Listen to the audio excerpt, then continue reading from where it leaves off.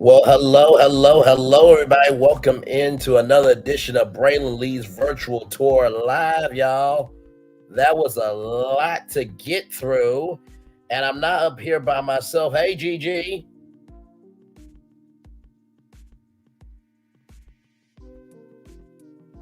Gigi, you there?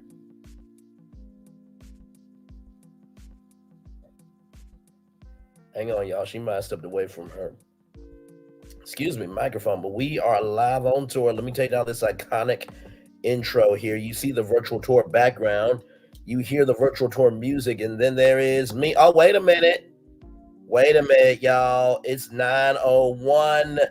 It's 9:01. And I think Melody's face showed up on my channel at 9 o'clock. We got a lot going on. Glad to have you all here. Y'all ready? Higher is weighing, low is available, but either way, we are live on tour. Let's get to the get it. Gigi will be back straight up here. She's connected her device. So let's get to the get it. So we pick right up with Stormy, right? Pick up right with Stormy. And Stormy and Melody are talking through things. And Bettie, being the pig that she is, pushing out ignorance and gloom, just doing the most. Stormy, I'm gonna need you to handle your mama before she gets handled. Hang on, here's Gigi, y'all. Gigi, are you there? Are you there, rather? No. Yes, we can. Hang on. Say that one more time.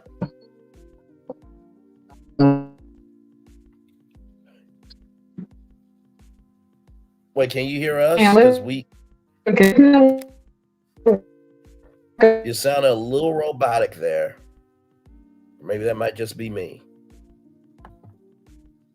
Hey, G baby, welcome in. Glad to have you here. Gigi is here as well. We're just at the beginning here. So Stormy and Melody are talking through things. Like I said, the pig, push out ignorance and gloom. Bettie is there. And so, Stormy says that she has respect for everyone on the stage, and that Melody really did grow this thing. Junior has moved on from Canvas Beauty. He worked there, Courtney hired him back. Gigi's getting herself together, but she will be here, everybody. Junior has grown since then. He's now a manager at a restaurant, but Stormy wishes that he was a manager at Canvas Beauty. And, Carlos said, I think it's a wonderful thing that your cousin believes that you are bigger than a check. And Carlos said that he will have some people in his family that'll never work for the kingdom because he doesn't want to hurt them or anything. Now, I'm like, Carlos, so you're willing to hurt people that you don't know, but you're more accountable for your own family than people that you don't know? Okay. All right, let's see. Gigi, you there? Listen, I am back. They didn't want me cussing folks out, so evidently I keep getting kicked out. Lord help. Well, we can hear you now. We are in the midst of the beginning of this thing. So I was saying to the legendary tourists, the virtual trials, the virtual tour family, that, Stormy and Melody are talking through things. The pig who's pushing out ignorance and gloom, as she always does, Bettie is there.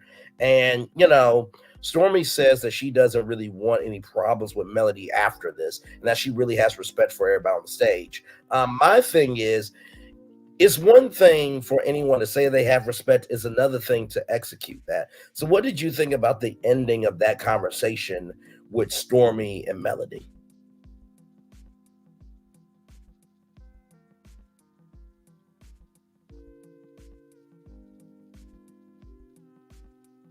Gigi?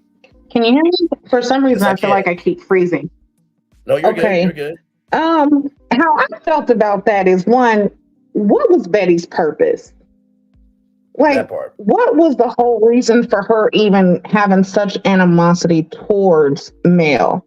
And even in this time of her having the chance to actually explain what she doesn't like about Mel, she still couldn't give one. Exactly. And it goes from, oh, I don't like the way you move, to, oh, I just don't like you. Is it because you're jealous? Is there some envy and jealousy somewhere?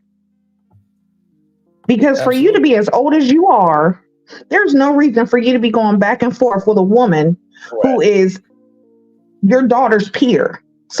This is someone who brought your daughter on here. she's the reason why your daughter's on this show at this very point, and for y'all to even sit on this stage is because of the woman that you were trying to have a problem with. Absolutely right. And not to mention too, doesn't Bettie have a husband? Ain't she taking care of her mama? But yeah, she got a lot of time to argue, don't she? I always find that fascinating. People who say that they are stressed out the most always got time to do other ish. Never fails. Ain't that the truth? Listen, because hey Patricia, beyond that, what story did Bettie have? What's Betty's story? What is her storyline? Not one at all. The only, so there's no point in her being on the show. Exactly. The only thing that she did was she was a part of the meeting that honestly, it really should have been a meeting between Junior, Aunt Lisa, and Junior, Aunt Lisa, and Stormy. That should have been the only people that were there. You know what I mean? And like I said, I think Aunt Lisa has every right to feel the way that she feels. And Bettie was like, how can I move on from someone that said that you're not my sister? Well, I mean, to use some words from oh my God, Todd Chrisley, he said this on Steve Harvey. He said to a woman, "I'm not saying you a hoe. I'm saying you exhibiting hoe behavior. I'm not saying that you're not a sister. I'm just saying you exhibiting not sister behavior." And family can get fed up too. Like family is the first people whose nerves you get on. Before you go out into the world and you become a nuisance to the world, your family is the one that has to take all that burden. You're a nuisance to them first. So of course you're gonna have rifts in family, and you're definitely listen. You are not being a sister, so I'm gonna say that you're not my sister. Yep. I'm not about to claim somebody who's showing that they are going to treat me worse than a stranger on the street will. That part. You can cut ties with anybody. Blood, it don't matter. But if the person's not treating you the way that they're supposed to be treating you, or if you feel like this person we're supposed to be so close, we got the same mom and daddy, and we supposed to be a family, but you are treating me worse than your enemy, then what do we have? Absolutely right. Absolutely right. And hey, Patricia. Hey, Phyllis. Hey, Castori. Hey, Colton James Hall Show. 21 people in the building. 20 people in the building. Like, comment, share, subscribe. That is, hang on, wait. I got to get my things right. That is the legendary Queen C with GG9. I'm Braylon Lee. Y'all are the legendary tourists, as Alpha MC calls us. Virtual Drowns, Virtual Tour family. Right now, we got a lot going on. This is part 3, the final part of a 3-part reunion. By the way, Sassy is in Huntsville, Alabama. And let me tell you something. Sassy was wearing a very beautiful, negligee. I said, listen, don't be hurting nobody at that hotel looking that damn fine. Don't be thick auntie hurting these people out here. And she said it, I quote, "I've been promoting my channel, Braylon, to everybody." I'm like, and here's the thing. It's not, the show is toxic, but also too, what can make or break anything is the fandom. And when Sassy said, "I wish Braylon was there," that humbled me. Because honestly, if I was there, I know me and Sassy would be having a good time right now. It would be me, Sassy, and Gigi all reviewing the show live together right now. Probably, in the conference room and stuff like that. Because she's married, and I'm trying to be a gentleman. Okay, even though I like what I like, but that's neither here nor there. We respect marriage around here. But with all that being said, Gigi will get back up here very soon. But no, I will have to agree with Gigi on everything that she said, that, family is supposed to love you, but also too, oh, hang on. There we go. Gigi, you there? Yes, I don't know what is going on with my network right now, but it is trying to work against me, but I'm not going to let it. Absolutely. No, we're right here with you. But no, as I was saying to the fam, that, family is supposed to love you, but that doesn't mean that family can't have boundaries with you either. You know what I mean? Because as we learn later, Junior has grown since then. He was working at Canvas Boo. He got fired, but then he got hired back on by Courtney. But then he pulled Stormy to the side and said, "I'm going to move on." And he's a manager at a restaurant. And Stormy said, "I wish you were a manager at Canvas." I thought that was a really nice moment for, family to just be family.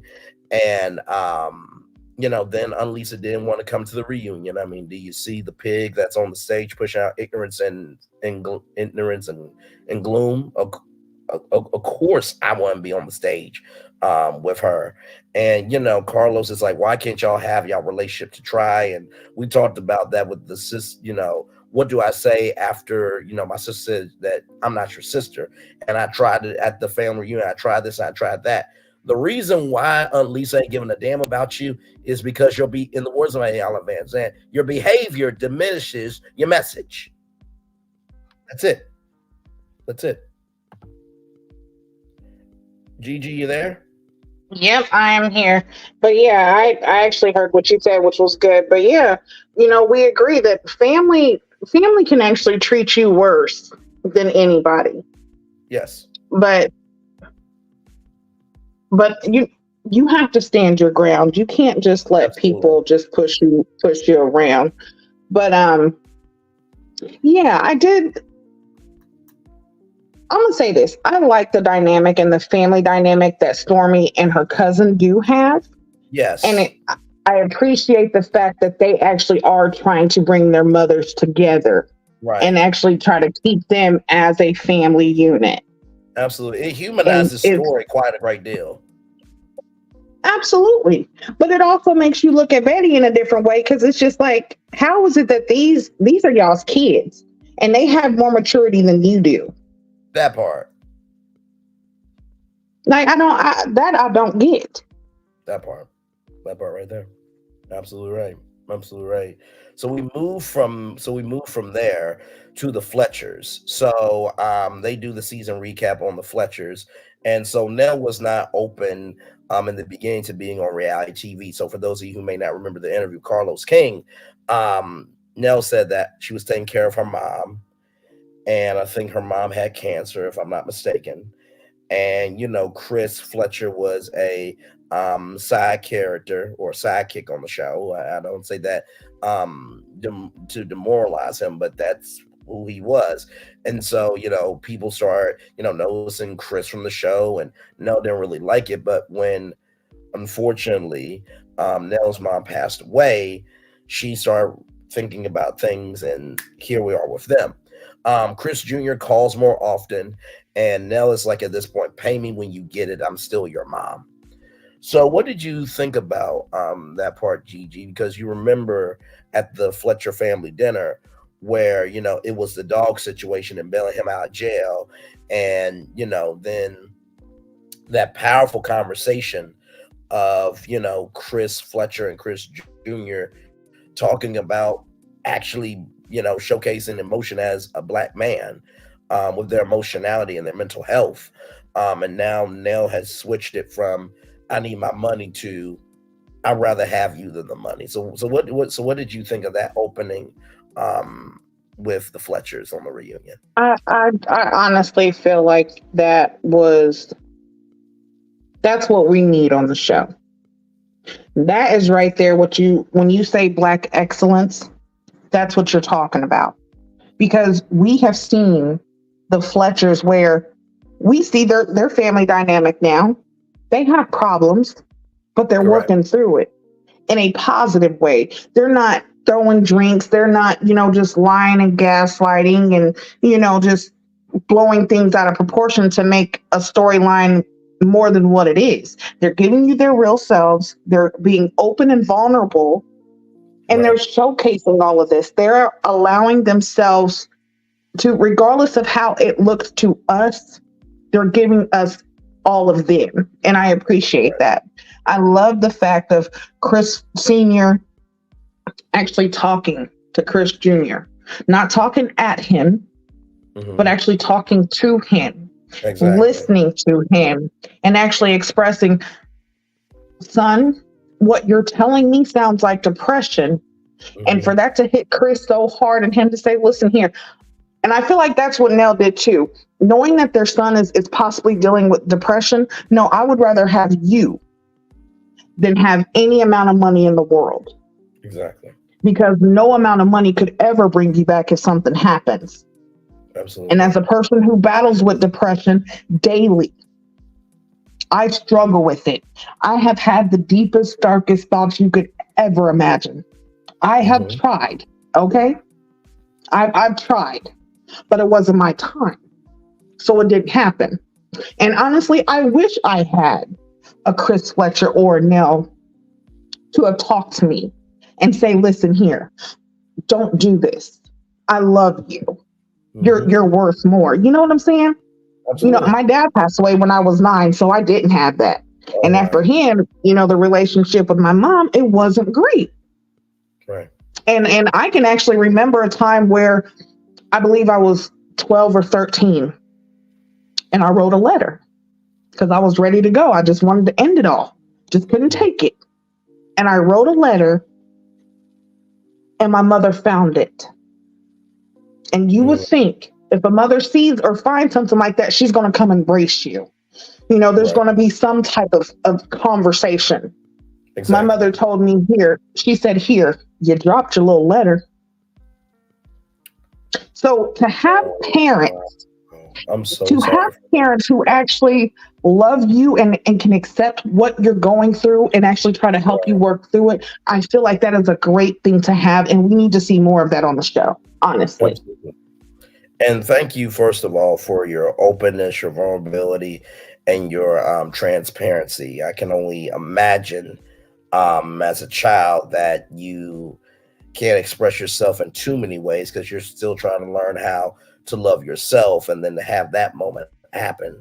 And thank God you're still here because we want to have this and many more good things to come. Amen. Absolutely. And that And actually has made me the parent that I am with my kids because right, I make sure that I talk to them about any and everything. I've never lied to my kids. I don't hide anything, even the worst things, like the right, hardest conversations to have. I make sure to have them and let them know, like, hey, anytime you feel some type of way, you call me. You can talk to me anytime. Just like my absolutely. daughter was just going through something a couple weeks ago and she would call me every single day, every day. It didn't matter what time it is. We're in 2 different time zones, but she calls me every day and she's like, Mom, can you just stay on the phone with me until I fall asleep? Yes, baby, I will do that. Me and my baby are sitting there on the phone. Now, she's in her 20s, but she's still my baby. But we're Hmm. on the phone reciting Lilo and Stitch until she falls asleep, That just is because I knew that she beautiful. needed me. I knew she needed me. And listen, whatever it takes to help you get through what you're going through and to let you know that, listen, there are better and brighter days ahead. I That's will right. continue to be that parent. And I love the Fletchers for that. I absolutely love them. No, absolutely. And one of the moments that I wish could have happened, and these reunions shoot 8 to 12 hours, so that way they can have the time for the story to get out. And absolutely, hey Nikki News, good to see you, beautiful. Yes, she truly is a devoted mother, and glad to have her upon the earth for sure. Yeah. Thank you so Um, much, Nikki. I try to be. absolutely. And you do, and you absolutely do. One moment I wish we could have seen, like I said, these reality show reunions take 8 to 12 hours, so this whole story can get out. It would have been nice to see Lexi and Chris talk during the reunion, Yes, but absolutely. Yeah. and I only say that because that was such a pivotal moment that I think some closure would have been good. But of course, there were bigger issues ahead. But even if we don't see that conversation, I believe that even though that was a very contentious moment, and a lot of people got onto Chris for how he handled Lexi but couldn't handle Martell, that doesn't mean that he did not give love to his daughter in a private conversation. And this is something we got to be better on about reality TV. Not everything is our business. Now I know what you're Right. thinking, And not Braylon. everything is shown. Absolutely, and you're probably thinking, Braylon, Gigi. Well, they put themselves on TV Saturday nights at 8, 7 Central, only here. Hashtag on keeping it real, and you're right. But also, too, would you want a private conversation with your daughter to be aired on national television when your daughter may not be in the best state to have a conversation on camera? right? Just asking Or a question. being as transparent as they've been, you're not only just going to show the good, we're going to show you the bad and the ugly. That part. Because there's more than just good. There's a whole plethora of other emotions that come with, parenting, being a child. Because one thing that I've learned, Yes. hey Angie Butterfly, I love you. Hey Angie, good to see you. But one thing that is so crazy is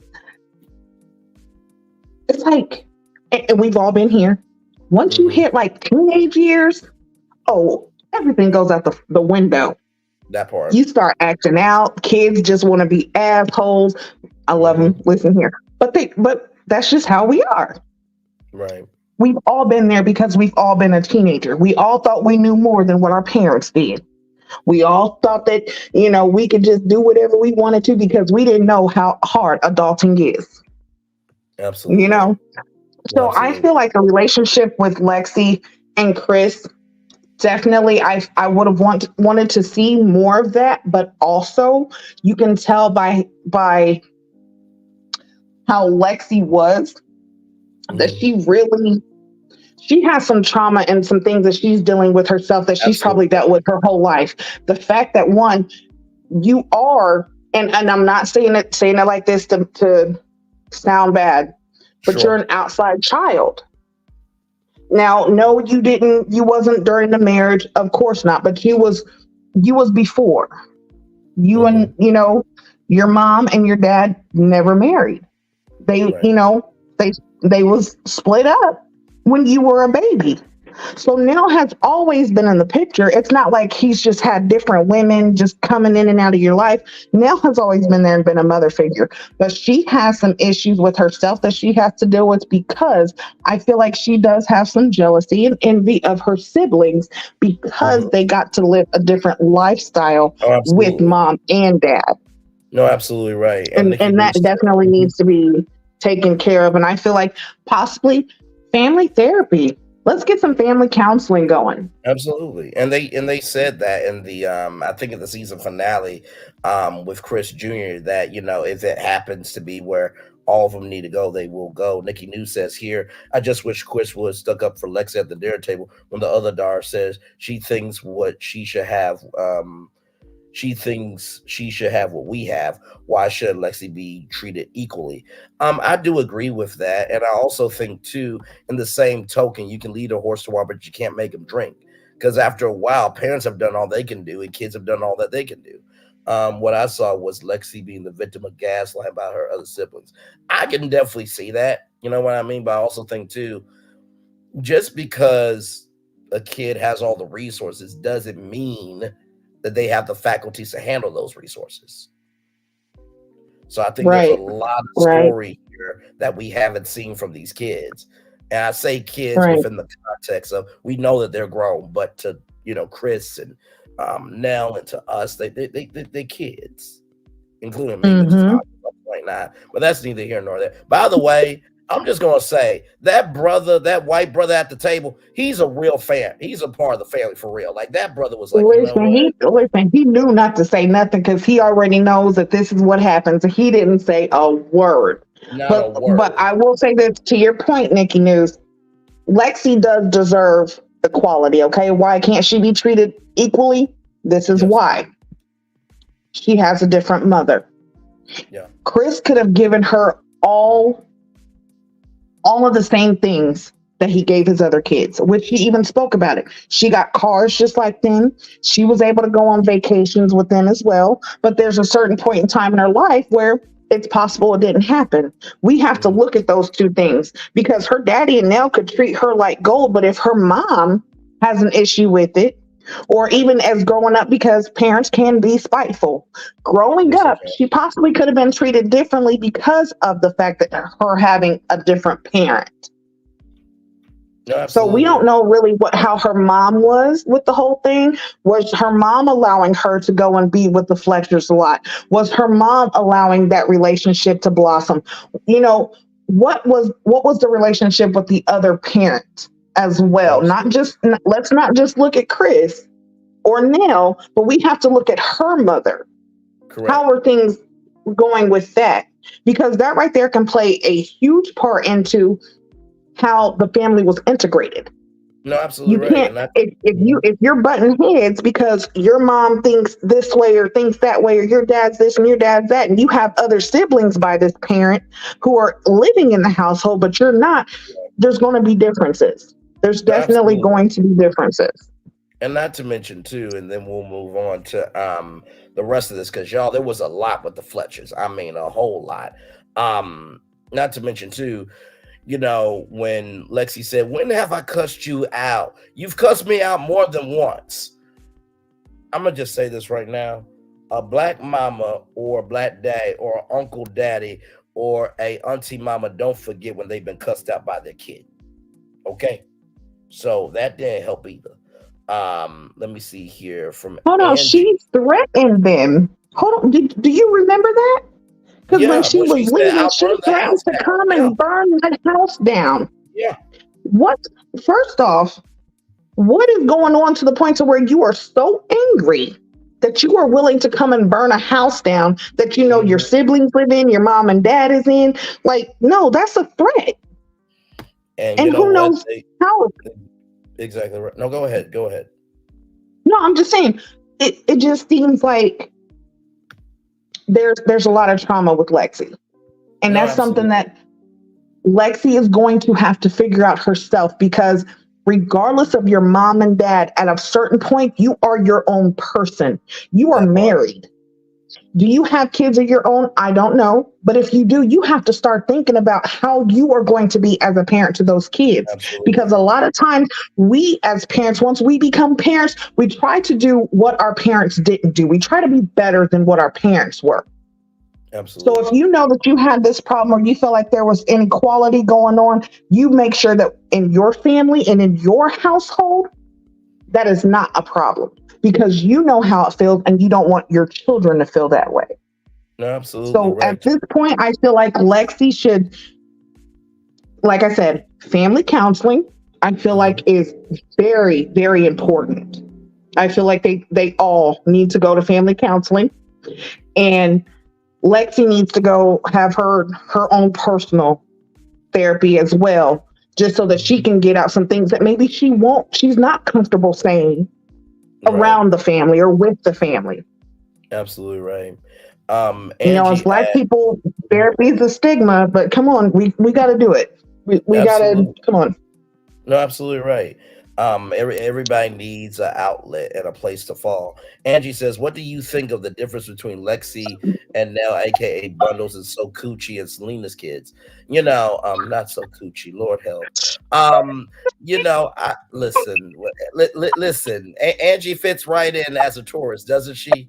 Listen, we get down on this virtual tour live. I Um, missed you so much, Angie. Oh my listen. gosh. Listen, um, and by the way, shout out to the Silver as well. I will say this. And I you're right, think Nikki. that The siblings need to figure it out too, because this is yeah, a whole family affair. This isn't just Lexi. It's not just the Fletchers. It's the kids too. Because I also feel like with them, they feel like because they did grow up in the house with mom and dad, they kind of feel like they, a little bit better. right, And that needs to be nipped in the bud. Because listen here, we are all family. We're come on now, we're siblings. absolutely, Now, it really all depends on you individually, right, and with the way that you know you could tell there's been a whole lot of issues and gaslighting when it comes to the siblings. no, So absolutely. Nikki News says, "Does but Lexi?" Mhm. to go back to Angie's point, um Yes, when it comes to Lexi and Nail, I feel like I said, Lexi and Nail, I feel like their relationship is mainly because Chris didn't marry Lexi's mom. I yeah, kind of feel like that might be an issue with Lexi because her mom and dad wasn't married, but her siblings get the married mom and dad. no, And then when it absolutely, comes to not so Coochie and Selena, listen, so Gucci has been talking mess about Selena's kids, and it was a back and forth. So Gucci or Selena's kids was doing the same thing, and there was a lot of, you know what I'm saying, I look better than you because I'm this way, you're that way. All of that was going on needs to be nipped in the bud. And I feel like also when it comes to So Gucci and Selena, that really is the moms. The moms are really No, causing a rift absolutely. as well in And those kids' relationship. yeah. No, absolutely. And I'll say this, and Alpha MC, welcome and glad to have you here. Alpha MC is the one who has called Hello, this tour. So Alvin. I will say a legendary tourist that we are. I'll say this and then we'll get to the business because there was a lot, like I said before. From the outside looking in, Lexi resent no for being with her dad. That has been the consensus here, Alpha MC for sure. I think with Gucci or So Coochie, as you say, Angie, I think that that's an issue with self-esteem because what So Gucci doesn't realize is Selena's a legend in reality TV. Bring It is a way bigger show than Bell Collective. Way bigger show. Absolutely. Absolutely. And not to mention, Lifetime has been on longer than OWN. So Sunjai and the twins, they took their dancing skills and have made it a dance camp. Sunjai is also a real estate agent. They have a clothing line. They've diversified themselves so well they don't need reality TV. So Gucci needs reality because she doesn't know who the hell she is. You know what I mean? So I think that's what it is. When you don't know who you are, you will attack others who do know who they are. Yeah, and then also I also do feel like also when it comes to Selena, like Sanjay and the kids, I feel that because they feel like there was an overlap in relationship, they feel like So Gucci and JJ got together, when he was still with Selena. I feel like that's also a problem too. If they feel like she basically, she came in and, messed up what their mom and dad could have had, even though Selena was out there doing her, she was doing dirt too. I mean, personally, I would have stuck with Selena. You see how fine that queen is? Listen, I'm sorry. I would have had to stick with Selena too. And listen, I would have been swallowed up by Selena. Let's roll on. So we get to swallowed up. Lord help. So with that being said, but before that, y'all, if y'all weren't here at 6:00, I did a title of a book. I'll say this and then we'll roll on. So I did this book title called Swallowed Up by Bishop T.D. Jakes, How to Take Down All the Blessings God Has for You. # new book. No, so, I'm not gonna join you in this basket to hell. I'm not. No. Nope. Then I came up with the Swallowed Up by the Word of God tour, then the Swallowed Up podcast, then that Sarah Jakes robbed that swallow, and then in order to swallow water down your throat, you do have to touch the water bottle like a potter's touch to swallow the water down your throat. But we're going to roll on. Nope. Listen here, TD. You know what? To the window, to the wall. Lord have mercy. You do need to catch your breath and swallow so you can go from the window to the wall. Let's roll on. Let's just roll on because we got so much more. We're live on tour. 33 people in the building. Listen, I'm gonna tell you throughout this live, you just gonna hear me just randomly say, "Have you ever been swallowed up?" Swallowed up. That is the legendary GG9. I'm Braylon. These are the legendary tourists, as the legendary Alpha MC has called us, the virtual trials, the virtual tour family. 32 people in the building. Like, comment, share, and subscribe. We got a lot going on. Melody's face has showed up magically on my community wall at 9:00. Then at 9:01, the 2 videos from the third part of the reunion has dropped. By the way, y'all, in terms of videos of this show, I've made 86 901 videos, except the week of when I was off of Thanksgiving, but 86 videos of Love and Marriage Huntsville and 15 live after shows, 101 videos of this season alone. And the rabbit has had the gun all season. We're going, by the way, Yes, go ahead, and then I'm gonna go Alpha I'm MC. Go just ahead. saying, you're doing the thing. You were doing it, okay?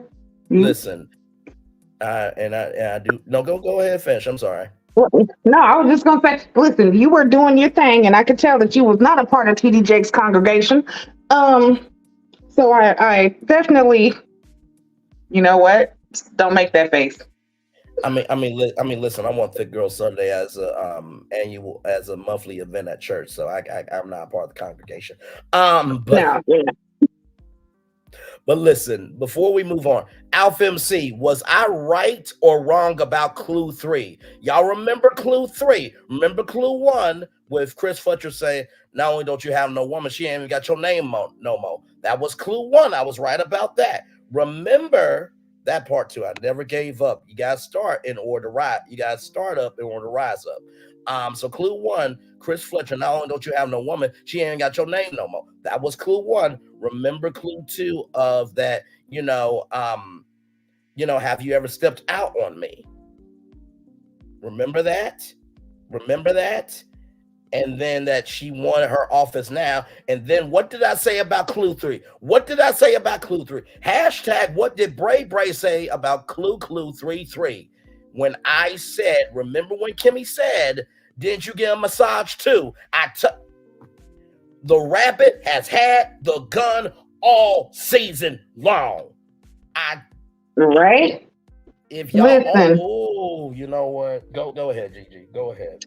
Yeah, I just, some people was talking about spoiling the season, but didn't see that happen. Right, just uh, definitely been hitting them with these 901s. Okay, they're not ready. No. And just so that y'all know, you have heard it here first. We will be doing 901 lives for Love and Marriage DC too. Yes, indeed. So, yes, indeed. Looking forward to that. We take sure. no breaks. And no breaks at all. And listen, I'm only going to do the 901 videos for Love and Marriage Huntsville because that's where the energy is. And can we just admit like the history breaking that we've done tonight as a collective? 901 is officially a time slot because of this channel. Absolutely.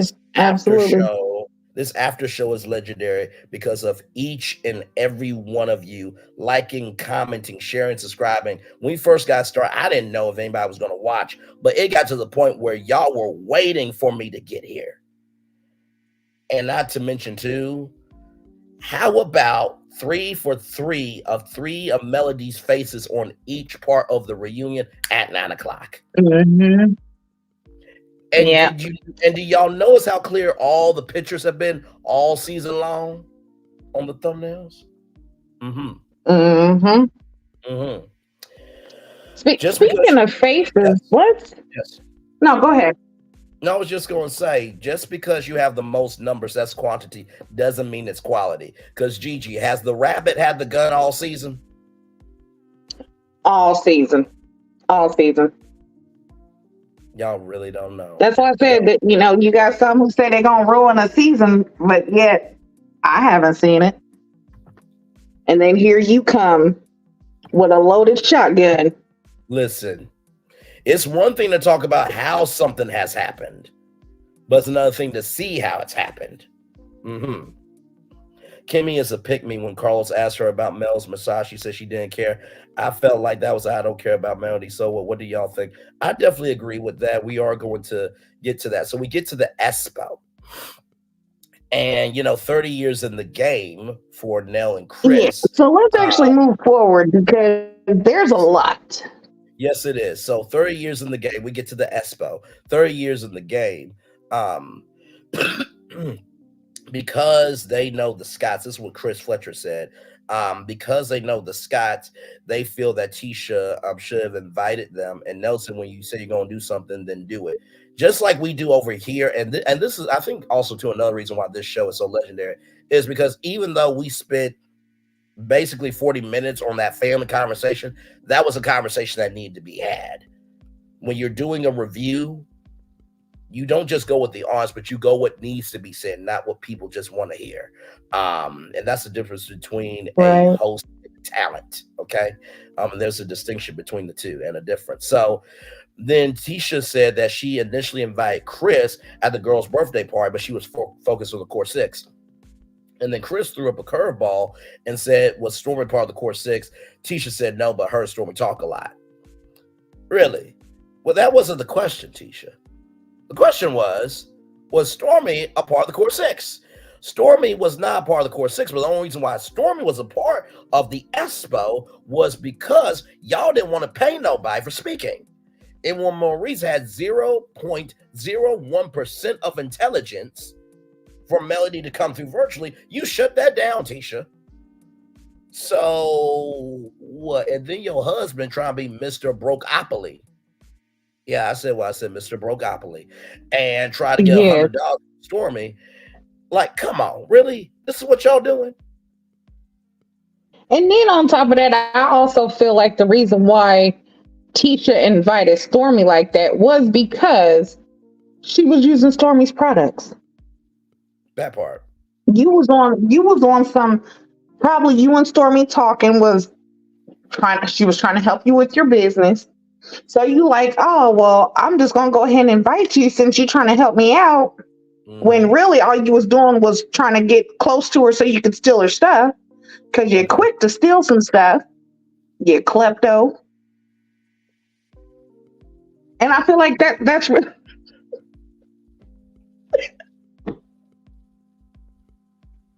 Braylon, pick up the mic. Thank you. I'm not doing this. I'm not doing this. If I can't be honest here, where can I be? No, I'm just kidding. No, it's all good. It's all good. Go ahead. No, that's real talk. Listen, we've seen her put her label over what looked like Stormy's bottles. We know that you copied her shipping label. Yes. What else is it? It's exactly, Angie, like FIFA. Like FIFA and the return policy. You know what I mean? I think Kiki said that she stole makeup or something from someplace, if I'm not mistaken. So allegedly, it has been said that Tisha and Wanda are both thieves. They are kleptos and actually had been arrested for stealing. Yeah. This is alleged, but this is what is out there in these streets. Absolutely. Absolutely. So then we get to the moment. Marcel, I just want you to know, if any other dude knew you, you would have been handled in this moment. Not just the moments, but this particular moment. Oh, you would have been not smooth out where you could not be not smooth out. When it was talked about Chris came over to Black, he had this cleaning business. I asked him, well, how long has he had the cleaning business? And, he said, it's been a while. So then he said, and I quote, I think it was real sexist that he didn't tell me that his wife had a business. Melody's face was like, when I say it seemed like everybody got whiplash because they whipped that head towards him like, what? My neck hurt because I was like, what did he just say? What? Listen, I was turning my head back and forth like I had a bob. Listen, you know how, yes. Women, y'all know, you get a bob, you be turning that head, just letting that hair flow. Honey, I was turning it back and forth.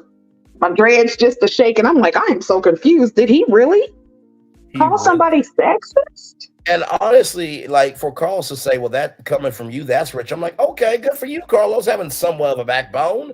But yet you want to speak on Martell, though. That's neither here nor there. But it's funny to me because this is the same dude. No, he'll speak into Martell's microphone. So that's not the Bob with hair. That's the Bob doing something else. Okay, got it. So with that being Bob said, the Builder. We're going on a trip, and our favorite rocket ship zooming through the sky. Little Einstein. Listen. Oh my gosh. Look, Carlos is trying to be a bear, but he's not a big bear in the big blue house. He wished the house was big, because Martell ain't that big. Let me roll on. Oh Lord, have mercy. Listen, to, not to, them to, living in a cottage. to Disney. I use Bear in the Big Blue House for comedy purposes. Everything's a legend, in my opinion, for entertainment purposes only. Bear in the Big Blue House was one of the greatest shows of all time for children. Love it, value it. If it comes back, I want to be a part of the reboot. Much love. All right. So with that Right. being said, And hold on, you're right, Phyllis, because Chris did keep his composure. he He, kept his he composure absolutely kept his very well. composure. Very well. And I'm just like, this is coming from the same dude that reduced Chris and Nell to you making a lot of money and you being his pretty wife. I'm just like, so none of y'all gonna say nothing? Is this what the fuck we're doing? Like Carlos has to be the moral barometer? Carlos. Like, you know what? Hang on, I gotta do it. Hang on, give me one damn moment, because y'all know the clip I'm about to bring up. Hang on. What I find so crazy is the fact that Carlos was not asking the right questions. Now, we seen that clip on the playback. Why would you not ask the question, so Marcel, what made you say or call Nell, just Chris Fletcher's pretty wife? Like, that sounds sexist to me. Mm-hmm. That part. That part. That's mighty funny that you would have that come out of your mouth. I mean, honestly, at this point, this is how I feel about it. Oh, that wasn't a bit nice. You have made me very angry. Very angry indeed. But I'm actually angry, though. Listen, hold on. Listen, I love Marvin the Martian, okay? I absolutely love Let's space modulator.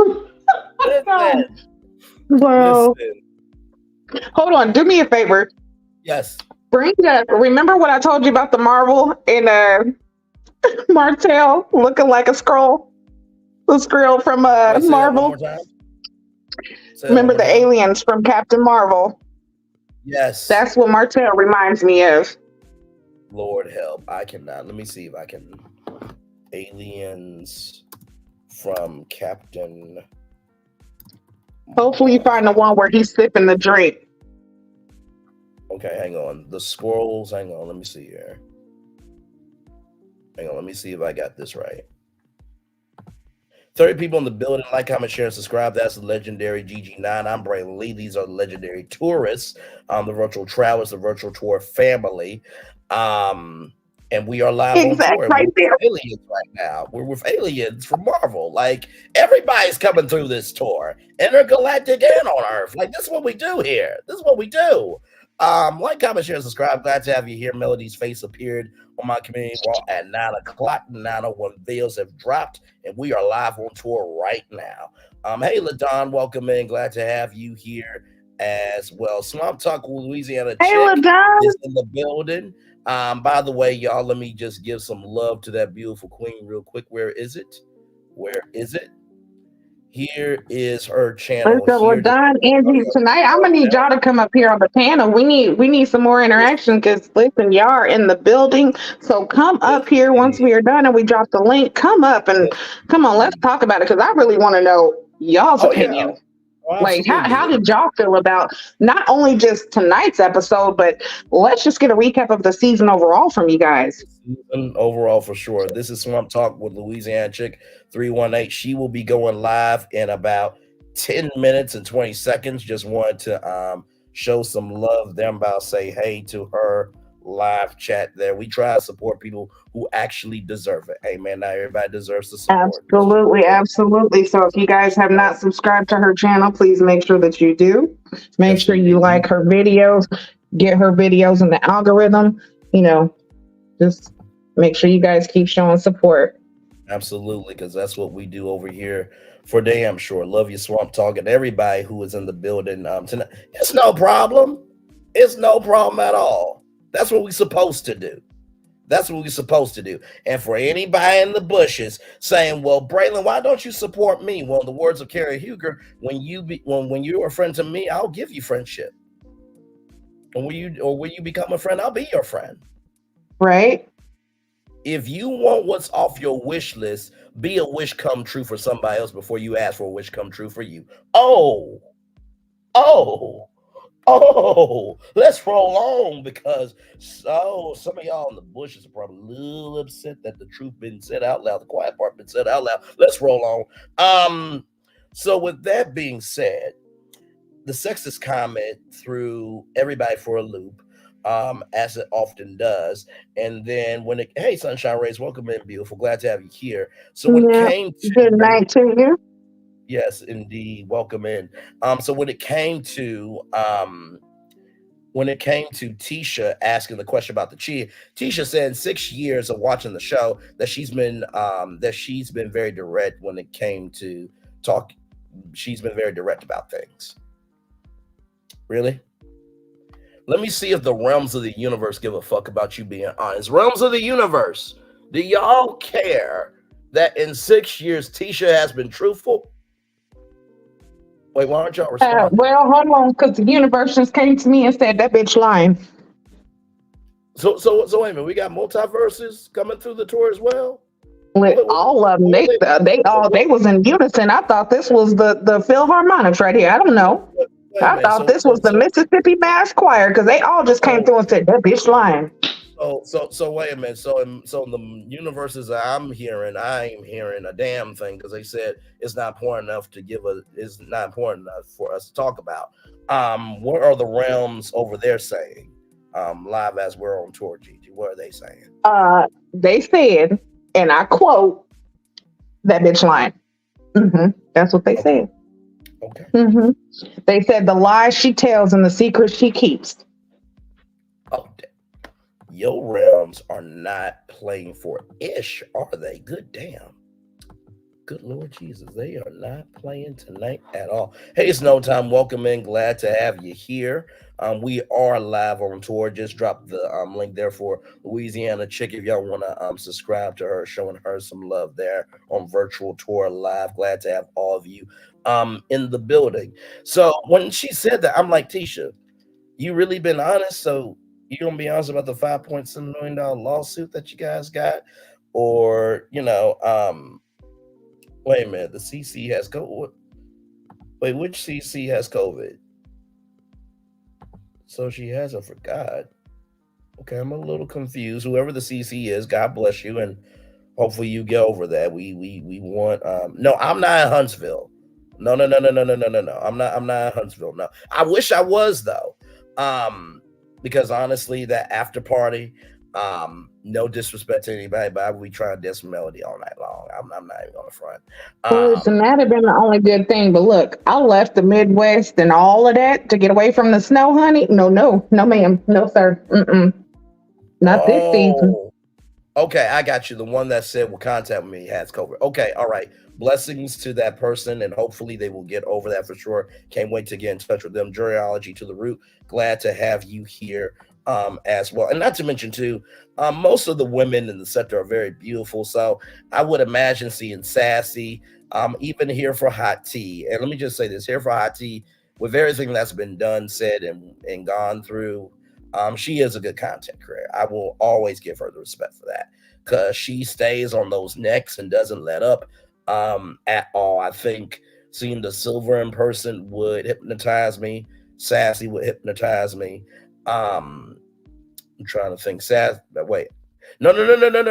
Okay, so listen, I was not going at all. I would have loved to go. But no, I'm in Ohio. Now. No. But you know what, though? I will say this. I don't think this will be the last Melamita party either. I don't think so. And she does have absolutely not. I don't think so. She has Tilted Crown Productions, and so she might need a producer, or a couple of producers, just saying. Right. Listen here. Right. We are working on it. Listen here. If you need a private production company, holla at me. That part right there. But no, Alpha MC, if I was able to be there, I'll be having a good time. I feel like Melody would dance with me just to be nice. But then again, she's grown, so am I. And I'll just say this. If her face was that hypnotized on the screen, I can only imagine what those brown eyes would do to my soul in person. Let's roll on before I get swallowed up by Melody Cherie Lee. So Have as you we ever been get back, swallowed up. So as we get back to this here, it was bullshit of what Tisha was saying about that she's been transparent on things. So how we found out about Nell getting cheated on is that someone told Nell that Chris was cheating, and Chris had his back up against the wall. He didn't go from the window to the wall. His back was against the wall.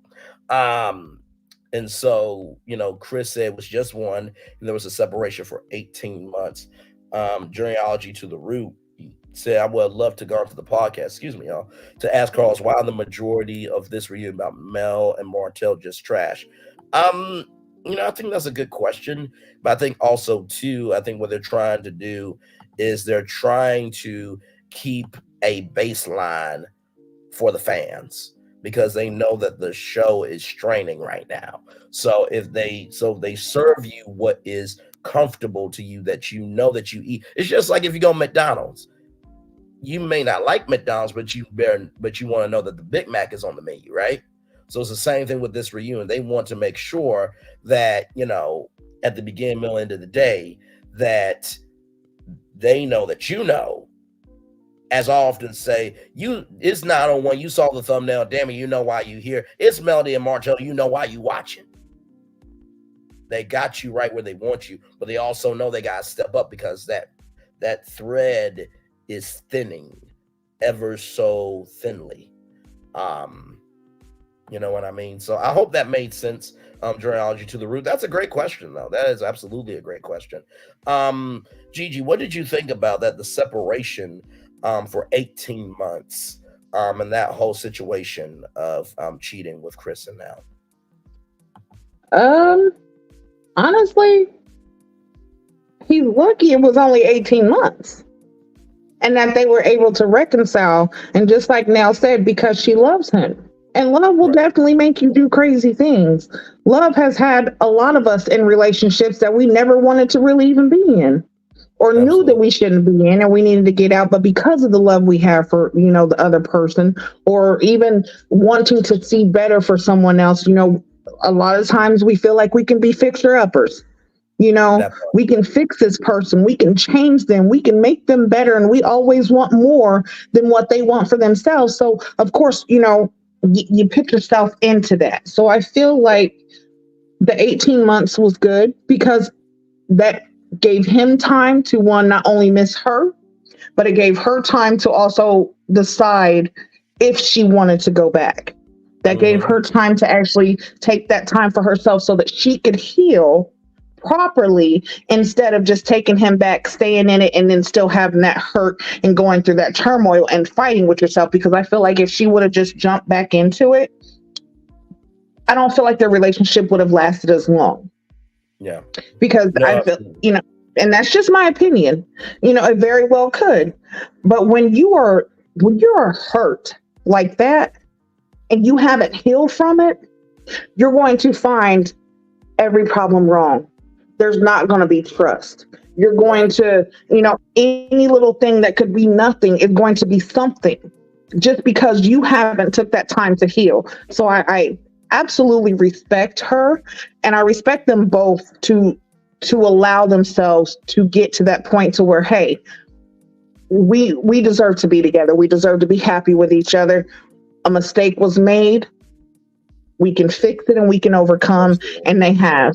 And I definitely respect them for not only doing that, but also being able to talk about it and not trying to hide their lives like the Scotts. Absolutely. Now, it's alleged and in our opinions that Marceau is a cheater. Okay? He is a serial cheater. Yeah. That's our opinion, alleged. And if we want to go with other receipts, just like the stuff that Coleslaw said, because I honestly believe that he was messing with some of Coleslaw's friends. I believe Martell knows where the bodies are buried as well. But Not look, Gigi. Not him swallowing up chocolate. Swallowing up chocolate. Um, hashtag chocolate a mile. Marshall be getting swallowed. Swallowed up. Lord. We're live on tour. You saw the thumbnail. It was 9 o'clock, and damn it, you know why you're here. Welcome in, everybody. Glad to have you here. 33 people in the building. Like, comment, share, subscribe. I'm Braylon Lee. That is the legendary GG9. These are legendary tourists. Virtual Travels, Virtual Tour family. And we're live on tour. 901 videos dropped. By the way, y'all, 86 videos of 901 videos, 15 live after shows, 101 videos on this season alone. Not to mention, you've got 369 of Melody's faces dropped at 9 p.m. for each of the three parts of the reunion. We are live on tour. A lot going on right now. We are in the midst of part 3. We've been on the highways and byways for 1 hour, 1 minute, and 5 seconds. Like, comment, share, subscribe to both of our channels, my channel and Queen T with GG9's channel as well. Louisiana Chick has just went live on her channel. The link is in the live chat as well. Good damn, that was quite a reset, wasn't it? And listen, there was no prompter in my face, y'all. All to the dome. Praise God. So we get to, Nell and Chris and Melody and Martell, and how, Nell and Chris wanted them to win, and how, Nell was not afraid to say, I saw Fletcher and Martell of the clothes, the arrogance, and everything else. And that Nell said that Martell's arrogance was going to ruin him.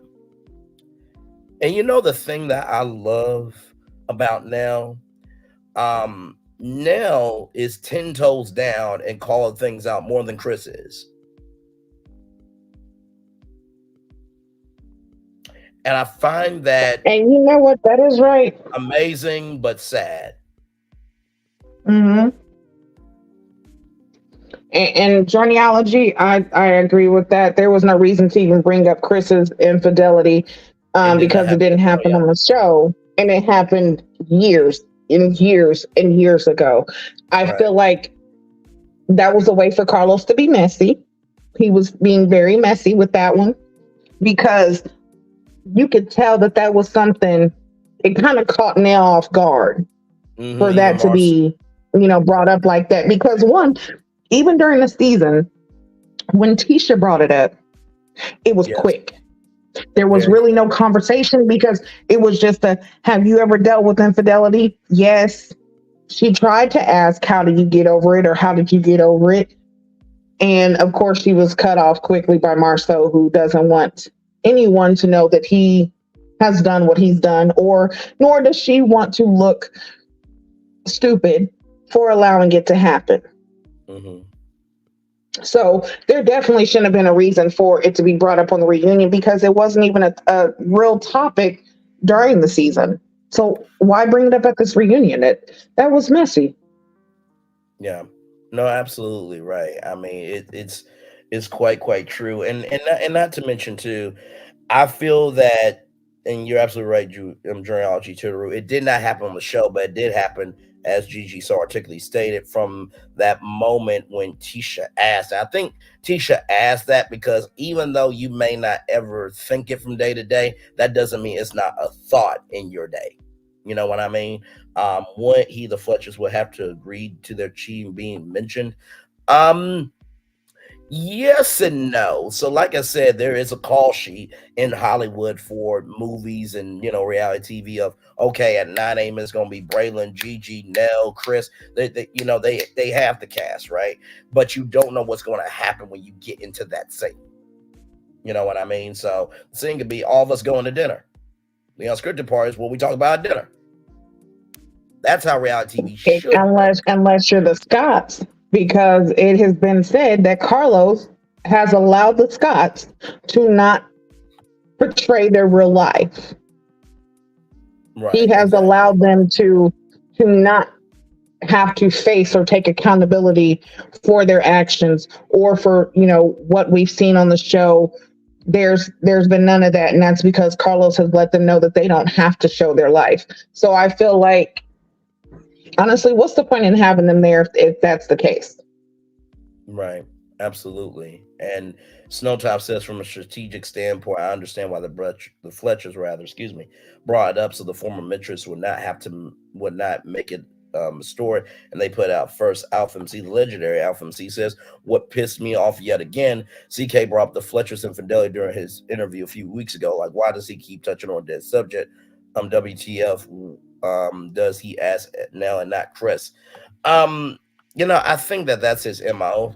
I think he knows that women are more emotional and men are more logical. And don't at me, y'all, what I'm about to say. I say that from the point of being a producer for reality TV, because men are logical with what they're going to say. But with women, it's in the scene. They're going to give what they give. I'm talking about this from a producer media point of view. I'm not talking about a person to person point of view. Okay. So that's my logic on why Carlos does what he does. I could be completely wrong though. I mean, honestly though, can we really say that that's what it is? Because you are bringing up it. You're basically beating a dead horse. You're bringing up something that does not need to be brought up at all. But the things that really need to be brought up and really need your attention, you drop the ball. You don't say. You don't speak on it.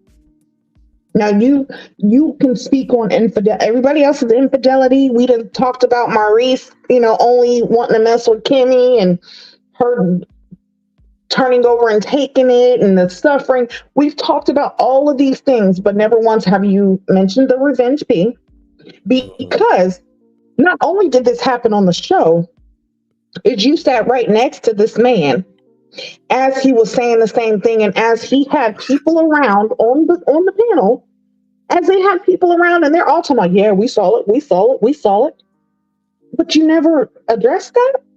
Correct. That to you was okay. Right. No, it was okay for you. No, I'm just saying, it's okay for you not to address things like that. It's okay for you not to address Martell getting locked up for DV, harassment, and everything else. You're not going to speak on that, but you'll speak on something that has no relevance to the show. No, absolutely because right. The Fletchers have their own storyline. They don't need the cheating allegation to have a storyline, because they are a story. Honestly, the Fletchers could have their own spinoff. Just with the Fletchers and their family alone, they could have their own spinoff.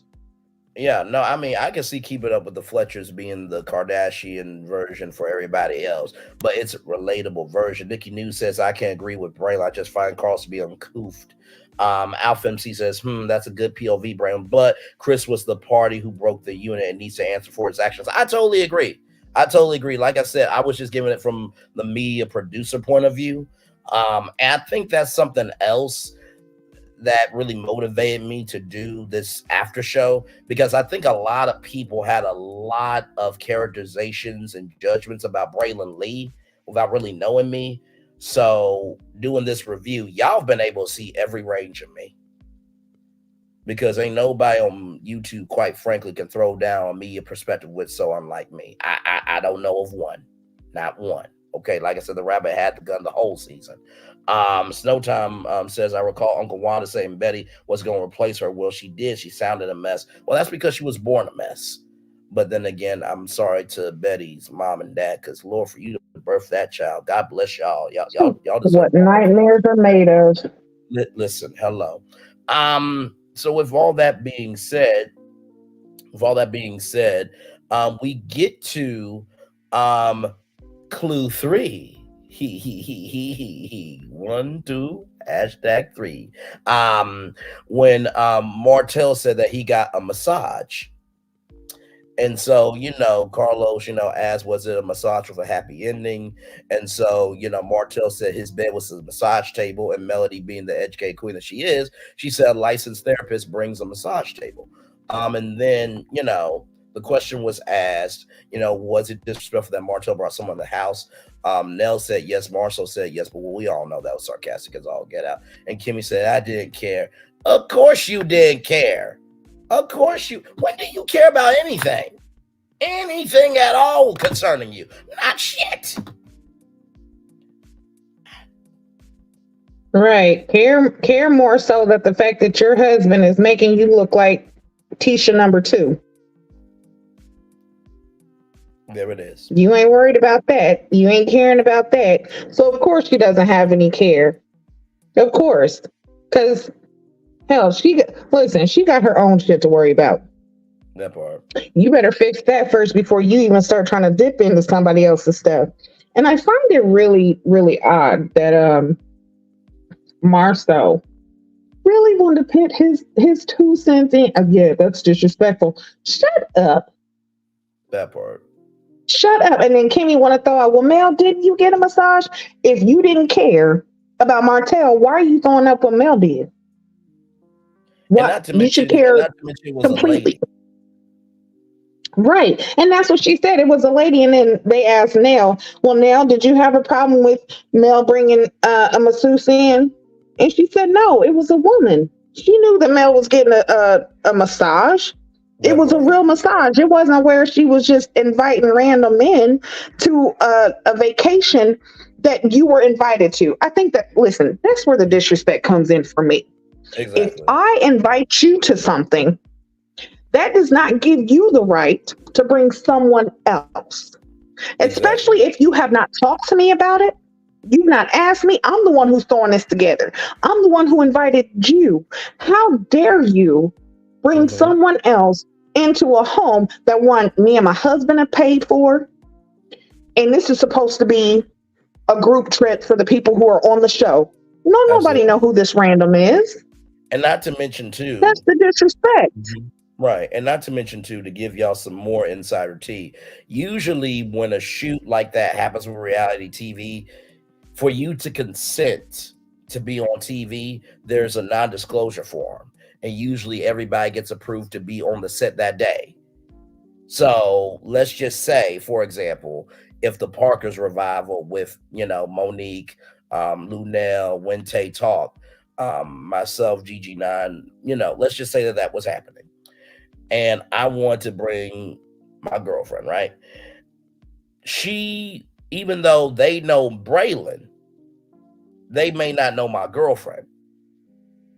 So I have to go get that approved by somebody at the studio for her to even come on set, because it's a closed set. So for her to get approved, somebody in production had to drop the ball there, add sugar to the Kool-Aid for this to be drinkable. But it didn't even seem like there was an approval at all. That's why it was a sneak in. That's why he was sneaking to do it. No, I'm agreeing with you, beautiful. I'm just giving the context on what should have happened. That's all.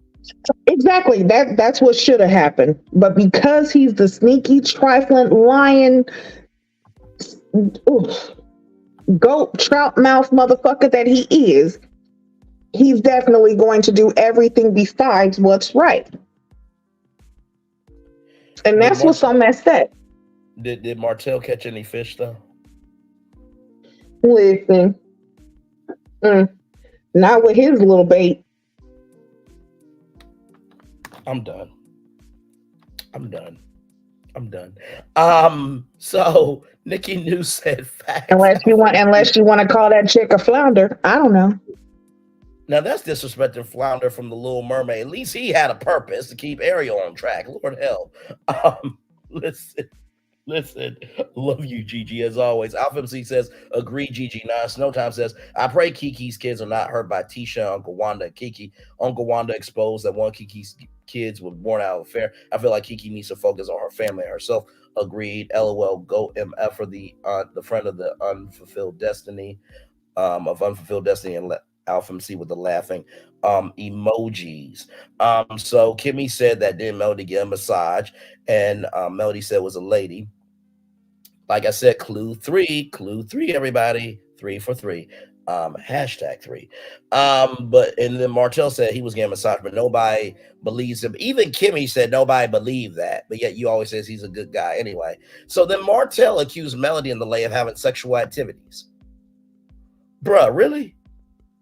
You are really flailing. To use your words, that's cap. That's cap. Right. That's cap. Hashtag cap. Listen, To use Stormy's words, I gave your ass grace. Listen. Or also in her words, low vibrational. You being low vibrational right now.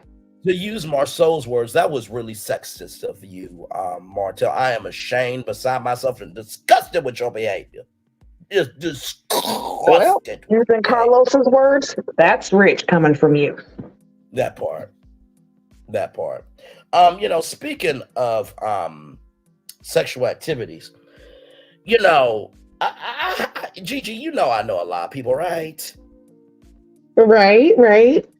Well, I just got another text message from Carlos's African king. Oh shit. Okay. Hello, everybody. It is good to see all of you. I have been watching the live, laughing my ass off.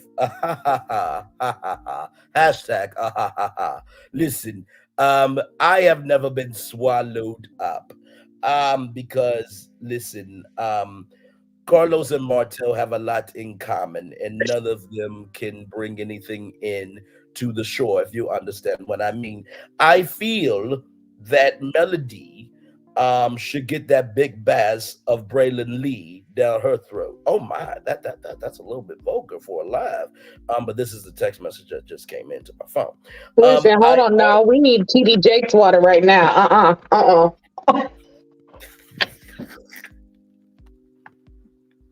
Listen.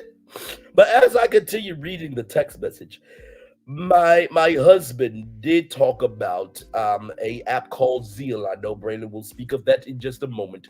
But to Martell's point, if the massage was your bed, is it a bed of comfort and not of pain? And pain can be pleasure, but if you're not pleasure as a person, why should anyone want to experience you? Once again, love you, Braylon, Gigi, the virtual travelers, the legendary tourists, the virtual tour family, and shout out to all of the amazing content creators in Huntsville, Alabama. Hashtag roll tide. I wish I was rolling in a tidal wave, but my husband cannot throw it down. Love you, Braylon. Thank you so much. That was from Carlos's African King. Oh my God.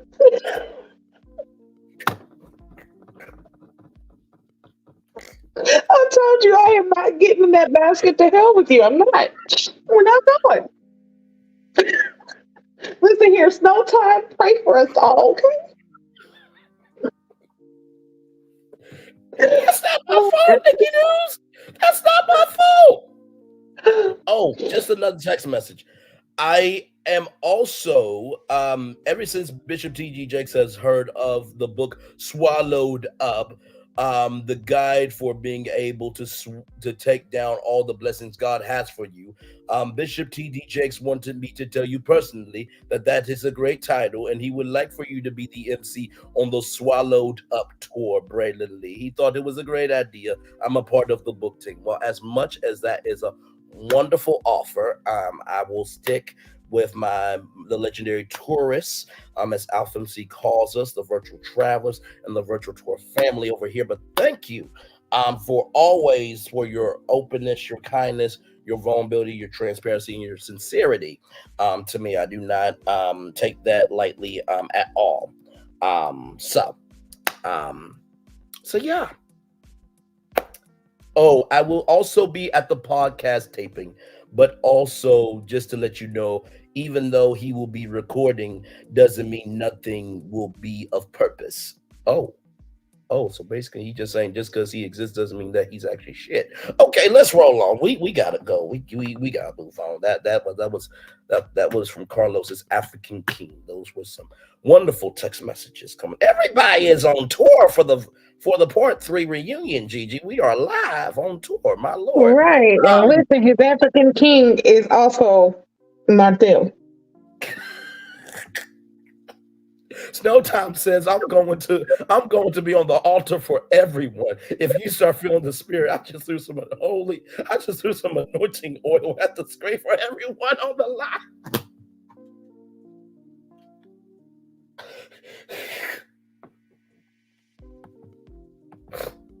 Oh my lord.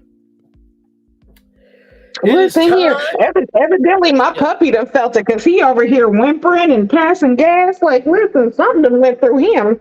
Speaking of whimpering and passing things through the realms of the possibilities of the Most High. It is testimony service. Does anybody have a testimony? Yeah, I do. Well, come on up, brother.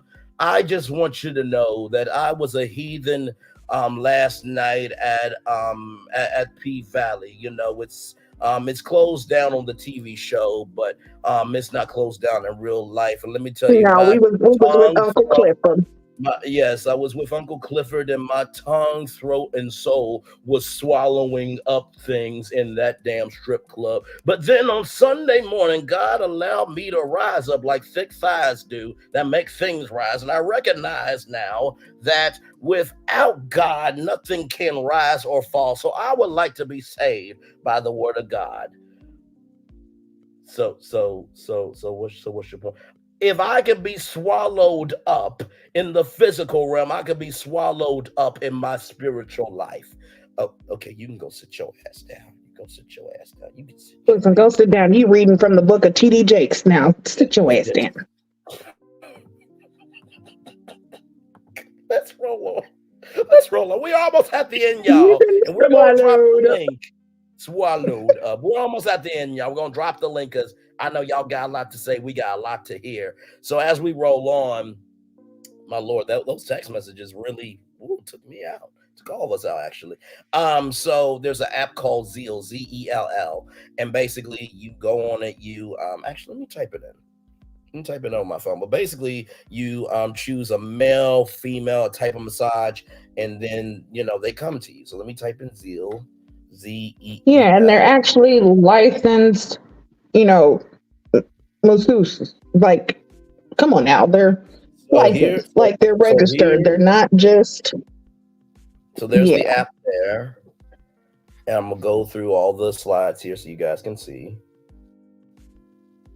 Yeah, you could tell that that's professional. That's not where you sneak. First off, what masseuse do you know who's going to come in and massage you without a table, without any oils, and y'all holding hands and you leading her into the bedroom? That part. I don't know what kind of masseuse that is, unless that's the ones with the happy endings. Braylon, contact Zeal and get paid for mentioning them. Well, I would like to contact Zeal to get paid to mention them, and then we can just do a Zeal massage with some 7th Avenue. And let's just say the only thing that's not, I'll just say this, the lemon scrub won't be the only thing scrubbed, and the lemon won't be the only thing being swallowed down my throat by Melody Shirley. I mean Rogers. I'm so what? sorry. Let's go on. Let's go hell on. We're live on tour. Hi everybody. Hi, I'm Braylon. That's Gigi. And these are the virtual travelers, the virtual tour family, the legendary tourists, as Alpha MC calls us. Like, comment, share, subscribe. If you like this energy, we are live on tour. And Zeal is probably not going to get with me now because I mentioned body scrubbing and lemons going down my throat. So I don't know if this is going to be ad friendly for Zeal. Oh, but I like speaking of lemons, what the hell did Carlos call them? The lemon drop? Lord have mercy. Oh, we're gonna get to that because I'm just like, Lord. Yeah. So Martell said, Nell should stop coming at him for things that he did years ago. But the problem is you keep doing ish now that allows her to keep coming at you. You know what I mean? And so Nell says she believes rather after 5 years that Melody deserves a hall pass. And there's a lot of people that agreed. Martell said it wasn't 5 years before Melody cheated on him. And Melody said that she's never seen someone care so much about a vagina that's not theirs anymore. Melody asks, where is your proof about me cheating on you? Melody calls Martell a liar. What did you think of that exchange, Gigi? Listen, we all have seen it all play out, okay? Now, Martell, you've been raggedy in these streets, okay? You just raggedy. Just doing whatever you want to do. But then because you are getting such backlash from it, you want to try to portray your ex-wife as though she's the one who did it, or she's wrong, or in a way, it's almost like he's trying to, validate why. Like, oh, well, this is why I did it because, well, she did it. Nah, bruh. And if you cheating on me 5 years straight and I find out about it, oh, you best believe. Listen here. I think he's lucky that she didn't, because Mel, being the woman that she is and having the stature that she has, her status itself is enough to just make anybody really want to be with her. Like, her personality, how driven she is. She's a businesswoman. She's a great mother. Come on. You dropped the ball. Like, you literally dropped the ball. And now you want to give, or you want other people to feel bad about her as they do about you. Absolutely. Absolutely right. No, I agree. And I feel like that's definitely disgusting. Yeah, no, it is. I mean, honestly, and it leads into this part here that Chris said that Nell and Martell argue like brother and sister. And Melody said that she has talked to Chris plenty of times and said that it's completely disrespectful to disrespect your friend's wife. Martell said that both of them should give each other an apology. Martell said a woman overstepping her boundaries and raising her voices out of line. Says you. That's really sexist of you, Martell. So Tisha felt disrespected before that. I think we can all agree that Martell is shit. I think we just all agree with that. What's understood doesn't need to be explained. Like, you're saying what everyone else is doing, but you can't own up to your own shit. Okay. What? Just really? You know what? Hang on. I know what clip to bring up. It's the same damn clip. Y'all give me a moment. Oh, that wasn't a bit nice. You have made me very angry. Very angry indeed. That's how he feels, but that doesn't mean it's true. Listen. He's very angry indeed. Listen. You know what? There's someone else that actually wants to come through here. Hang on, because there's so and many you're people. Right. Snowtimes Coleslaw sent her little minions to Houston to see what he was doing because she was mad that he went with her. Absolutely. I mean, there are so many people wanting to come on this tour. Now Tia Mowry was called SpongeBob SquarePants with her curves that are non-existent according to the culture. But Mr. Krabs has just called in. Mr. Krabs, what do you have to say about what Martell said? Let me play a sad song for you on the world's smallest violin. Well, Mr. Krabs, I think you could give a little more of a sympathetic response. Do you want to say it again? I don't know if we heard you correctly. Oh, boo-hoo. Let me play a sad song for you on the world's smallest violin. Yeah, that's exactly what he said. Okay, all right. Well, we are live on tour. Thank you, Mr. Krabs, for dropping through. Really appreciate you. Really do. Yeah, it's definitely crazy how even after all of these seasons, 6 years, we've been dealing with, Mel and Martell, their marriage not working out. And something else that I find crazy is when it comes to Martell, yes, and the back and forth with Mel. The reason why I feel like it keeps going on is because, one, you are steady trying to get with this woman. She wants nothing to do with you. But while you're steady trying to get with her and be up in her face, you're still being the raggedy ass ninja that you are. Right. And you're really expecting for this, this high caliber woman to really stoop down and get in the mud. She don't need to get her hands dirty no more. Absolutely. No, absolutely right. And my thing is this: if you can't take care of the basics, why you just? I'll put it like this: if you can't handle the entry level package, why do you deserve the most? Why do you deserve the top of the line model? I don't get it, because you know, I was on Chit Chat with QT, and they were saying if you can't talk dirty to a woman in the bedroom, I said to Chit Chat, listen, I know we public and we live, but I can throw down very easily. Y'all see how long my lives go. That's not the only thing this mouth and this bazooka can do. And I mean that figuratively and literally, but that's neither here nor there. Like I said, bodies won't be the only thing scrubbing, and lemons won't be the only thing going down my throat, thanks to Zeal and 7th Avenue. Lord But have mercy. Snow Tom, can we get some more holy water over here? Make sure you when you go in the direction, make sure it goes directly at Braylon, like that way. Well, not too much oil, because I want to actually be grabbed onto so I can be swallowed up. So let's not put too much oil on me, okay? But you know, then again, I probably will have 7th, Avenue body oil all over me. I'll be dripping in greatness, just like Melody always drips in greatness, and in more ways than one. But let's roll on. Right, Alvin. See, he needs to report to the corner. Well, okay. See if I got to report to the corner, I got to show y'all what's in my corner, because y'all really sending me to my corner. Are y'all really doing this? Because I think y'all know what's in my corner. I think y'all do. Wait a minute, not TDJ. He's gonna invite you to be on the front row. This is what's in my corner, it's y'all. Time to sleep next level on the Sleep Number Climate. I'm just saying.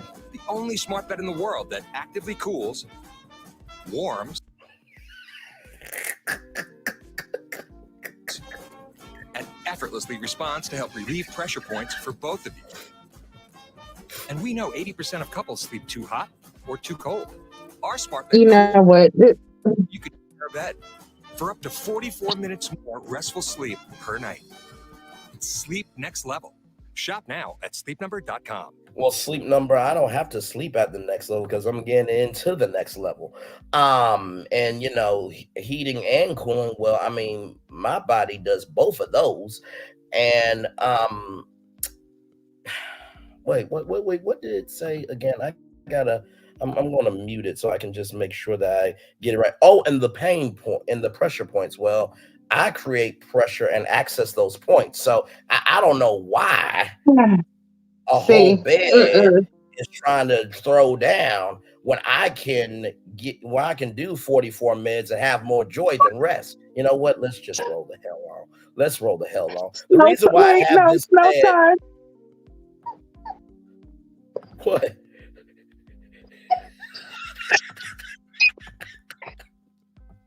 Listen, the reason why I have this bed in the corner is because I still got work to do. We're still on tour. Damn it. So I can't sleep my corner has to be comfortable for you Bugetto people. Comfortable for you and TD just don't need to be sharing that corner.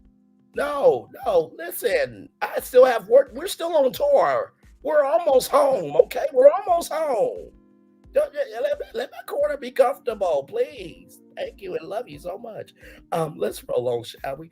Tisha felt disrespected. It's all right. TD Jakes is gonna keep that bed warm for you, even if you don't want it. I would rather have peach scrub riding on my face from 7th. Oh wait, listen. Listen here. A moment of silence, and we are all going to pray for Braylon's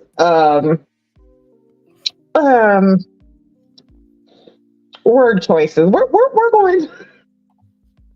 You know what? I think I'm actually doing a good job cloaking a lot of things. I think I'm doing a really good job at cloaking a lot of things. I'm not saying anything that's out the way. I'm cloaking things. I am. TDJ said, joy cometh in the morning. It does come in the morning. Yes, it does. It really does. Nope, we're moving on. We're moving on. It cometh and comes in the morning, but that's neither here nor there. Nope. Let's roll on. Let's roll on because we get to Tisha now. We get to Tisha. Hashtag we get to Tisha feeling disrespected that Kiki came in, or came to the trip, and that Tisha won a conversation about Kiki coming, and Kiki wanted to admit what she did was wrong, but she did not necessarily want to make things right. She wanted to have a good time. The oil is being is the whole bottle being thrown at this point, or is there no more oil in the bottle? I'm just asking. Listen here, no. At this point, you are in the ocean.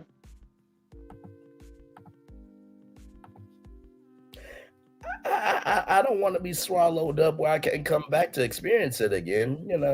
I want to, in the words of Tony Braxton, #breathe again. Let's roll on, shall we? Just Lord help me. Yeah, let's go back to Tisha and her lying ways. Like Alpha MC said, well, folks, we're still on tour, damn it. Nell said it wasn't important for Kiki to come, and Nell told Kiki to wait. Nell told Kiki to wait. Tisha said that the relationship is dead forever. Their uncle, Tisha and Kiki's uncle, said they need to fix it, and Marcel said the relationship is not done. Kiki, from Carlos's point of view, Kiki chose to show over Tisha, but it was not Kiki's intention. It was supposed to be Kiki and Tisha. Now, that has been said that Kiki and Tisha was supposed to be on the show together. Tisha said Kiki should not be on the show because there's so many more things that could come out and destroy her family. And Kiki said it was the drugs and infidelities, and Martell asked Marceau, that's not the only thing, and Marceau said, hell no. And Marceau says that's not all Kiki has. What did you think of that exchange before we get to Marceau and Tisha? Because because again, Tisha did the bullshit that she did from the second episode where she wanted to throw out Kiki's infidelity with her husband and how Kiki gave him money to go cheat with another woman, but then when it came out that that's not even how it happened, I don't know what happened. And that's just the same as what she did with that. Marcel said, Marcel said that you got, there's something else. And when it was asked to Tisha, what did Tisha do? Backtrack. I didn't say that. Martell said that. Mm-hmm. No, girl, where was Martell getting this from? Just Marceau? Yeah. Are you sure? And just like they try to make it like they haven't talked about Kiki. And what did Marceau say? I don't just tell people's business. I don't tell nobody's business on the show. The lies and deceit, because the fact of the matter is we wouldn't have known about Kiki's drug addiction if it wasn't for y'all bringing it up. That part right there. And y'all have used this woman as a storyline for y'all because y'all have nothing. Y'all can't even use yourselves as a storyline because what do you have that is actually worth watching or anything that anybody wants to see? Nothing. That part. And to that point, we get to Marceau and Tisha, and Carlos asked Kiki, does she want to repair the relationship with Tisha? And Kiki said, of course she would. But when Kiki gets attacked, she goes for the jugular. And then, Kiki and Tisha's daughters are best friends. And then, I know Tisha always goes to the lower that's available, but she went past Hades' hellhole. Or Hades' actual social self-hole. She went into a black orbit that has no bottom. There's no sunken place for what Tisha said next. That Tisha said that Kiki tried to block Tisha's daughter's phone number out of Kiki's daughter's phone. Just said it. I feel like that was a crock of shit too. Honestly, I don't believe nothing that comes out of the Scots' mouths. Hey, Teresa, because we have seen too many times them lie, them pretend like they have more than what they have, or that they're doing something that they're not doing. What finished project have we seen them do besides Black? Like there's nothing else that they do. So what really can you trust from them? Exactly. And it was so crazy because even when Kiki had said, "You're lying, that never happened," there was no back and forth. There was no, and when she asked, well, when did this happen? They cannot give her a time. They can't. She's asked several times, just like she said, well, what is it that I did? If there was something that I did so bad besides the two things that and hold on, I don't like the way Maurice looked at her when she said, I don't have anything to be ashamed of. And Maurice looked like, what? You were on drugs. That should be a shame. No, she overcame that. She's overcoming that. She's working That on part. that. And That part. honestly, if she can say, look, this is where I was and I was doing this and she took accountability, what does she have to be ashamed of? I She's mean, honest. honest, She's and accepting absolutely. what she's done. I mean, she's doing more than your sex addiction, Maurice, that you won't say is a sex addiction. So shut up. Like really. And she's And taking Teresa, more accountability than both the Scots. The Scots absolutely. 1.0 and 2.0. Absolutely right. And Teresa Sublet, welcome in. And glad to have you here that you finally called live. Glad to have you. Alpha MC says And the that more is so Kiki, true, Alpha. I believe that too. I believe the that. more the more Kiki and Marcel interact, the more I believe Marcel man took advantage of Kiki when she was under the influence. Now, just for the record, Alpha MC is saying that and that alone. Because I know how some people are on YouTube. Alpha MC is a legend over here. You coming for her, you coming for me. Okay, you coming for me, you coming for G, you coming for all of us. Say that. Okay. Say that. Just because we small don't mean we don't come from the Calvary. Because giants, they do fall. Hashtag the bigger they are, hashtag the harder they fall, damn it. Say that. Because no, it's true. I mean, even Kiki said you a lying son of a bitch. Because that, Kiki said that Marcel only picked her up twice, and Tisha said you only got one. No, you're not gonna cross this line. You already had one time. But I'm getting ahead of myself here because wait, because I got a lot to say about that one. Yeah, because to use your kids, and if I was the reunion host, get the kids out here. Get the kids out here. Shut your ass up. Get the kids out here. Get the kids out here. Now, no, it's all. I covered you. It's all good. It's all good. It's all good. I know your heart. I know your spirit. And I know your vibe. It's all good. One thing to know, two things for sure. Ain't nobody can say that Braylon don't come through for no damn body. Check my receipts, damn it. Yeah. Now look, I ain't gonna say bring the kids out, but I need them receipts. But you get came what out I mean. Yeah, Tisha, you had a whole dossier. Why didn't you bring the fact of, oh well, look, it's right here. Here's the receipts that show that she did this. She said you have no receipts of nothing. Nothing. But yet you make it like anything that you can throw out about Kiki or anything that you think will make it stick. Because right now I feel like they're throwing out stuff because, oh, well, we said that she's a drug addict. So if she's a drug addict and we make that stick, anything else we throw at her or out about her is going to stick too, because you can't trust a druggie. You know what I'm saying? Like, I feel like that's how they try to play Kiki. And that's what they've been trying to do is use her as a storyline. And they started with the whole drug use. And honestly, we know that what that was about. And I'll just say, in my opinion, and allegedly, I feel that when Kiki came on the show, now she was supposed to be brought on by Tisha, but I think Mel went ahead and brought her on.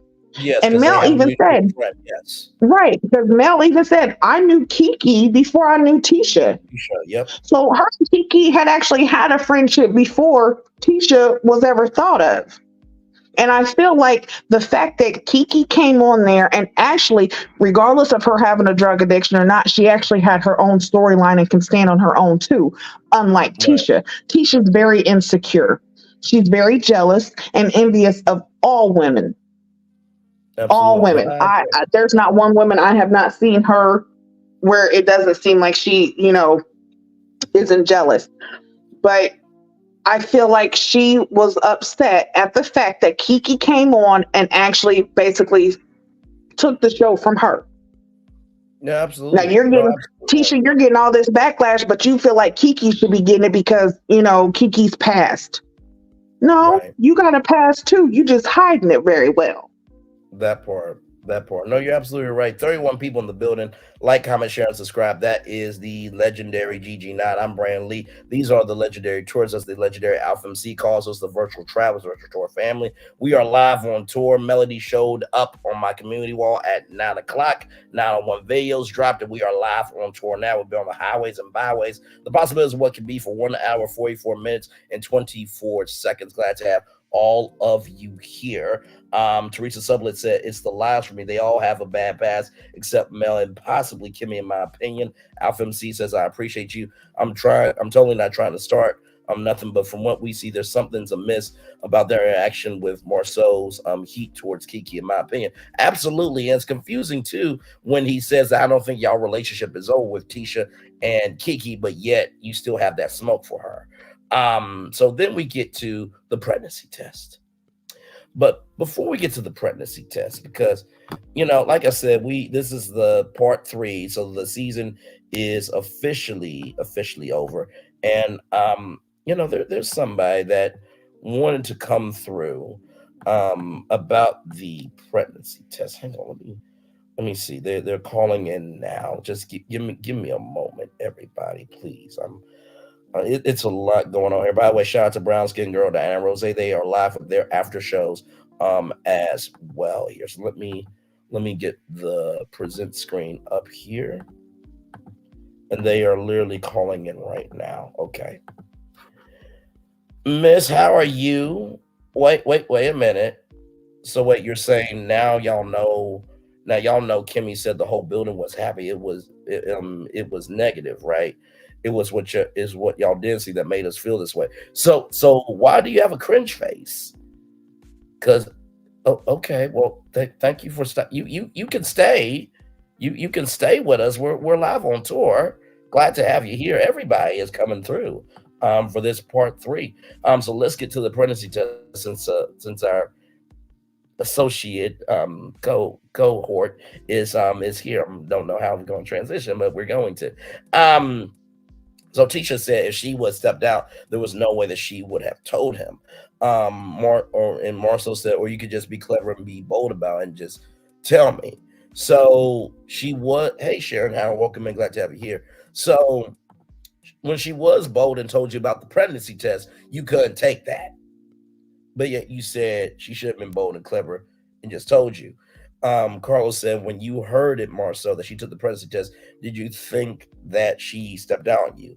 And Carlos said, and Marceau said that was the only thing on his mind. Then we get to the part. Oh my Lord. Do you think Tisha is capable of stepping out on you? Marceau says yes. Does she have a vagina and a mouth? I am not a woman. I'm a full-grown man that has a rocket that shoots through galaxies. So I'm going to let a woman who have a galaxy give commentary before I go. Hey, Renata, welcome, and go ahead, Gigi.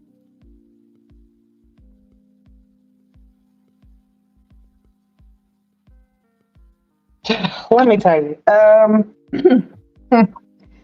for Marceau to even have an ounce of something to say, it just, honestly, Marceau grinds my gears, okay?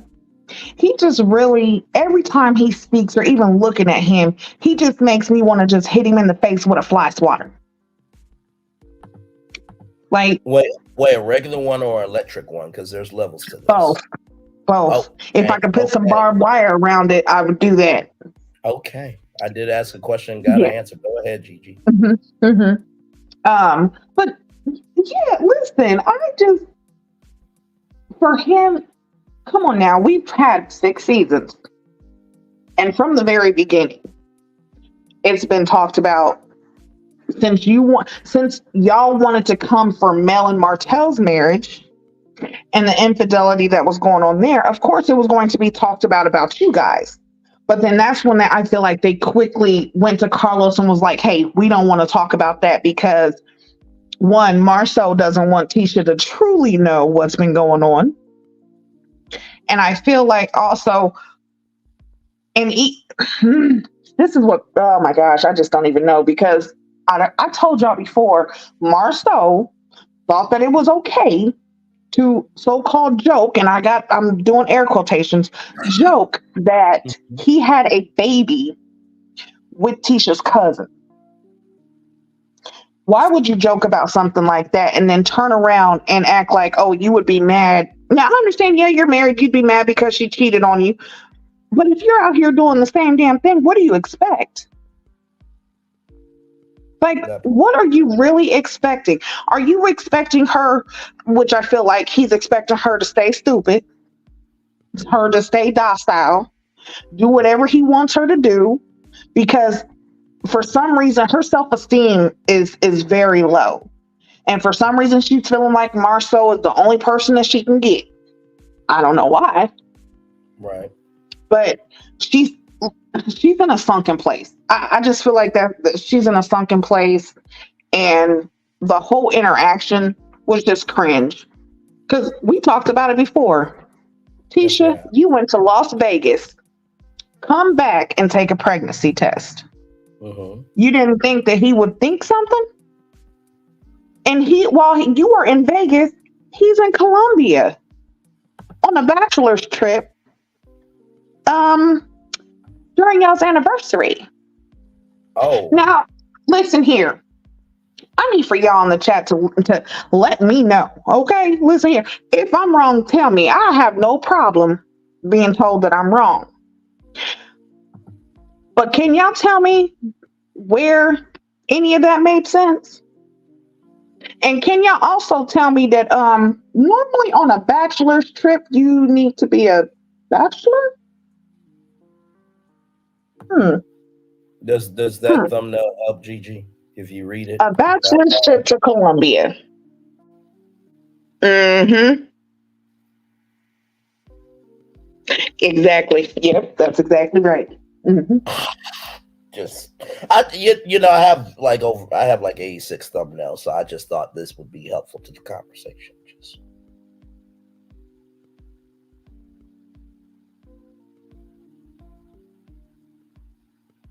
I don't feel like anything that Marceau says really makes too much sense. And any chance that he gets to make Tisha look like a fool, he's going to take that. Because he knows that she's not going to go nowhere. How do you have all these degrees, but you have no common sense? You know what? My daddy used to say it all the time. People got book sense, but no common sense. That part. And it shows. Girl, come on. Just like Carlos said, it's going to take for God to come down in her face and let her know what's going on in order for her to believe it. And even then, she's still going to question God. Yeah. No, that's very true. No, that's very, very true. Alpha MC says Tisha it was so unaware of what Marceau was really saying to her. His wife, his analogy was completely off-putting, and he's basically telling her that she's not going where. It made no sense, GG9. Dude, Marceau said that he went with Jalen and his friends. Wait, Jalen. Wait. Hold on, but Tisha didn't mention Jalen at all. Tisha said that he went on a bachelor's trip with one of his friends. She didn't say nothing about Jalen. So Renata, how did Jalen get into it? And we're just asking for context clarification and connection here, because I didn't. Yeah, I want to know. Mm-mm. As we wait to get some context, clarity, and connection from Renata, let me read some more comments here. Sharon Howard said allegedly Marceau told Wanda that she would find any receipts when the picture on the back came out. That spoke volumes. Tisha said that Tisha has found no receipts on Infidelity. Allegedly, in my opinion, he was living in Colombia during their wedding anniversary. She was clueless to what that meant. Sorry that Wanda will never find receipts. And Marceau said it on IG. Wait, Renata. Let's get all a clarity, confirmation, and connection here. So Marceau went on their anniversary weekend, which, by the way, I don't know of what grown woman is going to allow her husband to go a bachelor party on y'all anniversary weekend. I don't know of one. Not here, not there. Not Listen here. Let my husband say, baby, I know it's our anniversary, but I'm gonna go to Colombia with the fellas. Okay. Oh no, you go ahead, go. Yeah, no, go ahead. Have fun. Okay. And as soon as his ass unzips his luggage, I'm popping out like a birthday cake. Surprise! Oh no, you thought you was coming by yourself? Oh no. No, we here. Or would you rather someone pop into your cake instead on the anniversary? No, only my husband. Listen here, this cake is his. But listen here, if he thinks he's gonna pop into another cake, listen here, if I ain't baked it, you ain't eating it. Well, there it is. So Marceau said it on IG. I walked right into that one. Well done, Gigi. Well done. Marceau said it on IG. So wait a minute. He went to Columbia on their anniversary weekend, and Jalen was with him during this bachelor party. Okay, Renata said someone asked him about the trip on IG, and he said one of Jalen's friends was having a bachelor party who was also fraternity bro. Okay, listen, can I just say this? And I'm saying this out of love, and I've been a part of me sci-fi since 1994. Haven't had to pay one due, haven't had to have one friend, had to not been smacked from the behind with a paddle.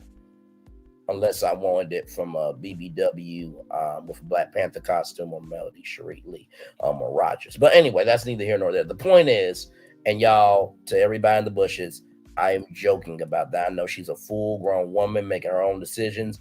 And if I was ever so fortunate to get around her, I would be privileged. But I would never joke, not here, not there, not anywhere out of line with Melody. I love that woman. Now, I know what you think. Well, how can you love somebody that you never met? Well, I mean, in the words of Lil Wayne, real recognizes real. There's not no accident why she's the #1 star on the #1 show, because it's her show. Without her, there is no show. That's the punchline. Marceau went during their wedding anniversaries to celebrate with his friends, frat bros. Alpha MCL was wondering whether she was actually clueless or pretending for a storyline. Okay, now I remember what I was going to say. Just because that you are a frat bro doesn't mean you get an invitation to go to everything. Damn, you're not the uncle that gets to go to every barbecue because you're the uncle. Damn. There are, listen, again, listen, chat, y'all help me make this make sense. Okay, so this Columbia trip, right? Doesn't this come after 2 Africa trips alone? That part. So 2 Africa trips alone, then Columbia, and all of these are without your wife? That part. That part. I'm sorry. Something's in the water. So exactly, something in the Kool-Aid ain't sweet. So we get to capability versus probability. Is she capable? Is she capable of it? Yes, with the pregnancy test. Or stepping out. Is she probably going to do it? No. And Marceau said that if he took a blood test for a baby that wasn't his, that Tisha would be gone. So then Marceau said, well, why is she taking a blood test when she knows she's not pregnant? And Tisha said that's not the same. And that Tisha is not pregnant. Thank God she's just eating good. Y'all tell me why Kiki's face was like, you itch. I know you lying. Did y'all not see Kiki's face, or was that just me? No, listen, I was looking at all of them's face to see. Because, Tisha, this is what makes me question them degrees. Did you really buy them offline? Did you actually take the classes? Because when he said, okay, how would you feel if I came to you and said, babe, there's a woman who says that, you know, I had a child with her and it's not mine. You know what I'm saying? I'm going to get a blood test or whatever. When he said that, and she said, oh, I'm gone, deuces. But then he turned around and asked a legit question. Okay, so that's the same for you. No, that's different. No, girl, that's the same. That's damn near the same. I mean, I know that, you know, there's no intelligence, but there are glimpses of hope. But that was actually 0 point. You know what? I'm going to round it up. Since it was the part 3, since it was a 3-part reunion, this is the last episode.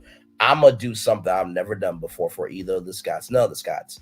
That was 1.000% of intelligence. That's a whole percentage of intelligence. That one time. Don't ever say I didn't know. Braylon, you giving a lot of credit. You giving a lot of credit. Listen, it's the last episode. We're gonna be on a huge break. Listen, you don't get a lot of wins. You don't get shit at all. I'm because, you know, like you said, it was a legitimate argument.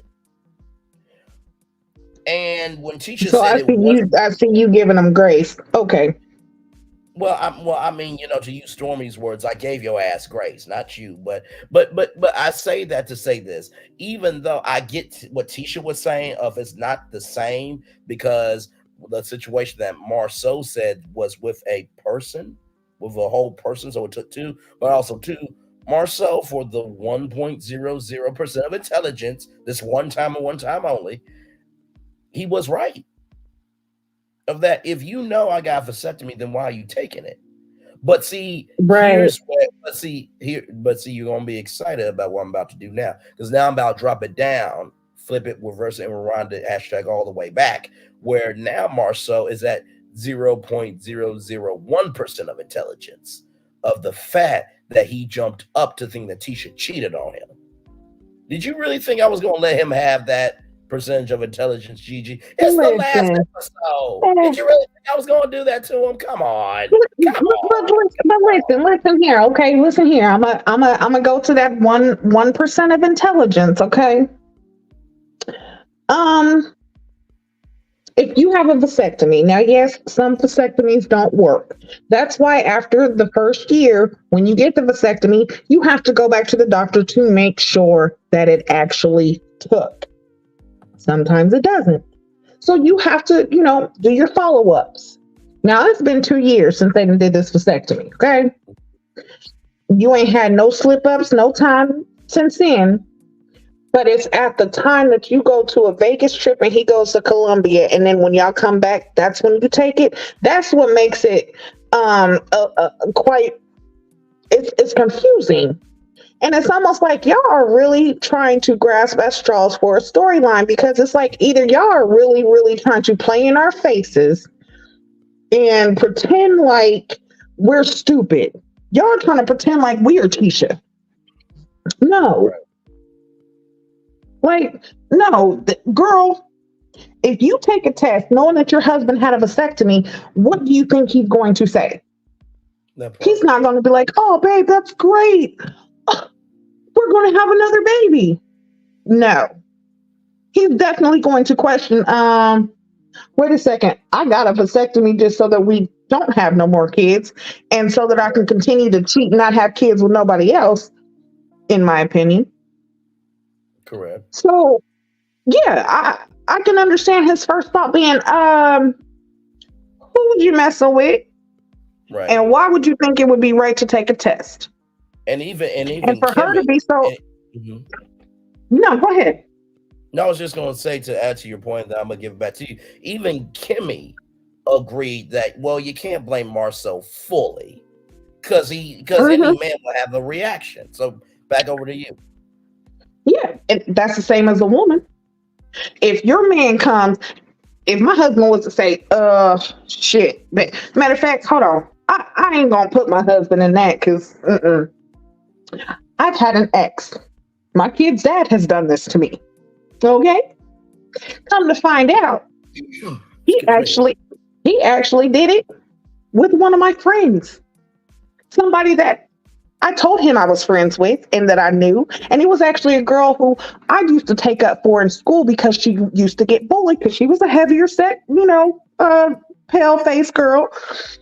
And people would make fun of her all the time. She didn't smell the best in school. So I was always the one in school that I don't like bullies. Do the right damn thing. See, listen, I don't like bullies. I will bully a bully. You understand what I'm saying? Like, you're not finna pick on the less fortunate. You're not finna pick on people just because you got a self-esteem issue. You're not finna do that. That's not that, especially not around me. So he knew all this, but still, behind my back, had a baby with her. So I'm like, oh, okay. So this is what we do. Oh, okay. Well, no, I gotta go. Bye. Deuces. So yeah, if he comes and says, okay, well, if he came to her and said, I have this woman who has I'm gonna take y'all back, because y'all might not even know this.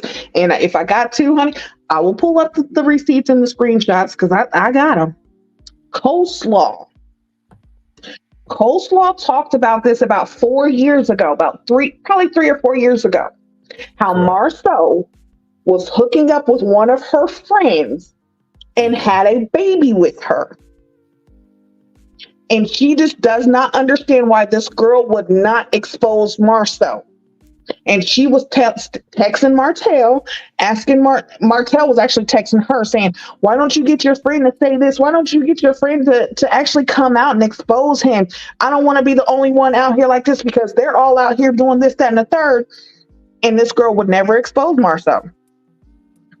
So if that girl was to come out and say, you know what, no, I'm finna come out, Tisha would leave. Tisha would have left his ass quick, fast, and in a hurry.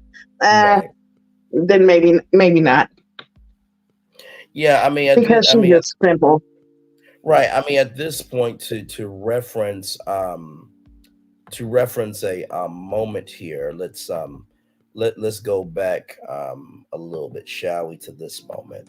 Melody and Kimmy, do you two feel like Tisha's in denial of what she's being told by Kiki and just doesn't want to hear it? Go, Kim. Go, Mel. Go, girl. No, Mel. Go.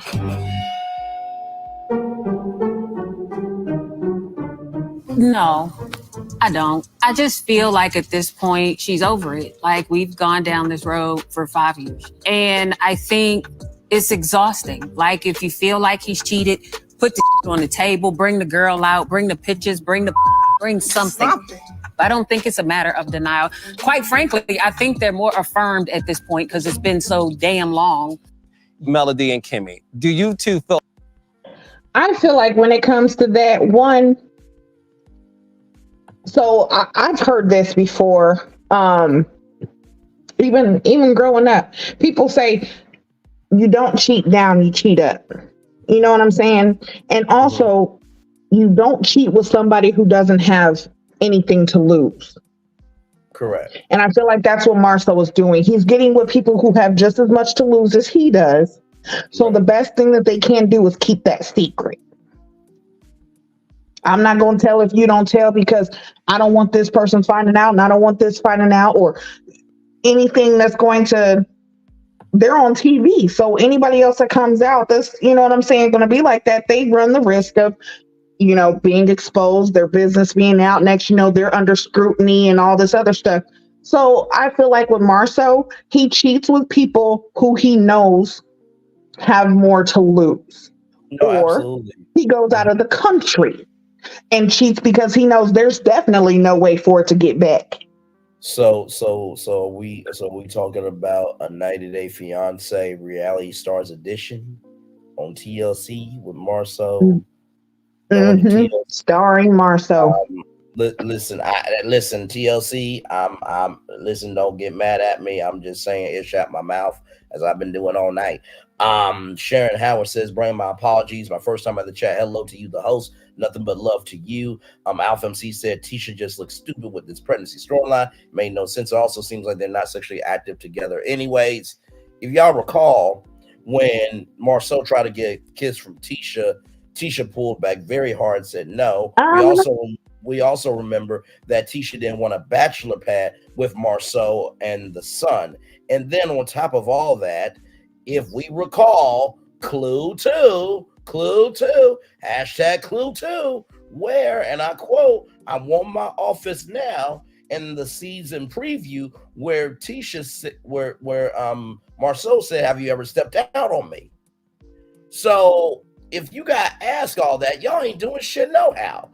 Sharon Howard said that scene tells it all. The answer is yes. Renata said Tisha was so happy that Kimmy and Melody didn't put her on blast. Tisha, Alpha MC said Tisha didn't even realize that Kimmy and Melody were saying she was in denial without saying it. That part. Hashtag Clue 2. Right. That's why I say this girl has, I can't even say she's got book sense because I haven't seen that either. Like, she has no sense at all. Because listen, they went back and forth and you seen everybody's face and she just sitting there like, yeah, no. Girl, do you not understand that they just really sat there and had to they had to find the words between themselves. They just double dutched even to try to get them words. Even Stormy's face participated in double dutch. Listen, it did. And Alpha and Steve, let me tell you, I agree with you. I don't think that they're sexually active together. And also, I don't feel like Marceau's attracted to Tisha. That's why he's always looking at Mel. He will apologize. He will say anything else to another woman, but he will not do them same things to Tisha. That's why she keeps going over there and getting them BBLs that's not taken, so she got to keep getting them. That's where all that sponsorship money went to, was that BBL. Do y'all remember? Allegedly, in my opinion. Do y'all remember, if y'all do remember this, when it was time for them to do the black, because the Bet on Black event, and how, you know, Marceau said, you know, make it look like you're single. And I was like, was trying to teach her how to be sexy. Exactly. I'm like, wait a minute, why would you say to your wife, make it look like that you're single when she's your wife? Okay. All right. Because listen, they're only married on paper. In Marceau's mind, he's not married and he's not the father of them kids, because how many times has he referenced their children as Tisha's kids? He feels like if he spends time with his kids, he's babysitting. That part. He doesn't really like Tisha, and he even said that it was a forced marriage. He did not want to marry her, but because she got pregnant and Wanda forced them to get married, that's why he did it. Absolutely. And I feel like he's using that as an excuse for him to go out and do what he's doing, because he really didn't want to be in a marriage with her anyway. No, you're absolutely right. And Alpha MC says Marceau's attracted to Miss Nell from that bull ride, and then Tisha. I gotta tell you something. If I was Chris Fletcher, you know, if I was Chris Fletcher, this is what I would have done. Hey, can you get an RV over here? Why? Just get the RV over here. Sweet, we gotta go. Lay your fucking ass down. What the fuck? Listen, let me tell you, you riding that bull that damn hard. I'm about to ride you that hard. Shut your ass up and roll over. Because let me tell you, Miss Nell got down on that bull. You hear me? Listen, I'm gonna tell you, shit. I was attracted to Miss Nell on that bull. I said, "Damn, you know what? Okay, Miss Nell, you make me want. Okay, all right. I didn't know bull riding could look so fine. Because shit, she was on that thing. You could tell that wasn't her first time bucking. No, not at all. Not at all. I mean, just it was able to hold on to the motion and everything. And when she leaned forward, everything leaned forward. You heard? Listen, listen. You know, Nell knows. Yes. Nell got it going on. Now, listen. Her wig game was kind of messed up, you know, in the beginning, but it's been worked on. But Nell is definitely, she's an attractive woman. So was Chris Fletcher. Like them two, like they definitely are a perfect match.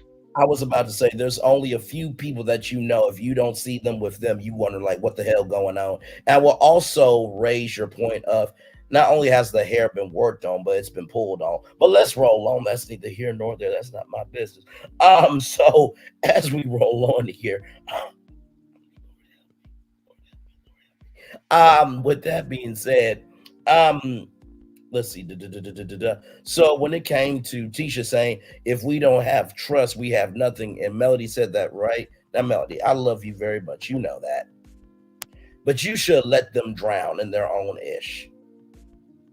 Personally, I know you try to be there for everybody, but some people need to go through their own fiery furnace. And I think Melody should have just been quiet. I could be wrong, but I don't think Tisha deserves support. I don't. I feel like that's Mel being Mel, because even with all that she has been through with the Scotts, and one, she's keeping them at a distance. I feel like she's definitely, you know what I'm saying? She can still be cordial and respectful, but she's definitely not going to allow them in her space like that, which is why they were not invited to her name change ceremony. Right. But yeah, I agree with you. No, let their asses drown. Right. Just don't throw out a life raft. They don't get no nothing. Absolutely. And just because I said that doesn't mean that I don't love Melody. And I think even Melody knows that she's not perfect either. But I think it's not just what you say, but it's how you say it. Understand, recognize, and embrace that I just said, I understand Melody, but personally, I think she should stay quiet. That's me still respecting her, but still being real. There's a way to do this thing. There's levels to get to the bottom of it. And I think the reason why I'm so excited about this mental reset that's about to happen is because we need to see who is a spectator content creator and who's a participator content creator. Because I want to see someone else who has made 86 original videos of every episode and 15 live after shows. Now, I know that there are other content creators that they've done way more after shows and done way more breakdowns, but I'm talking about dropping videos at 9:01, 15 live after shows right at 9, except for one at 11, but that got over 400 views anyway, so my mom was right. Shout out to my mom. Love you, value, appreciate you. And then on top of all that, gave away 3 clues, was right about all 3 clues, and did spoil shit when the rabbits and Rabbit had the gun all season. Ask about me before you check me or come for me. And I want to say that because I feel like sometimes in this sector, you know, people can get ravaged if you just stand up for yourself. You know what I mean? So exactly from Phyllis Crawford, Nikki News says, right. Alpha MC said, Miss Nell is a little ball of fun. I think a pocket Nell from Trending at some point. By the way, shout out to Trending at some point. Like, comment, share, subscribe to her. When she's looking at Chris, you can see how much she loves him. Sharon Howard says, Chris, thank God that Nell gave him a second chance. And Phyllis Crawford said Nell can hold her own. So as we get to the end here, oh, hang on. You know what? Actually, that would be really good. Y'all give me one moment here because as we get to the end, I'm gonna show y'all one of the first thumbnails here. Because like I said, I did drop 2 videos of the reunion tonight. So since we are on this one, let me get that thumbnail up there. And we're about to drop the link here, y'all, in just a moment. So, Gigi, can you go ahead and read that for the fam real quick? Sure.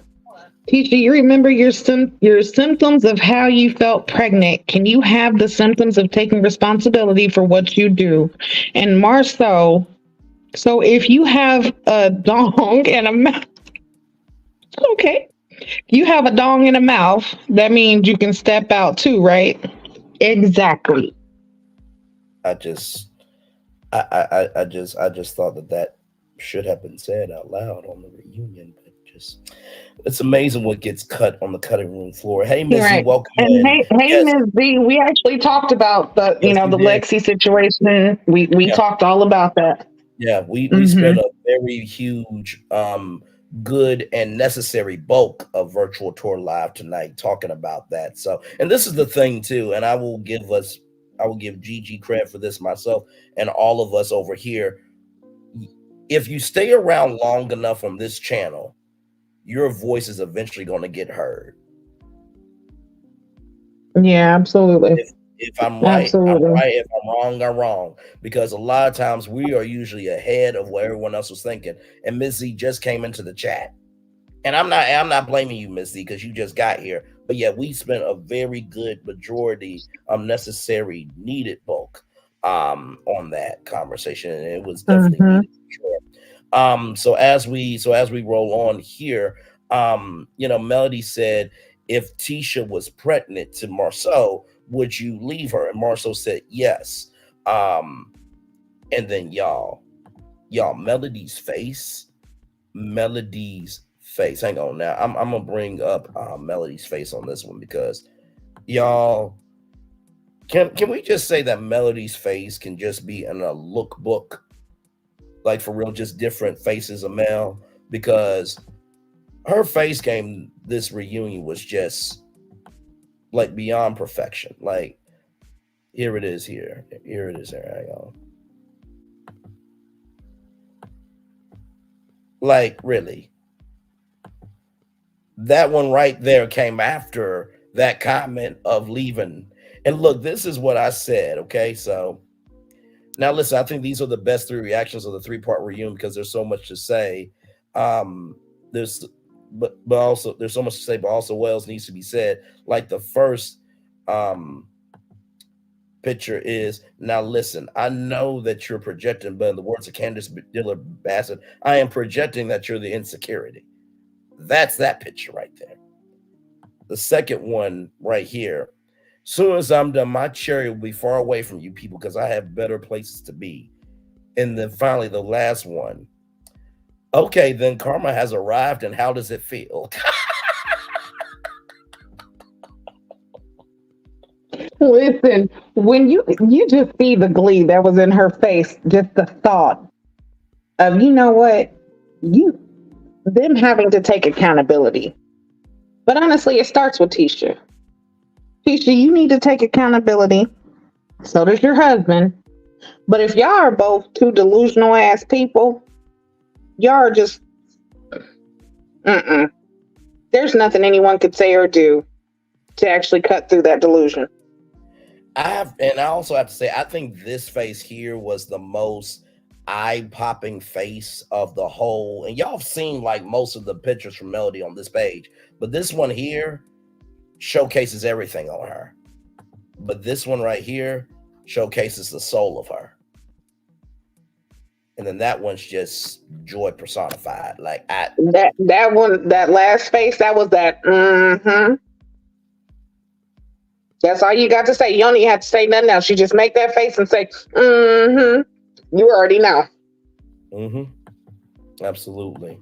But yeah, her faces were priceless. And honestly, when it came to Tisha and Marceau talking, if you actually looked at everyone's face, they was always looking at them crazy. Like, y'all know y'all are lying through your teeth. Absolutely right. Absolutely right. Absolutely right. So as we get ready to roll to the end here, thank you, Sharon Howard. Much love to you. Alpha MC said I caught Melody's facial expressions as well at that moment. That was on point. LAMMO tissue has grown some balls. I just hit the subscribe button. Much love to you.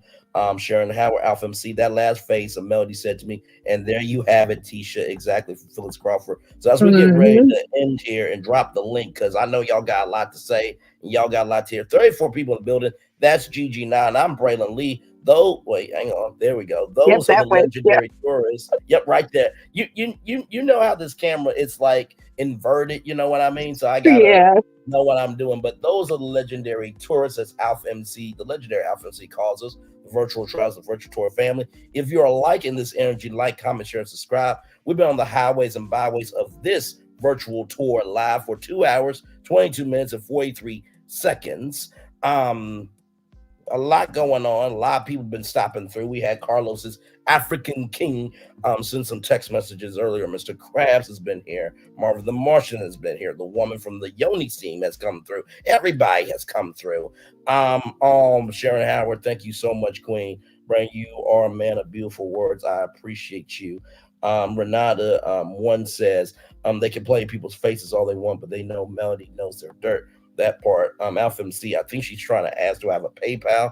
I do have a Cash App. I don't have a PayPal. I think that's what you're trying to ask me. And then, of course, you know, Tisha and Marceau. Before that, if Tisha ever stepped down on Marceau, would she have the right to do so? And Kimmy said, well, why would you say that? Why would that be a possibility? Would you just answer? And for her to act oblivious. Oh my God, you must feel like he's been cheating. Why would you say that? Kimmy, you know he's been cheating. Listen, okay, allegedly and in our opinion. Fine. No. You know we are all going to put on blinders. Let's all put on blinders. No, you know and act like we don't see what we see. No. I think Kimmy might be developing some short-term memory loss, you know, going through breast cancer. By the way, shout out to all the breast cancer survivors and the breast cancer angels. You know what I mean? But I think let's refresh Kimmy's memory real quick. Hang on. Melody and Kimmy, do you two feel like Tisha's in denial of what she's being told by Kiki and just doesn't want to hear it? Go, Kim. Go, Mel. Go, girl. No, Mel. Go.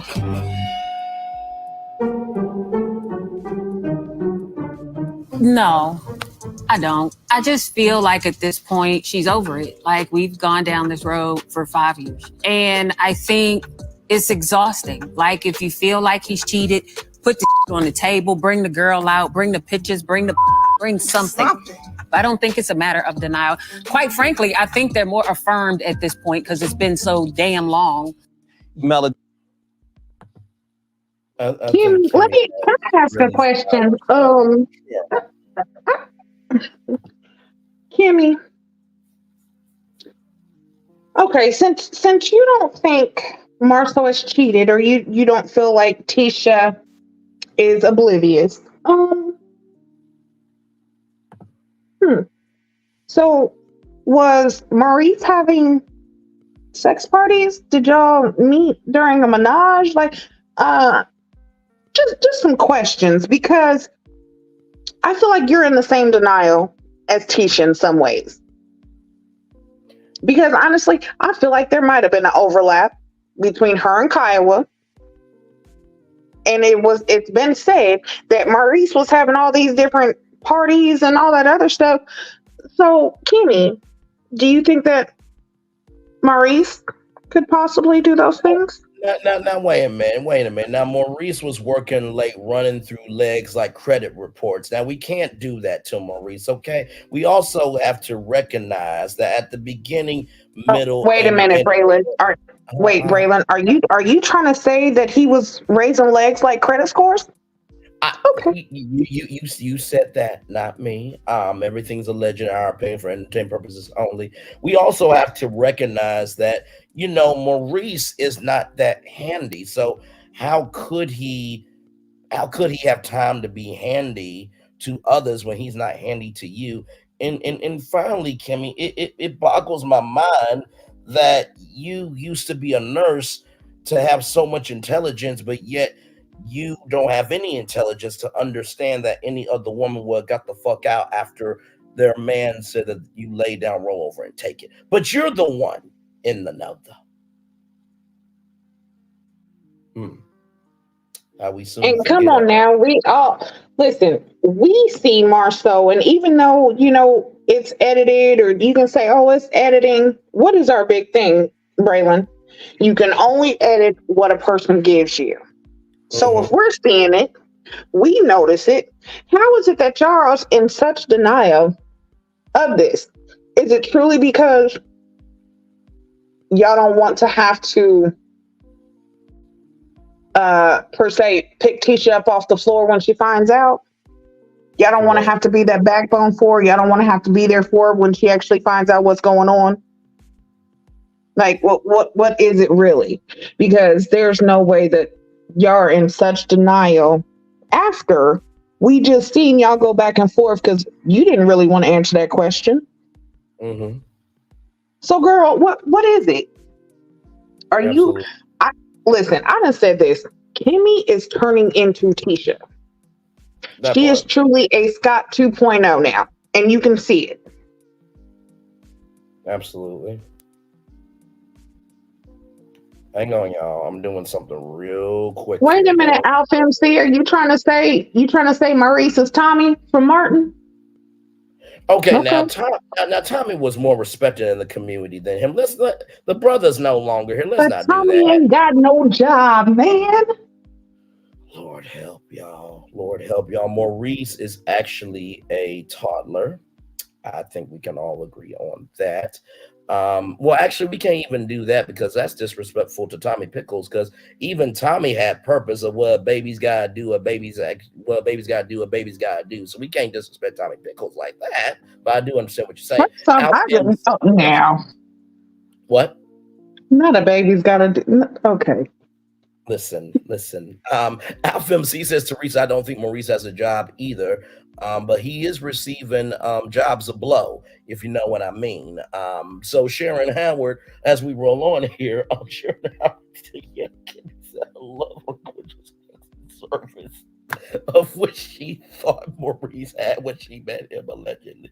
I'm trying to move on from what I just said, but we're live on tour. What else do you want? Teresa Sublet said Tisha already knows, and she doesn't care. It's called low self-esteem.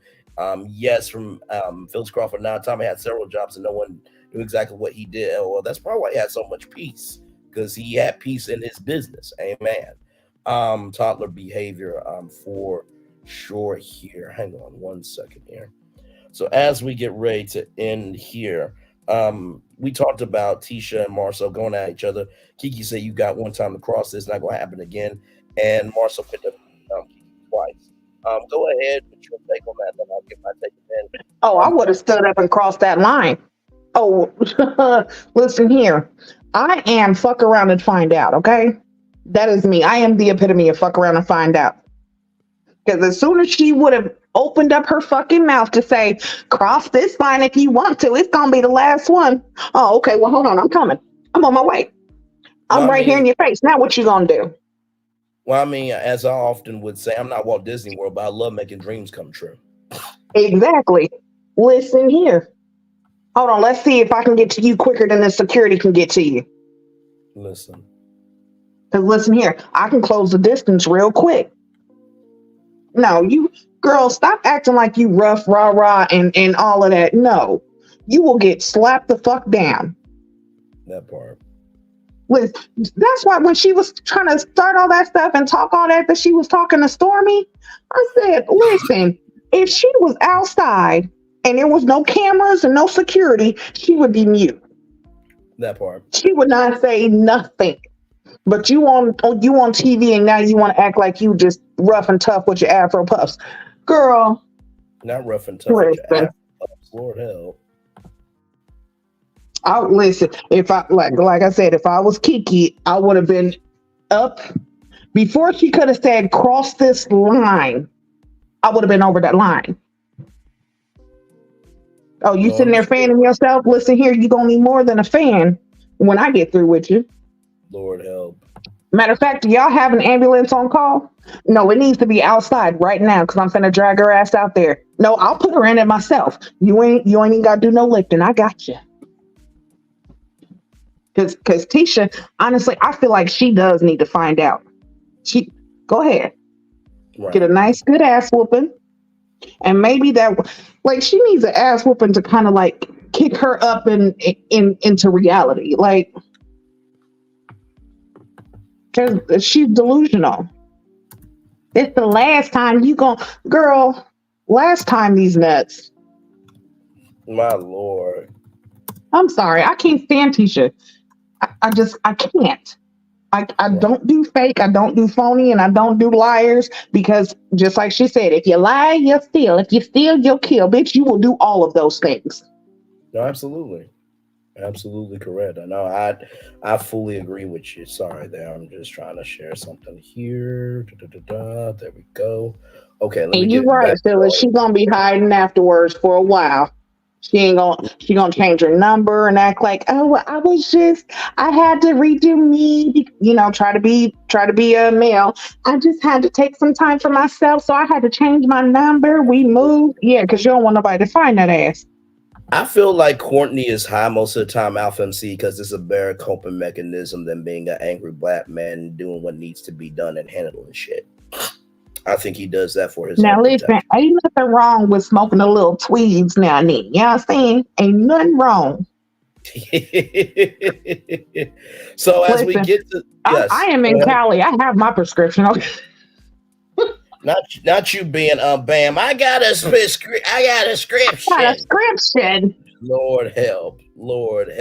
So as we get to the end here and get ready to drop the link here, y'all have been so amazing, wonderful, and loving to have the endurance. 37 people in the building, almost 40 people live on tour with us tonight. Listen, y'all are doing it. Y'all are showing out tonight. Absolutely. And much love to each and every one of you. So we get to the end. Carlos says that Courtney and Chris are not cousins. trying to be the black Maury Povich for a minute. And then there are results that Maurice was a millimeter and Maurice he was a raindrop, but then Maurice was a lemon drop, and started going around thanking everybody, thanking the Fletchers for what they contributed, and Kiki, and Kimmy Maurice, and Martell and Melody. And then he says, to Tiffany that if you ever want to come back, thank you so much, Teresa Sublet. Love you right back. Thank you, Teresa. Yes. Hit that like. Yes, for sure. If you ever want to come back, and Tiffany said, stir it up. I'm like, you know what, Tiffany, at this point, we're so done with the season. I'm going to let you have it. Because, I mean, at least you know your damn assignment. At least that. And then, right, it was so corny of them. But then, we'll see you next season. Now, Carlos, not to tell you what nonverbal communication is, but you do realize this is like air quotes, right? Right. And next season, just to let you know, I mean, you are the king of reality TV, but that doesn't mean you're the king of having sense. Oh my Lord. Let me roll on.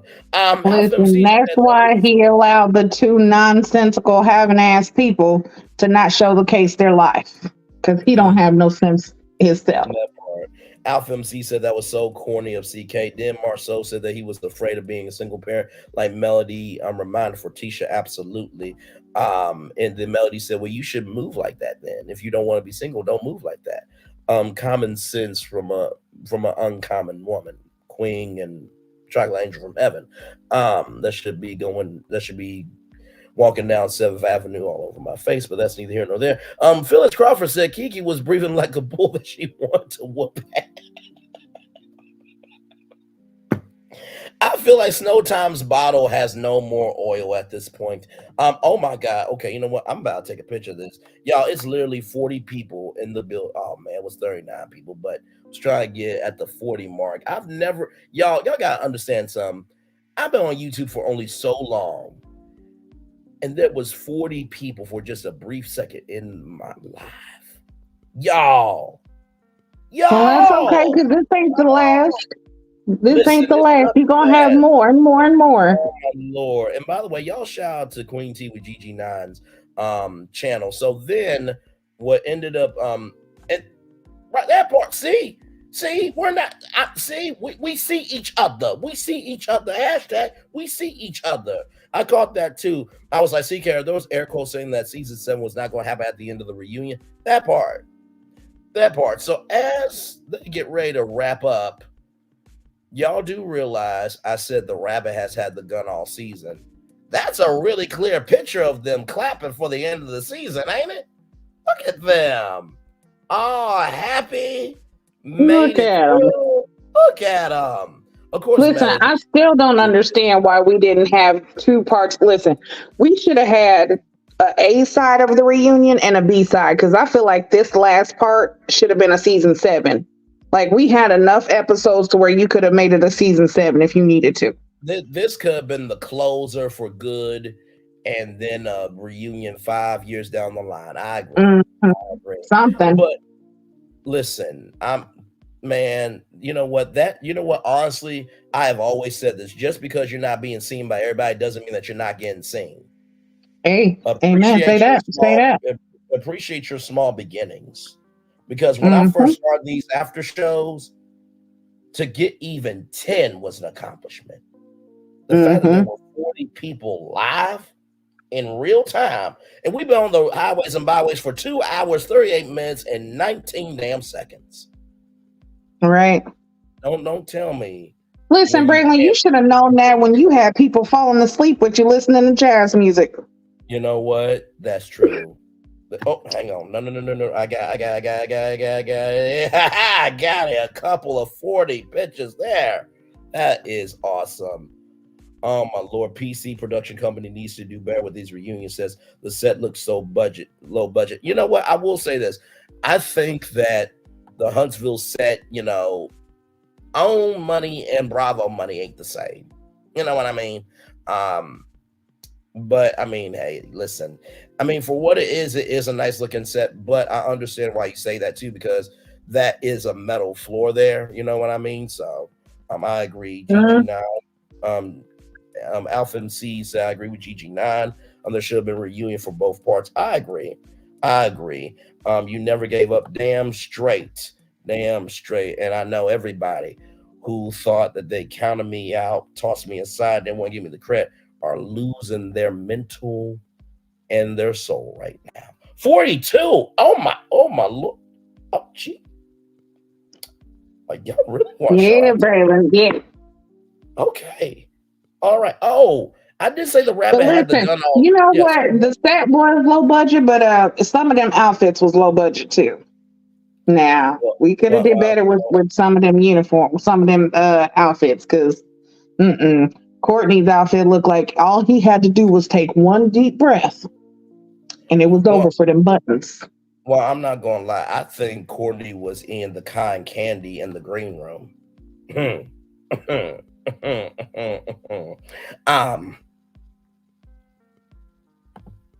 I'll let y'all imagination figure out what cotton candy. Nope. You know what? Yes, Tisha definitely was the worst dressed. You know what? Look back at all the other reunions. She always is. Tisha be looking a hot ass mess when it comes down to these reunions. I will say this: the copper dress, if it wasn't for all those beads and stuff, it could have been nice because copper was a nice color on her. I thought. Maybe is that the same time when they was trying to make her look when they gave her that light ass makeup that did not fit her skin?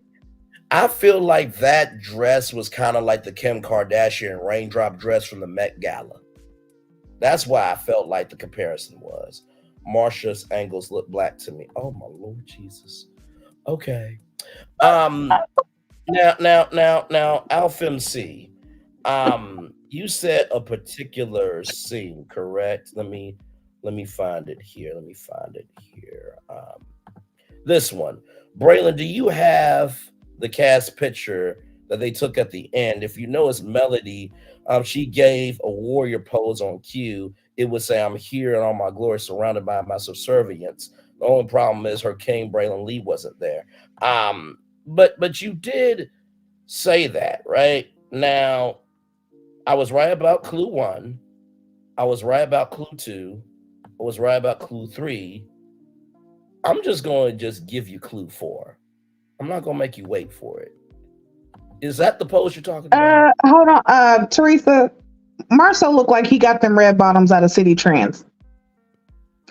Okay, No, never mind.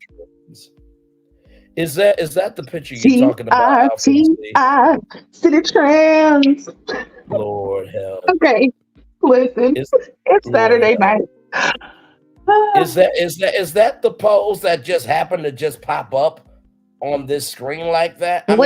She was serving them looks. Yes, Mel. You know, the crazy thing is the episode has been 8 to 9, 9 to 10, 10. The episode been off for about 3 hours now. I wonder how the rabbit was able to get that photo. And the rabbit has had the gun all season. Anyway, listen. The link is dropped.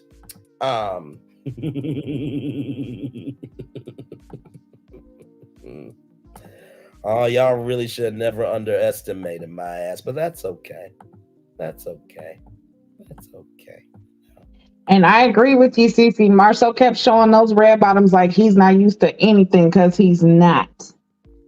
And they're so used to faking everything that they have and everything that they do that anytime he can portray like they have something more, he's going to do it. Absolutely. Look who it is, y'all. L'Oreal is in the building. Hey, y'all. Hey, welcome in. I'm turning off my camera because we've done the whole show for 2 hours. Oh, hang on. You know what? I'm outline. I'm turning off my camera because we've done the whole show for 2 hours. I'm sorry. I'm so locked in my routine. L'Oreal, good to see you. How you feel? Child, I had to watch this thing a little bit late, but I didn't watch it now. Well, what is your take? Because we've been on the highways and byways of the possibilities of what can be for 2 hours, 44 minutes, and 1 second. So how are you feeling tonight? Oh, I'm doing good. I'm just trying to figure out What culture is Marceau and Tisha from? Remember, they was from a different culture. Their family don't use them B words and stuff like that. What happened to that culture they supposed to be from? Well, I thought that was Stormy at first, but now that I recall it, I think you're right, L'Oreal. Yeah, I mean, wait, you talking about the culture of hood rats and hooligans? Yeah, it look like they fit right on in. They fit right on in. Yes, indeed. Yes, they look like they used the roaches coming out the sockets. He said right up there. So here we was again, and Tisha sat up there and let Kiki call her husband a bitch. And she didn't say nothing. She just sat there and fanned herself. And she said it twice, not once, but twice. And all Tisha could say was, I bet you won't cross that line. Then she used the hood rat term that is not her culture. I'm like, baby, y'all need to cut it out. Cut it out. Hold on, she showed her culture real quick. Then step across this line if you want to. You ain't gonna. Wait a second. She should listen here. She lost a little bit of motion in her neck. That neck was bobbing. Yes. Baby, that neck a little short. I did notice that tonight. I said that neck a little short, ain't it? He said she don't need all that hair on her head. I wonder how Look, hold on. I just spit out all of my water. Shit. Oh, wait. No. Just because we ain't already in love don't mean I ain't locked in on the gas. So you mean to tell me that you spit out your water, but you didn't swallow it up? Is that what you're telling me? You didn't swallow it up. Listen. You thought I was gonna clock that tea? Listen, I was trying to swallow it up. Listen. Oh Lord. Baby, they play too much. But Kiki looked like she was gonna jump over that couch. I'm a Martell, and y'all need some protection. We unprotected over here. Listen. Baby, Martell know Kiki mean business. Come on now. That's why I said she was doing all of that talking because them cameras was on. Let that be where she was out there on them streets. That girl ain't gonna say none of that stuff in real life. Yep, she knows that the girl, she's trying to very much so pick at her so that she could do it again. I'm sure they've warned Kiki if she was violent or show anything else that. Yeah, that'd be the last time she'd be on this show, probably. They trying to get her off of here. And Marceau just sitting up there staring at her. I felt like what did y'all have going on back in the day? Because you feel mighty comfortable with Marceau. I don't know. Wait. So you feel like TK might have some inner villains? Is that what you're saying? I don't know. I feel like Kiki and Marceau too close for you to be talking to my husband like this. Now, I don't care if we did grow up together. I don't know. Maybe it's the fact they went to I went to college together. And I don't think that's the boundaries of it is weird, right? Because you see how long he stared at her like that? Like, he had a lot of animosity. But have you seen how many times he is act like he was gonna jump stupid at her? Like I said last week when they was at that baked potato thing, he threatened to flip the table over because he thought Kiki was about to say something and let out his secrets. And I agree. What's that real relationship? Exactly. Right. Was she the cousin? Or Kiki knows where the bodies are really buried. Absolutely. Kiki and Martell both know where the bodies is buried. Yeah. And actually, one of them bodies might have been Kiki, because I do feel like he possibly could have taken advantage of her while she was, going through her drug use and different things. Right. Because he's a manipulator. So I think it's very possible that Marceau was trying to use that. So, because it just never made sense. Why is it that Marceau was the one to go pick her up? Exactly. He made it like he just had to do this all the time, so many times. She has other family. Why is it only you going and picking her up? It just never made sense to me. And then, like you said, the animosity, like you could see it in his face. Like he just He Just wanted like to jump when he over pulled there. out that $100 bill, I felt like he pulled out that $100 bill like, hey, shut up. You can get this 100 right here if you don't say nothing. Just don't Uh-huh. say nothing. Cause he nasty like that. I can see him doing Yeah. it. It's I a can it's a see him. weird dependency. I want to show y'all the other thumbnail because I did say I made 2 thumbnails. Like I said, 86 videos on this season alone. Gigi or L'Oreal, if y'all would like to read that out loud for the fam, real quick. Just like a product line, not everything needs to be out, Stormy. Your mama needs to be under a recall. You know what? Under a recall, and Nell and Chris, a door opens and closes. Use the door and close the door on Martell. Thank you so much. I just, So the thing with Chris Listen, is I think Betty, instead of her being here, she should have been swallowed up. Betty did. Gigi, I'm wearing my headphones, and I just had to have my eardrums, my brain cells, and my whole core of my brain function have to hear Betty and swallowed up. So thank you for that. Really, I'll send you the therapy bill that I'm gonna need because of your trifling behavior. I'll send you the bill after the live. Thank you. Listen, if you have nightmares, okay, listen, as long as you don't call out Betty Kruger or Candyman, I think you'll be okay. Because she's Betty gonna come in gone. either Betty one of them won't be back. forms. Betty won't be back next season. And her sister not participating in their so-called family dynamic storyline. Then they see. Yeah. That's it for Betty Kruger. Bye, girl. But As what was the far whole as point of Chris Betty? Fletcher, because Yeah. he liked to show some part of the people's family life.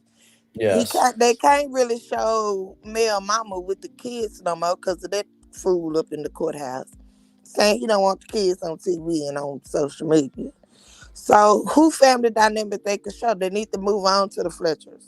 Betty ain't it. Absolutely. Wait, Betty ain't Cece, it. Marcel and right? Tisha have never really showed their children like that in all of these years.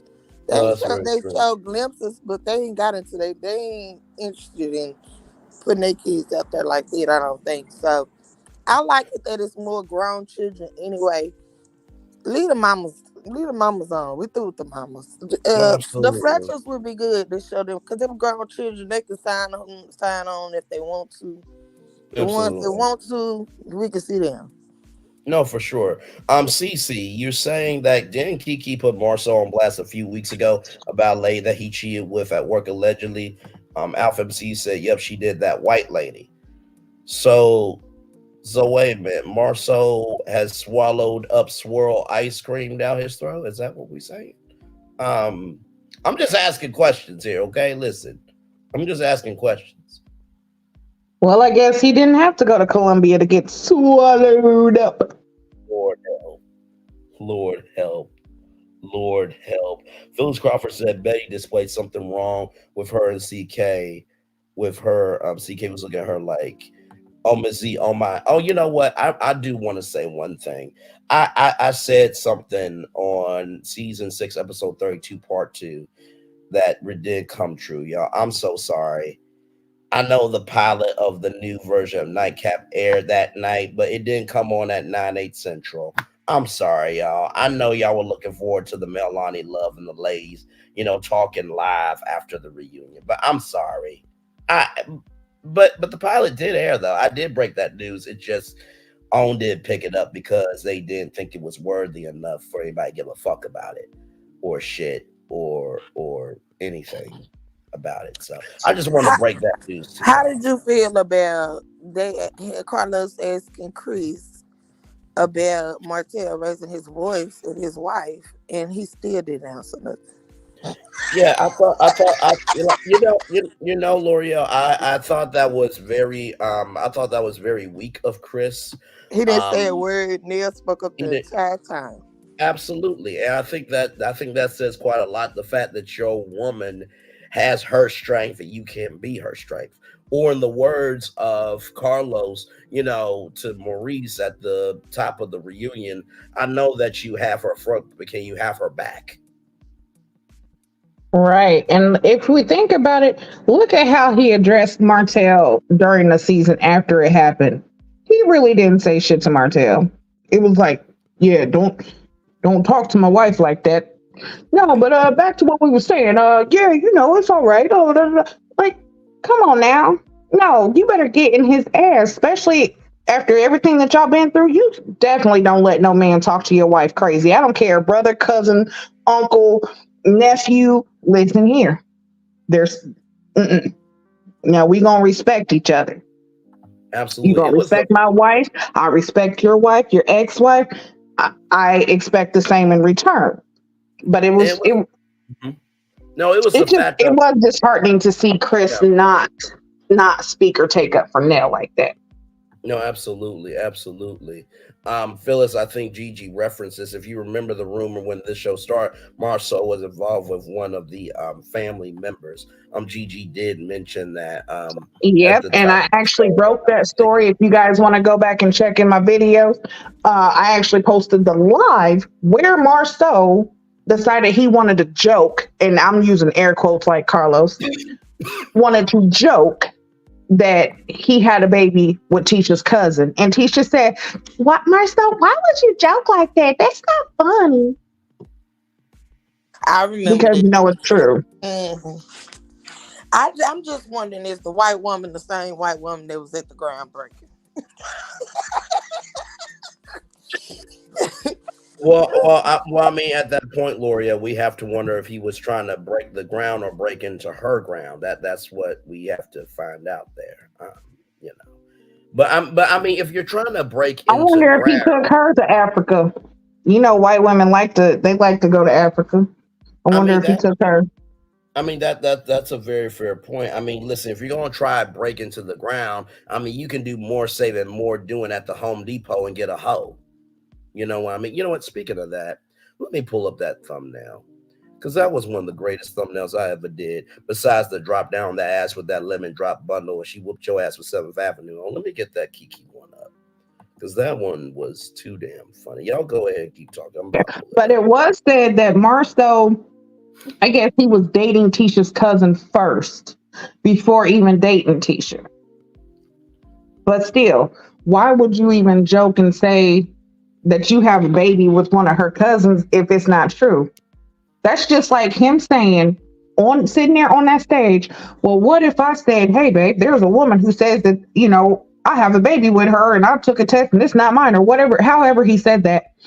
That's the same as you joking and saying you have a baby with her cousin while she's right there next to you. Correct.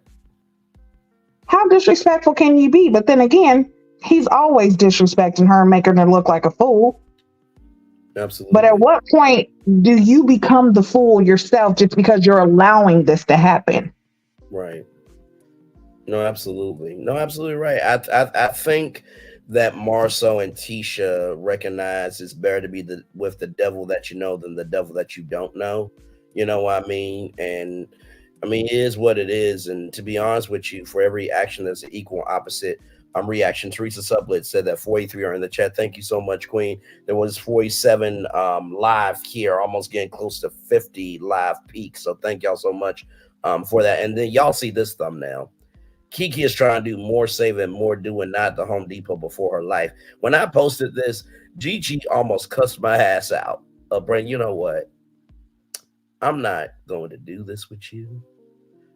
Not here, not there, not. I'm not doing this with you. No, Because that's why I gotta wait to see your thumbnails, because if I see it ahead of time, it takes away it kind of takes away from it a little bit. But then sometimes I'm like, no, I need to see him ahead of time because I gotta figure out what the hell he's saying. Because listen, some of them are cryptic and coded, and other ones you get if you understand. If you know, you know.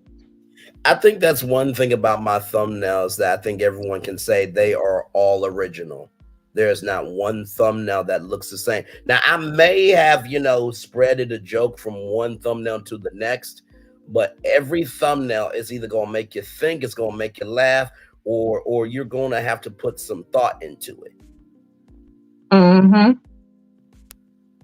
That's exactly how it is. L'Oreal, how did you feel about when Martell was talking about him bringing the girl into the Houston trip. How do you feel about that? Him even bringing someone else to a Houston trip he was invited to. Trifling. He just trifling. Everybody knows he went out and Maurice was looking for him a friend or to join in. That's the biggest thing, the biggest takeaway. Talking about he thought it would be somebody he knew. And Kimmy had nothing to say. Not a thing to say. Because she knows about them parties at Credit One. Uh-huh. And not to mention too she the just story. Happy it don't have to be her later. No, absolutely.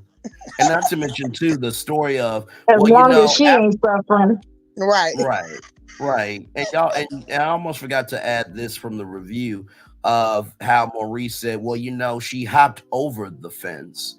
And after she tried to get the code, and Martell was like, come on, man. I'm like, okay, after, Martell let her in after the code, I'm like, you know what? I can't with y'all. I can't do this. Like, we already know that he paid for an escort. Like, come on now. Stop it. I think it's women gullible enough to any city that man go in. He can hit up. There's plenty of women in his DMs, yet and still. There's pick-me's waiting to get chose. I think it was somebody at them DMs, somebody he might have conversated with or whatever. See, just he don't care. Hold on, but remember, y'all, it was DC.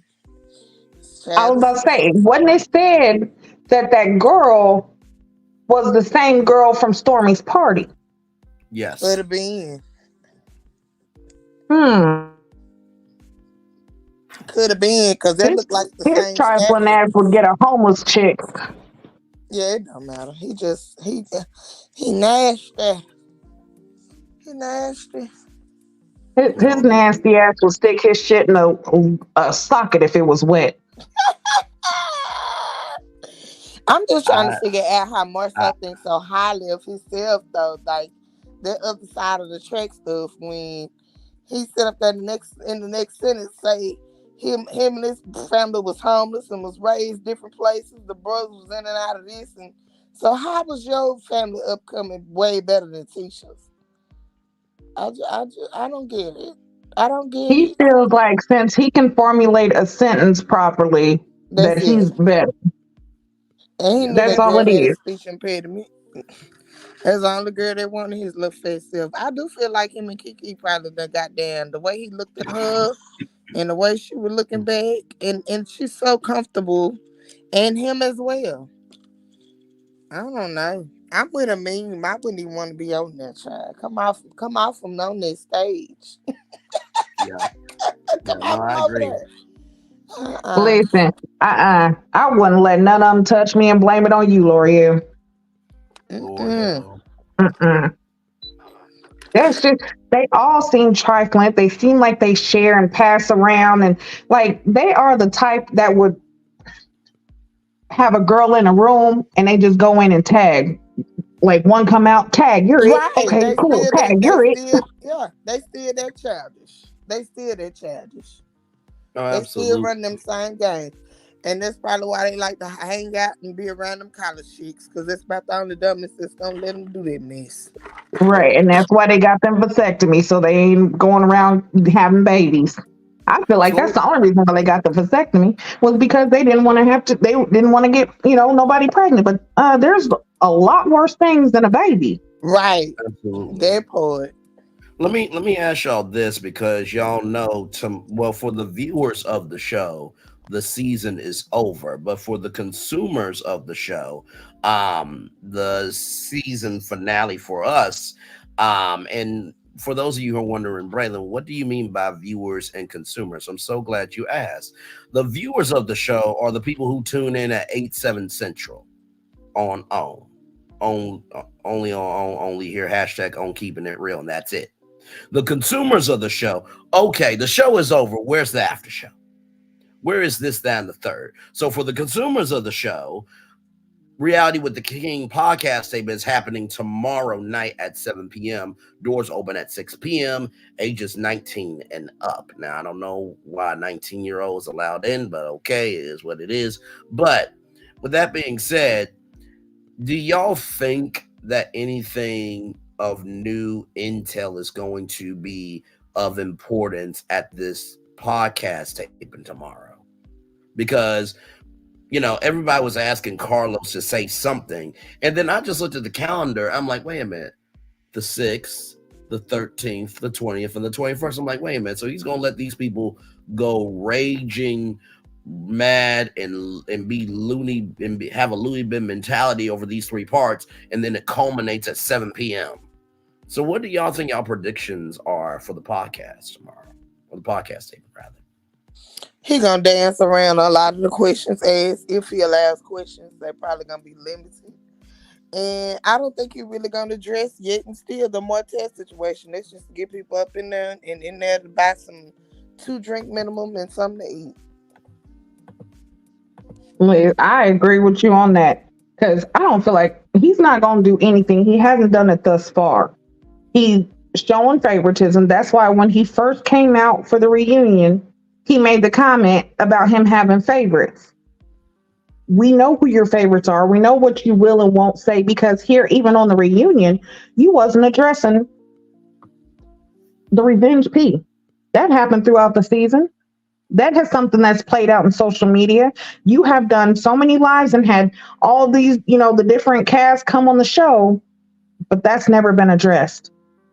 Correct. Martell going to jail, still not being addressed. You will come and talk about Chris Fletcher cheating, something that happened not on the show and happened years and years ago.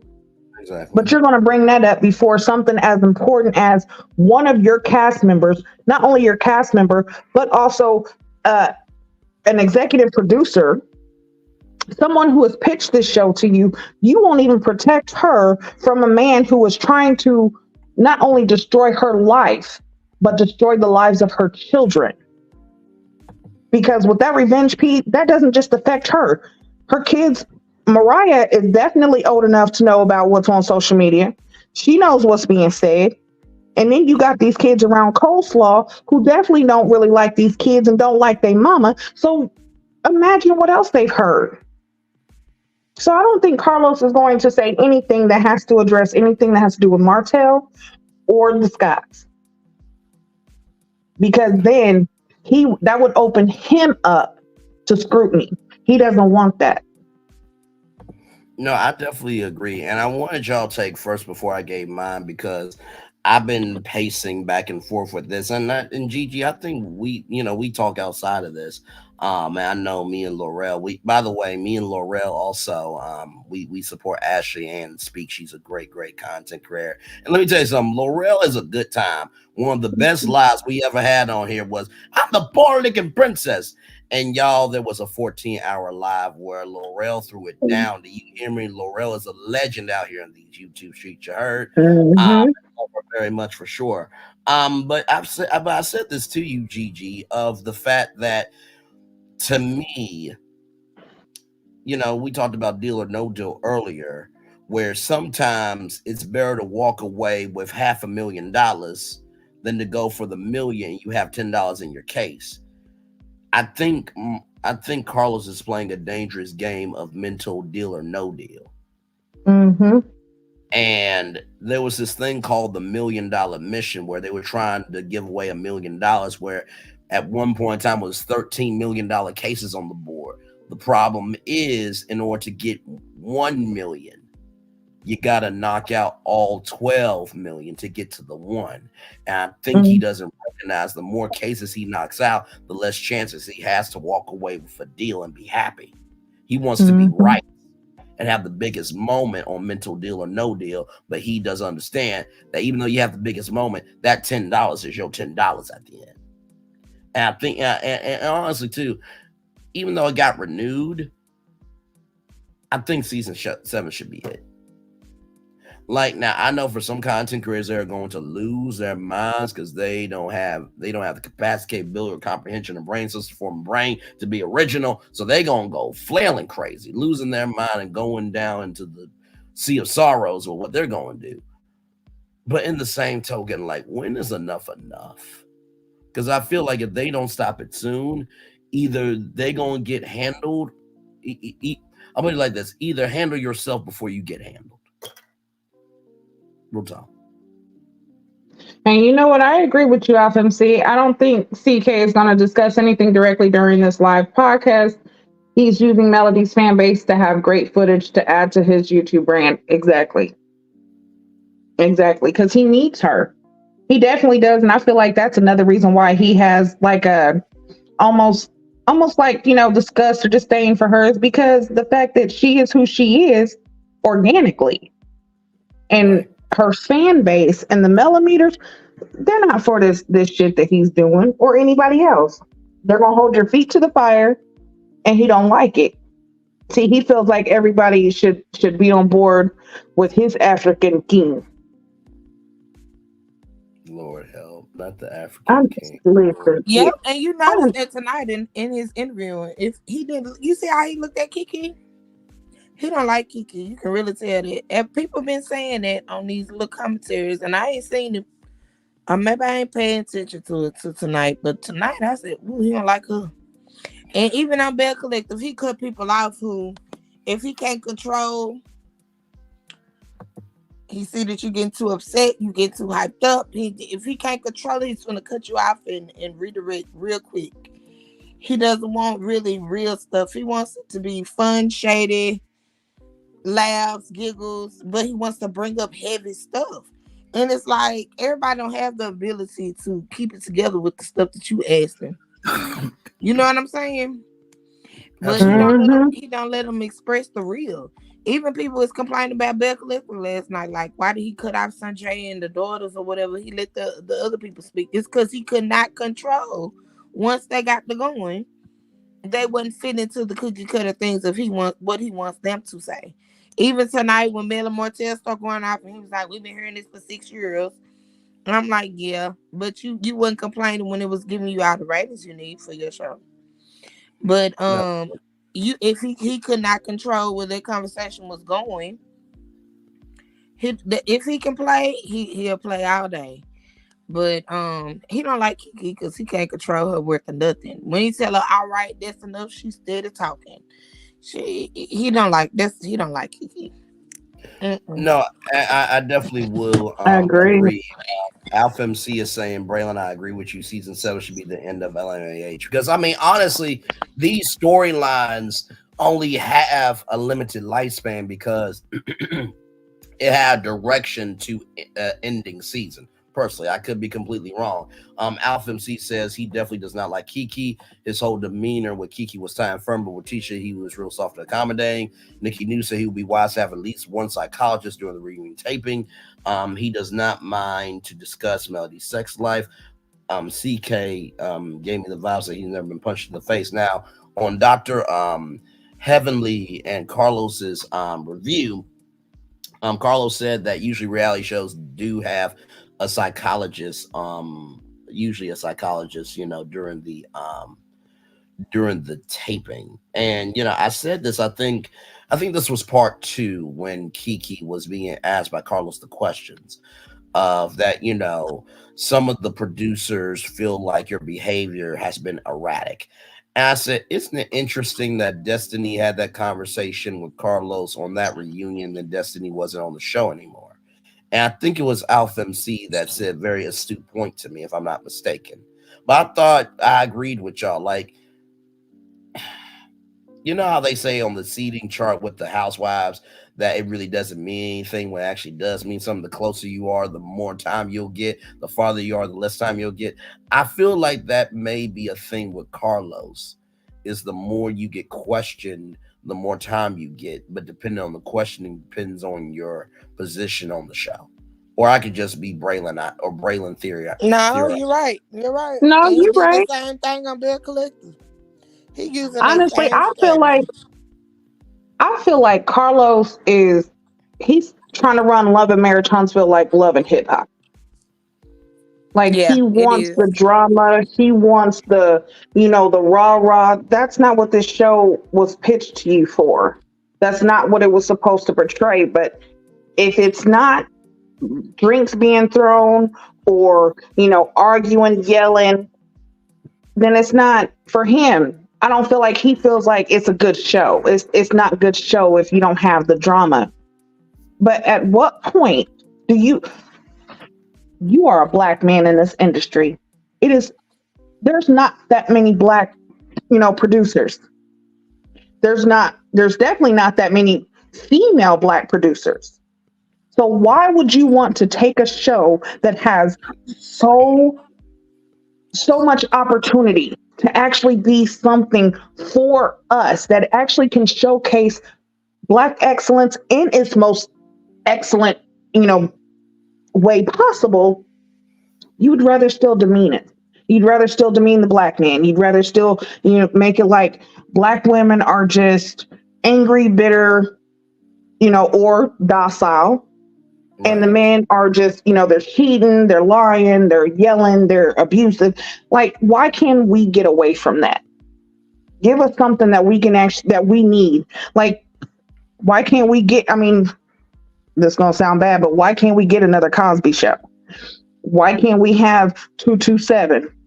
You know what I'm saying? Like, come on, let's reel back in what black excellence really looked like for us growing up. Showcase that with you having the platform that you do, instead of using it to tear us down even more than what we already are by society.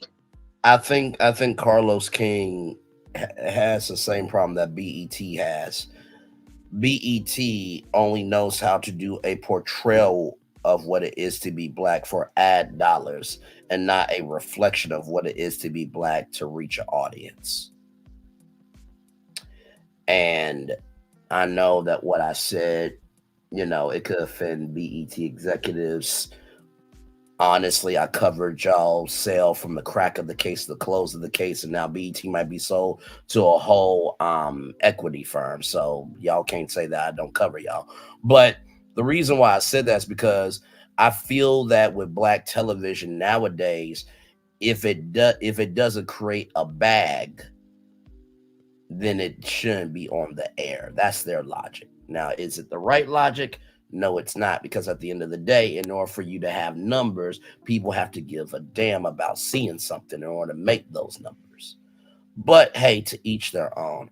Alpha MC has already made the decision not to watch season 7, because I believe CK is going to make Lil Buddy into the victim when it comes to the revenge P-tape and his arrest. I also feel like CK loathes Melody. CK is lazy and it's easy and a quick buck to show his depravity. So true, Alpha MC. Now, here's the thing. I'm going to be real with y'all.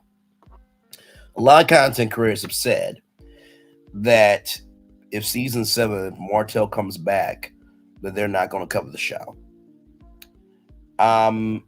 I feel the exact same way, but I also know too, as one of the rabbits, or a rabbit that has had the gun all season, I know that if I did not cover it, I don't know how y'all would feel about it, because I have met so many of you through this sector. So I am going to put a poll up of if you guys want me to still continue to cover Love and Marriage Huntsville. And I know what y'all think. Wait a minute, Brad. You got 42 people in the live chat. You've been on for 3 hours. I know. But also, too, there's a thing of integrity versus quantity. And so that's where I'm at with it. Because I know... You know what? I agree with you on that. Reviews. And no, for sure. I don't know, y'all, because I done got invested this long. And you know what? Honestly, that might is well watch the play out. Right, and that's where I'm at. But also too, I have to recognize, as a black man, I can't condone a black man doing wrong to black women. That's like if one of my family members in real life, or one of y'all, I couldn't support your partner if they were doing that to you. That doesn't mean I don't love you. In the words of Dr. Phil, we may not love everything that person does, but that doesn't mean we don't love them. So, like you said, L'Oreal, I'm invested in this show. I know I'm a legendary content creator in the sector, but I do appreciate what Alpha MC said, that I will continue to support my favorite CCs. So just know, if I do cover it for season 7, I'm not covering for Martell. I could give 2 fucks about him. At this point, Melody Cherie Lee should be ringing in his head to no end. Listen, I feel like this. When it comes to season 7, if they're still trying to push the same storyline, that's going to really piss me off because I feel like at this point it's a waste of time. This is Right. the waste of airtime. This is the waste of a show. There's a lot of waste going on. And when it comes to Martell, the reason why I will watch it, not only just because I'm invested, but if Carlos is not going to hold him in account, we have to. So if that means that every week I'm I going to received talk that. about the bullshit that he's doing, and we are going to listen here, we're going to put it out there. Okay, Carlos, you don't want to do it, we'll do it because that's our job. We're going to review it and we're going to say, give our honest take on things. And I feel like that's the only way for Martell really to get what he's got coming to him is we have to talk about it. And Right. if you talk about it so much, at some point you're going to have to address it. So I'm You going to know what? continue to cover it just because I feel like that's our job to do in order to protect Melody or to protect the show. Right. And you know what? I appreciate y'all giving me this real love, investment, and genuine connection of a conversation because, I know I'm further now than where I was before. And I know that if I did not cover season 7, I know that some of y'all be like, okay, now where's it? Damn it, it's not on one, Braylon. At this point, it's a time slot, Bray. Where the hell you at? But to your point, Gigi, I think that is the power of social media. And I think, and I remember Silva saying that, there are people that can cover this show. And even though I haven't talked to De Silva in a while, but she's been seeing my work and been invested in me. I know if I made the decision to not cover it, I know Chit Chat with QT, I know Sassy T, I know many of them. And I know T Talk will be one of them. Like, now, wait a minute now. You mean to tell me the male voice ain't coming back? And when you put it that way, Gigi, I feel like if I go about from that perspective, well, welcome in my name only. Glad to have you here. We are still live on tour. I'm glad to have you here, like I said. When you put it in that way, Gigi, I think I could cover it from that angle. Because I know if I didn't cover it, I know that some of y'all would really miss me in the sector, even though we got Virtual Tour Live. That's a great franchise and format, but it's nothing like how the soul of this thing started. So I appreciate y'all. I really do. Yeah, definitely need a male voice. A level male voice, not just any male voice, because listen here, some of them get a little out of control. You don't But say. but you definitely, we said this all the time. We are equal opportunists, okay? Anyone can get it. We talk about everybody and everything. Just like tonight, I'll let y'all in on, some things about me. Absolutely. That's just me being transparent, being vulnerable. And you know what I'm saying? Sometimes we connect with the people on the show because of what we've been through. Yes. So when it comes to that, that's another reason why, it's like, hey, we're gonna watch this and, give our take on it. But some of us really truly can feel what Mel's going through, or, feel how Kiki feels, any of it. But in all honesty, if they bring back certain people, like if Bettie comes back and all that, that might be my cutoff. Honestly, take out the Scots, Bettie, let go of her, take Martell off of there. Let's get some new people. I think it's time for recasting. If they don't, for sure, this is gonna be the last season. I'm sorry, cause ain't no way we finna watch Kimmy talk about her little dried up stuff no more. Please spare us from that. I don't want to hear about Kimmy's journey. We've been hearing about that since season 1. Since she want to talk about 6 girls, baby, we've been hearing about Kim and their problems in the bedroom. since season 1. I Alf, don't I can't I don't want to hear that no more. no, I I don't. agree. No, I agree They for sure. yeah they oh Lord, please Lord. But if they don't Not make it Kimmy us, it's going through probably gonna be the menopause. last of it. Listen, I went to Queen Sheba's community wall. I'm only seeing activate, the definition of an activator. I'm not seeing what you're saying, Alpha MC, in the chat.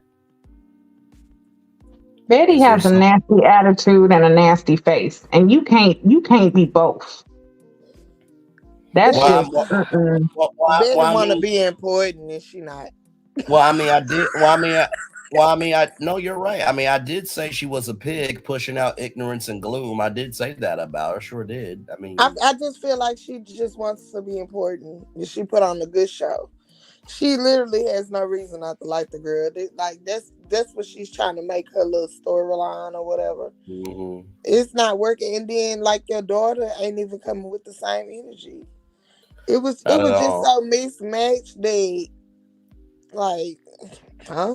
At least Tisha would sit there and just shut up Okay. when her mama was going off, but Stormy's like, well, I don't want my mom to get in between us. How did y'all feel about that? What Stormy was saying, well, I like you, Mel. I always have, and I respect everything. She acknowledged some facts, okay? She did come up with this show, honey. But I'm just like, well, so you trying to prove to us that your mama is not getting this from you? So is your mama just trying to be important? She's No, definitely trying to be somebody and trying to be important, and Betty is neither of those things. Somebody nor important. no, Exactly. I'm like, you absolutely. tried to get your sister on there to play fight with her, and she ain't even coming. She like, girl, go away from me with that. Right. Y'all don't have no storyline. Yeah, it's And just no, last for Betty. Tasha Betty K is ain't even making no interviewing. sense. Mm-mm. Oh, She wait a said, minute, "Yeah, y'all. at first I didn't like your ways, but now I just don't like you." Girl, figure it out. Which one is it? I mean, figure it out. You have absolutely no reason. None. Other than maybe, did you have some jealousy, some envy that you wasn't the star of the show? Why would you Exactly. be? Why would you be, ma'am? What do you do?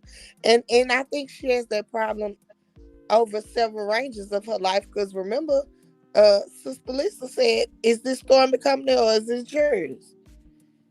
She trying to live her life. She wanted her parents to try to live her life through her daughter, and she done got so misconstrued that she feel like she's going through all of these things. It's not happening to you, ma'am. Go Well, go sit remember, Stormy go did sit say down. that her mama was always trying to keep her friends, like, not make her have friends. Like, it was always a problem with anybody that Stormy liked, Betty didn't like. So, no, you don't need to be their friend. Woman, you are old enough to be Jesus's secretary. Get the hell out of these young people's Lord business. hell.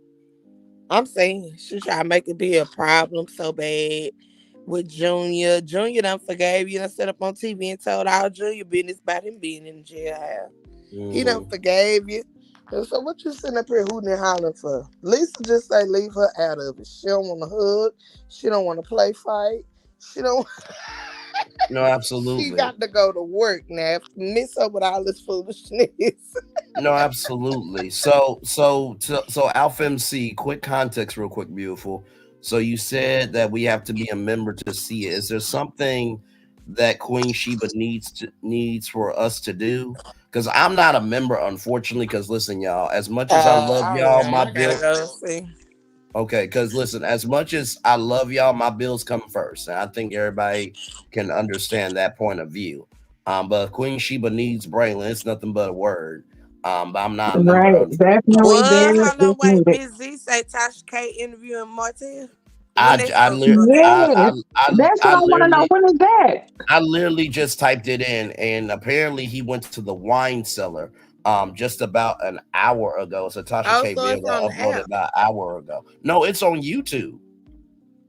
Oh, it's It's on literally on YouTube. YouTube. Yeah, Hold along on. with Did Tasha she K. just interview Coleslaw last week or week before last? It said, hey, winos, look to stop by the wine cellar. It streamed 1 hour ago. Oh wow, baby, Tasha K. She stay in some shit. Yes, And Martell is there. Listen, she trying to get these interviews and views so she can pay Cardi B that money. Yes, just leave me alone because she's not going to jail. Here you go, ma'am. Not going back to business. Let me get back to my mom. Honestly, I don't know why Tasha K just don't make a Lifetime movie based on Cardi B and her on Lifetime for $4 million, and then there's the damn check. Like, come on now. Like, I can't be the smartest 29-year-old keep making business moves when I don't have power to make them, but yet y'all do. I can't keep being this smart consistently. Damn it. Hell, shit. Anyway. Listen, now you are so right. Martell is being messy again by interviewing with Tasha K, and he's definitely trying to paint negative narratives about Mel. We know that that's all he is doing. That is all he was. That's it. I mean, here. Let it go. Well, let it go, man. God dang, let it go. Take the Scotts and Martell and send them over to Zeus. Absolutely. That's where they belong. Love you back, my name only. So I got another pair of headphones in. So what I'm about to do, because I ain't gonna show Tasha K's video, because damn it, my channel's come a long way and we ain't getting struck for nobody's ass. But what I am going to do is I'm gonna put this other pair of headphones in. I'm gonna let y'all know what's being said. It was only like a 2-minute, 30-second video. So y'all give me a moment. I'm still here with y'all. She probably ain't talking about nothing. She just being messy. And listen here, if you gonna talk about somebody or try to, paint a negative picture of somebody, she is there for it. Oh yeah, she there because she gonna get her a check, honey. Hold on, did y'all see her getting a fight with the with the trans guy?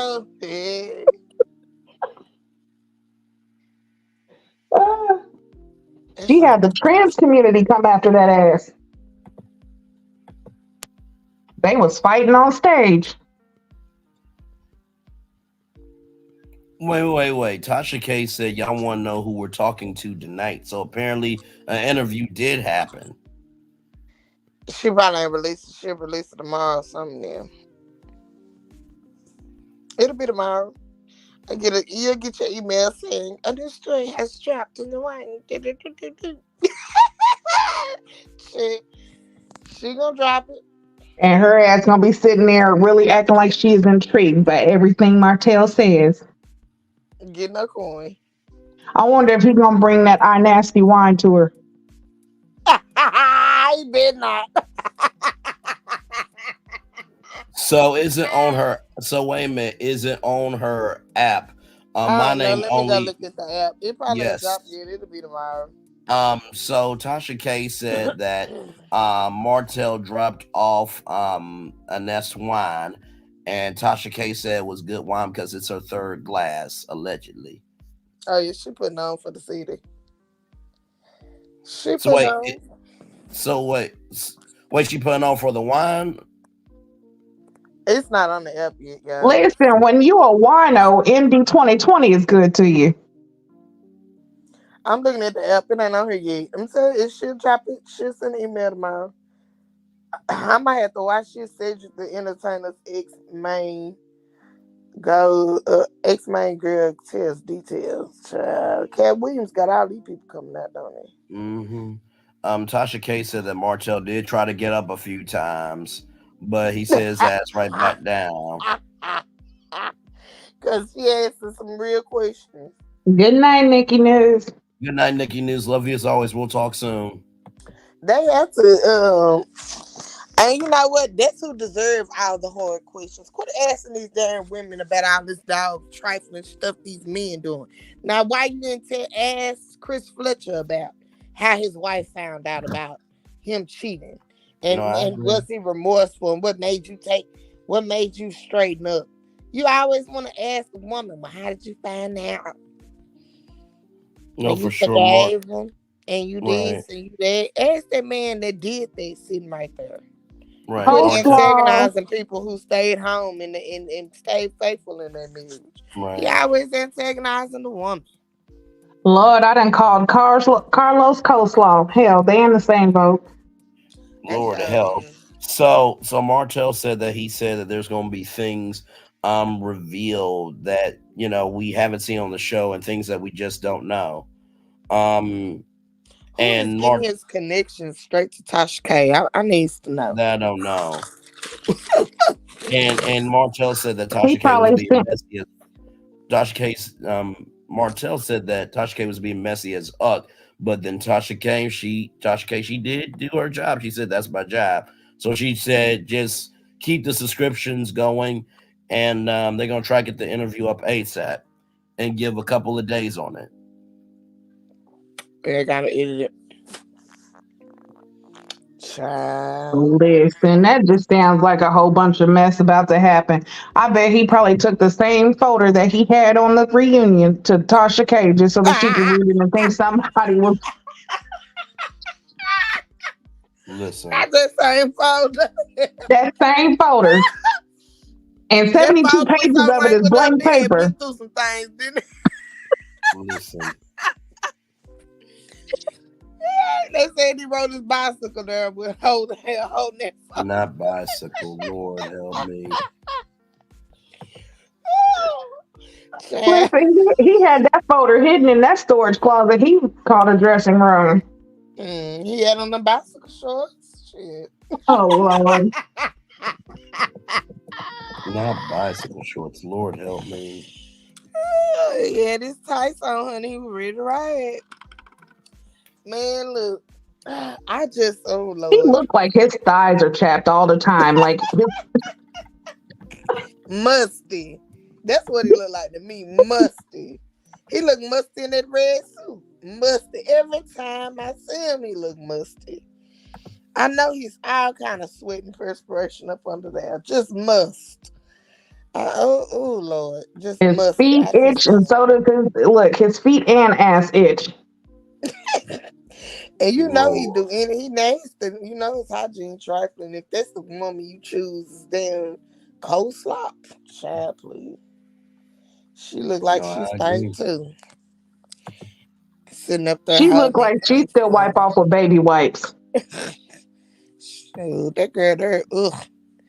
But yeah, somebody been giving him the connection to Tasha K since coleslaw. Got her little ugly stuff on there. I don't know how you get them connections. Right, that's what I said. She had coleslaw on there, last week before last, or something like that. And now you got Martell. Girl, it just shows that Tasha K, listen here. Tasha K, are you okay? Blink twice. Blink twice if you need help, baby, because your interviews are getting terrible. Well, that's what I was about to say.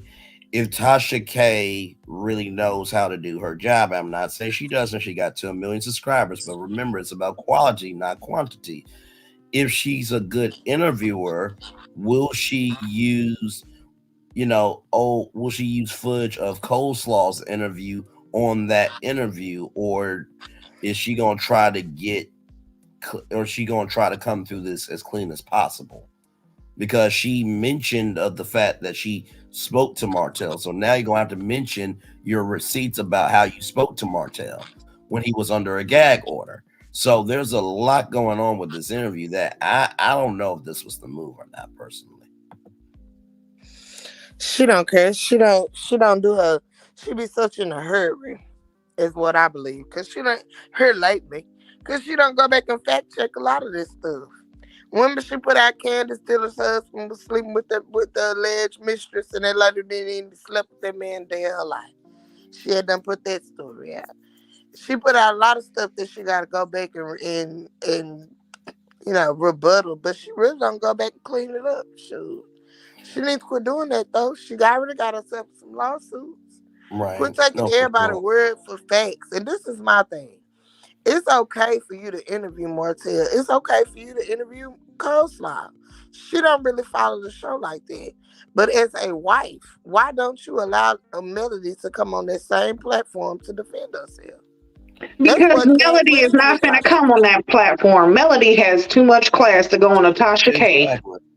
It would be such an unfair fight because Melody's like shine wherever she goes. So I mean, listen, I'm not saying that Melody Cherie Rogers or Melody Cherie Lee doesn't have the Cat Williams effect, but she does have the Melody Cherie effect. So her channel really will go to a new height because it's actually a star from an actual show. Alpha MC is asking, so is the interview happening now or tomorrow? Definitely a narc move to come up with a scheme to use Mama Joyce's word. I think it was a scheme from Martell to come to us with the bullish, to move up with a scheme to undermine the upcoming live podcast. My name only says I think it's tomorrow. So here's the thing, right?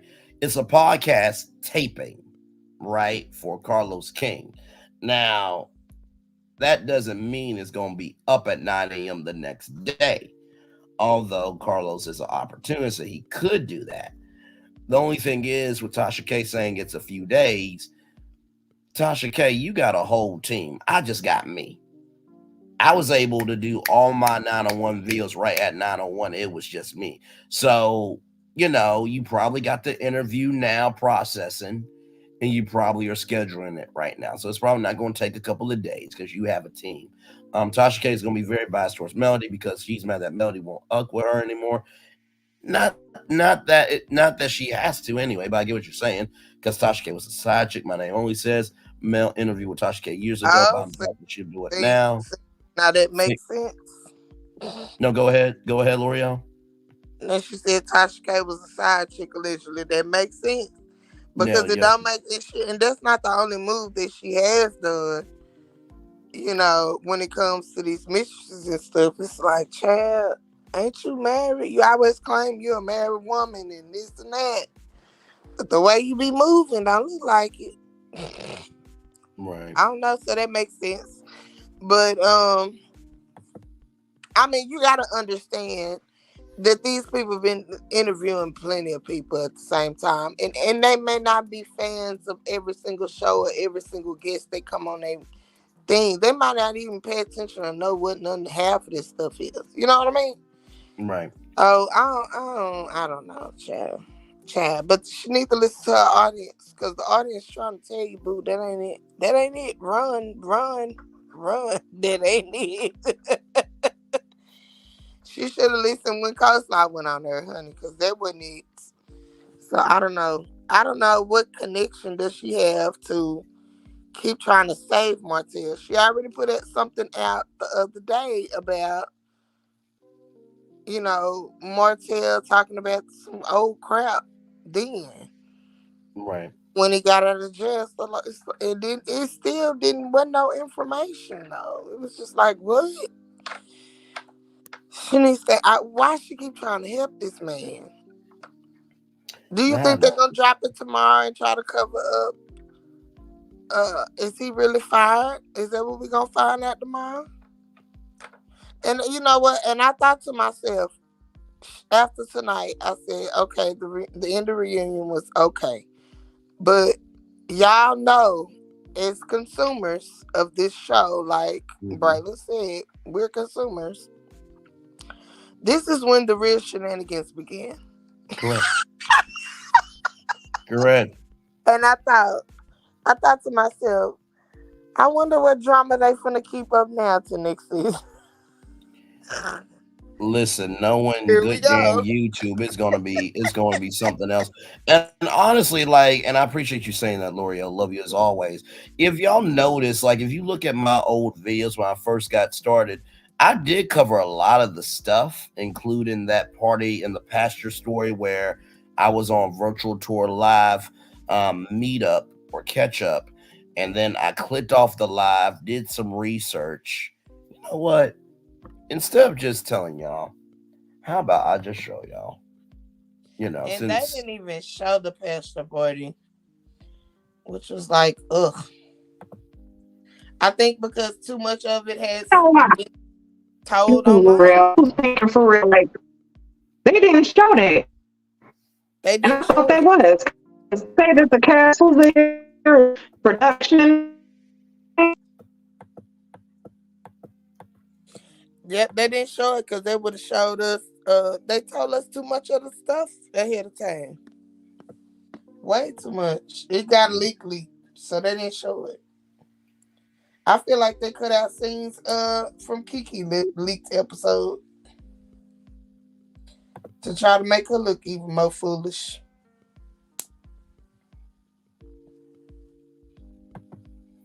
Hang on, let me get it up for y'all. I'm not going. Yeah, and also I think too because a lot of this stuff plays out on social media, and I feel like they probably had to go back and redo some things because stuff was being played out on social media, so they had to kind of take away some stuff and put some other stuff in to make it kind of like go together. Yep. Right. And if I was Carlos, I'd be docking they pay for that mess. You know what I mean? Because it ain't free. I'd be docking they pay. They'll learn how to shut up on my block. No, absolutely. Carlos is the main one. Right. No, both of y'all are right. So this is the Joliffe Rice video that I did. And if y'all look at the views there, 3,900 views, getting close to 4,000 views. So that's the stage there for the party in the pasture. That lady right there is the woman who made Joliffe Rice. This is a closer picture of the stage there. And then this is Lagad's Cafe. And so those are the hot tray tables there. And so it took 2 hours for them to get everything set up. And then let me see here.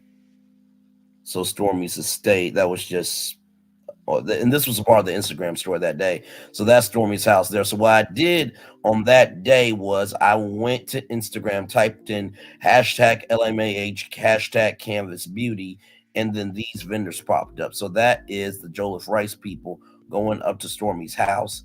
And then this Instagram here, Touch of Magnolia, was a candle company. And so Stormy sent out her business information and website to 500,000 subscribers to announce our attendance and plus anticipate 800 attendees because it was supposed to be a part in the pasture / business. You can say a business expo, I guess. And so then this is a Touch of Magnolia here, and then Joliffe Rice there. And then, like I said, in the early days of YouTube, yours truly did some legendary streaming. This is the last 6-hour live I've ever done. That's the last one. But before that one, I think some of y'all will remember this one.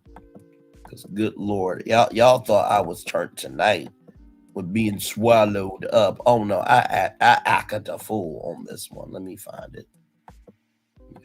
Here. Yep, right. Wait, hang on. Where is it? Because I know. Oh, here it is. Stormy's party's happening. Right here. So this is that whole chat. So this was the live stream of the party there. And I think it was Miss Reezy. Ms. Reezy Diva, who let us know. So that was all live. I don't know how I did this stream. So I'm gonna give y'all the backstory on this. So I was on here for Hot Teas Live, and I said, "Hey, I got some tea for you." And so there was a person said, "Did you go to the party?" I'm like, "No, I'm in Ohio. Unless I'm a jumper or I got pixie dust and I can fly." No. So she said, "Well, why don't you go live?" So that video was on my TV. I just kept playing in a loop, and everybody started coming in. So then showed y'all the Instagram of that's the brother that performed at the party, and then that's a former basketball coach and all her girls going. I think one of the girls were pregnant for a party there. So yeah, this live was absolutely crazy. Absolutely crazy. And y'all, it got so crazy, like to the end here. Like this was an old school live because we were playing Dr. Sax Love, okay? Listen, and I fell asleep on the live. There's me right there, knocked the fuck out. So trust me, I've covered stuff from back in the day, but as I started learning and growing and evolving, the reason why I stick to the shows is because Gigi knows this. Like I said, the rabbits have had the gun all season. And I recognize that there is more power with covering what's on the show than what's covering off the show. Because eventually somebody is going to have to be the piece in the valley for what's happening in reality. So I know that was long-winded, but just to show y'all that I have actually done work in the sector. So, and then 2,700 views there. So, all right, there you go. Chad, they went for the show us that pastor because the girl came and told everything it had went down at that pastor. And they had to spin that around. And if they kept that stuff they had, they was gonna have to invite that girl, and he couldn't control what she was saying. Right. Now they would have took my tomorrow right on out of here. But hey, they shut it down. I don't blame them. They was damn talking. I don't know if he gonna let him go though. But it sure done hyped it up for us to go watch. No, it has. So what time is they so they just taping it tomorrow. It ain't gonna be live? No, I don't think it's gonna be live tomorrow. And then they gonna tape it and put it on next season, he say. I guess. He need to go sit down somewhere. In a minute, it's gonna be too much. He gonna be like P. Diddy dancing in the background on every show it is.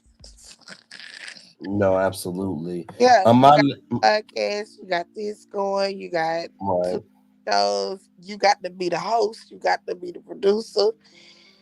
He being seen too much. You need to think, is he gonna be in the front or the back? No, that part right there. No, I totally agree. My name only says Stormy announced that she's having another free party, I believe. When was the first one free by Stormy? Once again, copy and paste. They see Melody hosting a fan party for free, so now Stormy wants to do the same. But content creators will probably have different clips of the after party. So here's the thing, right? So Stormy, last time I checked, I think it was a $50 ticket. If I'm not mistaken, for the party in the pasture, because I think here for Hot T said that she might have wanted to go under a different name and stuff like that. But the thing was, this was going to be at her actual house. Now, my parents have always said, if you don't know them people, don't invite them people. And honestly, I just didn't get it. On why it was at the house. Like, I know that you want your fans to like be a part of it and stuff like that, but that wasn't the move to me. That wasn't the move to me. That girl having a rent party. She having a rent party, child. And a lot of people said that. Yeah, a lot of people said did she just take a mortgage out on that house? A second mortgage? Yeah, that was also said, L'Oreal. Absolutely correct. I'll have you another rent party, girl. I don't understand why she's taking out a second mortgage at Bop Glaze. I see it all over TikTok. I don't know. Yeah, she's got the new body drops. A lot of ads. I see the ads and stuff pop up over there, so I don't know.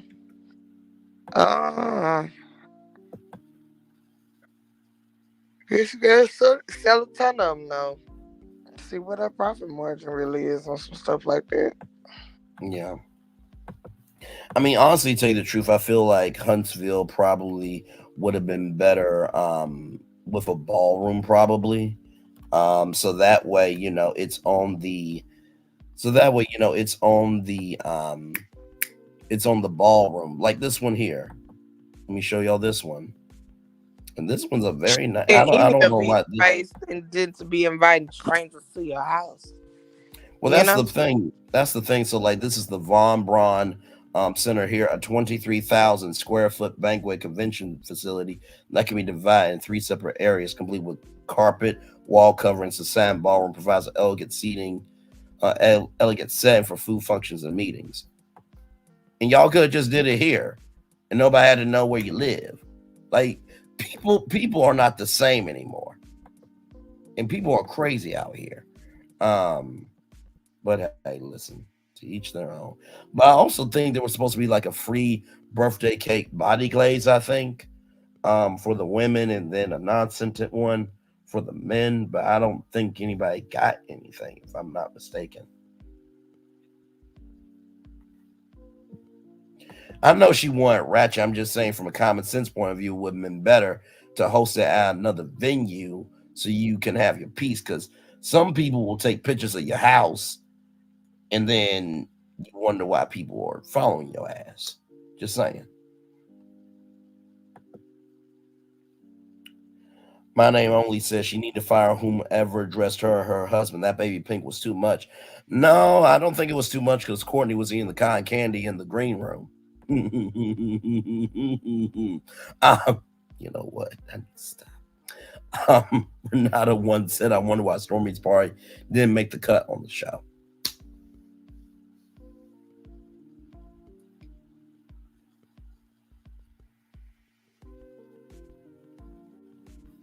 Really? Because they would have had to address their revenge thing. So let the Say that one more time. It really probably because they would have had to address their revenge pin and the gag order behind it, is what I believe. Because remember the girl said that Martell confronted her husband? Yes. And they was filmed. You know, Yes. so I think they wasted a lot of film on that. No, they did. You know, Because they didn't use it. Right. Because she even said that the Love and Marriage Huntsville cameras would be in the building. And yes, cotton candy, listen. I mean, you know, it was chocolate cotton candy. You know, it was strawberry and chocolate. You understand? with a little red raspberry flavor on the lips. You understand? I need to stop. I need to stop. I say too much loud. Anyway, welcome in. Glad to have you here. We've been on the highways and byways of the possibilities of what could be for 3 hours, 56 minutes, and 9 seconds. 39 people in the building. I'm glad to have all you here. I think some major popped off at the party. Production didn't want that to air. I know Stormy was mad about that from Ms. Z. They were trying to get Slow on the show.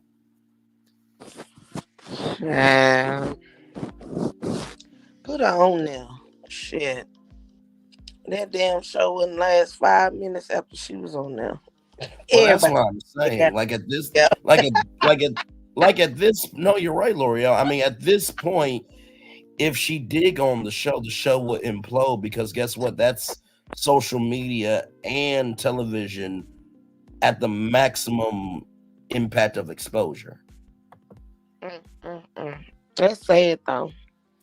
I mean, if they'd have talked about this shit for 6 damn years. I'm just sick of her hollering about my likeness and this and that.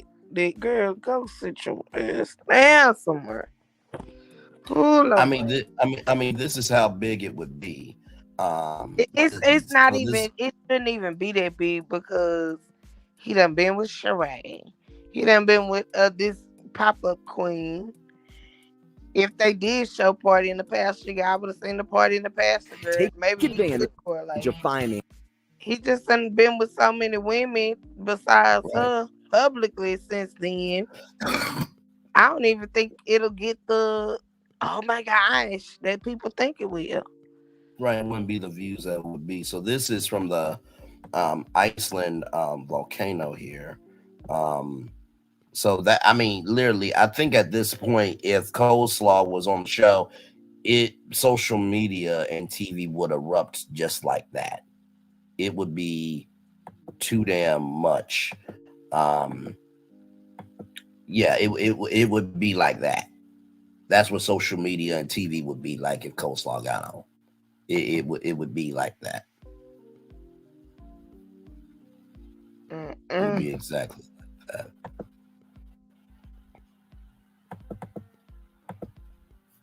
Lord help. Go back to it. There we go. There we go. So what happened is the volcano in Iceland.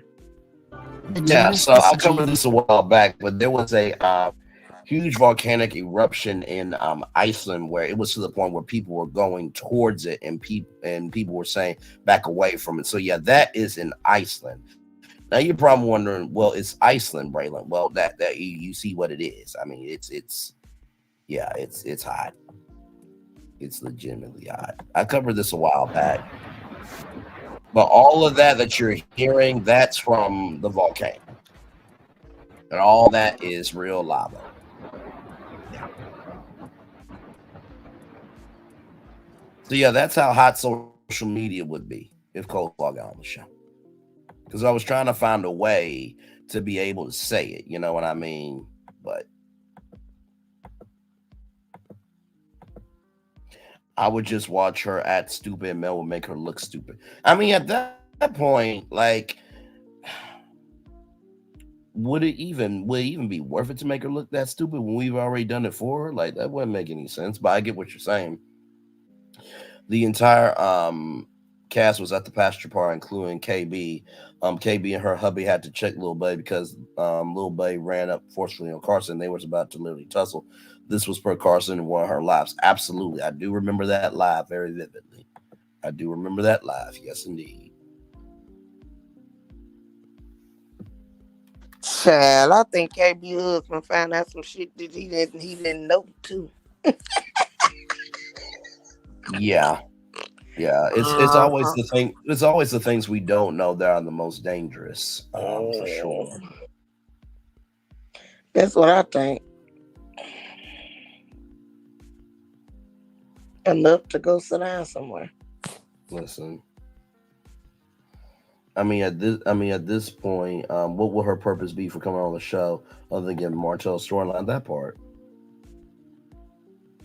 I don't know, but I sure was looking at her to pop up to be one of them artists that was back there in that boom boom room with Marcel. I said, oh, it's a boom boom room. What? Not in the back. Who was the threesome with? Her? Absolutely right. Who was the girl? Who was the other girl that he sat back and just watched as he claims? Right. No, absolutely. Yeah, I mean, honestly, to tell you the truth, I think this show has honestly never had an actual break, ever. And that's a big problem. That's a big problem. Why, I mean, I think it's helped them. I think that social media has carried them this long because they have not had a break. We've constantly pushed it, to be honest. It's a lot of people that started watching it in the beginning, they don't watch anymore. And we need a break. We've been carrying this shit for a long time. I wish they'd give us a break. I agree with you. I mean, honestly, to tell you the truth, at this point, I feel like and honestly too, I feel like there are some people that I feel like there should have been like a content creator special.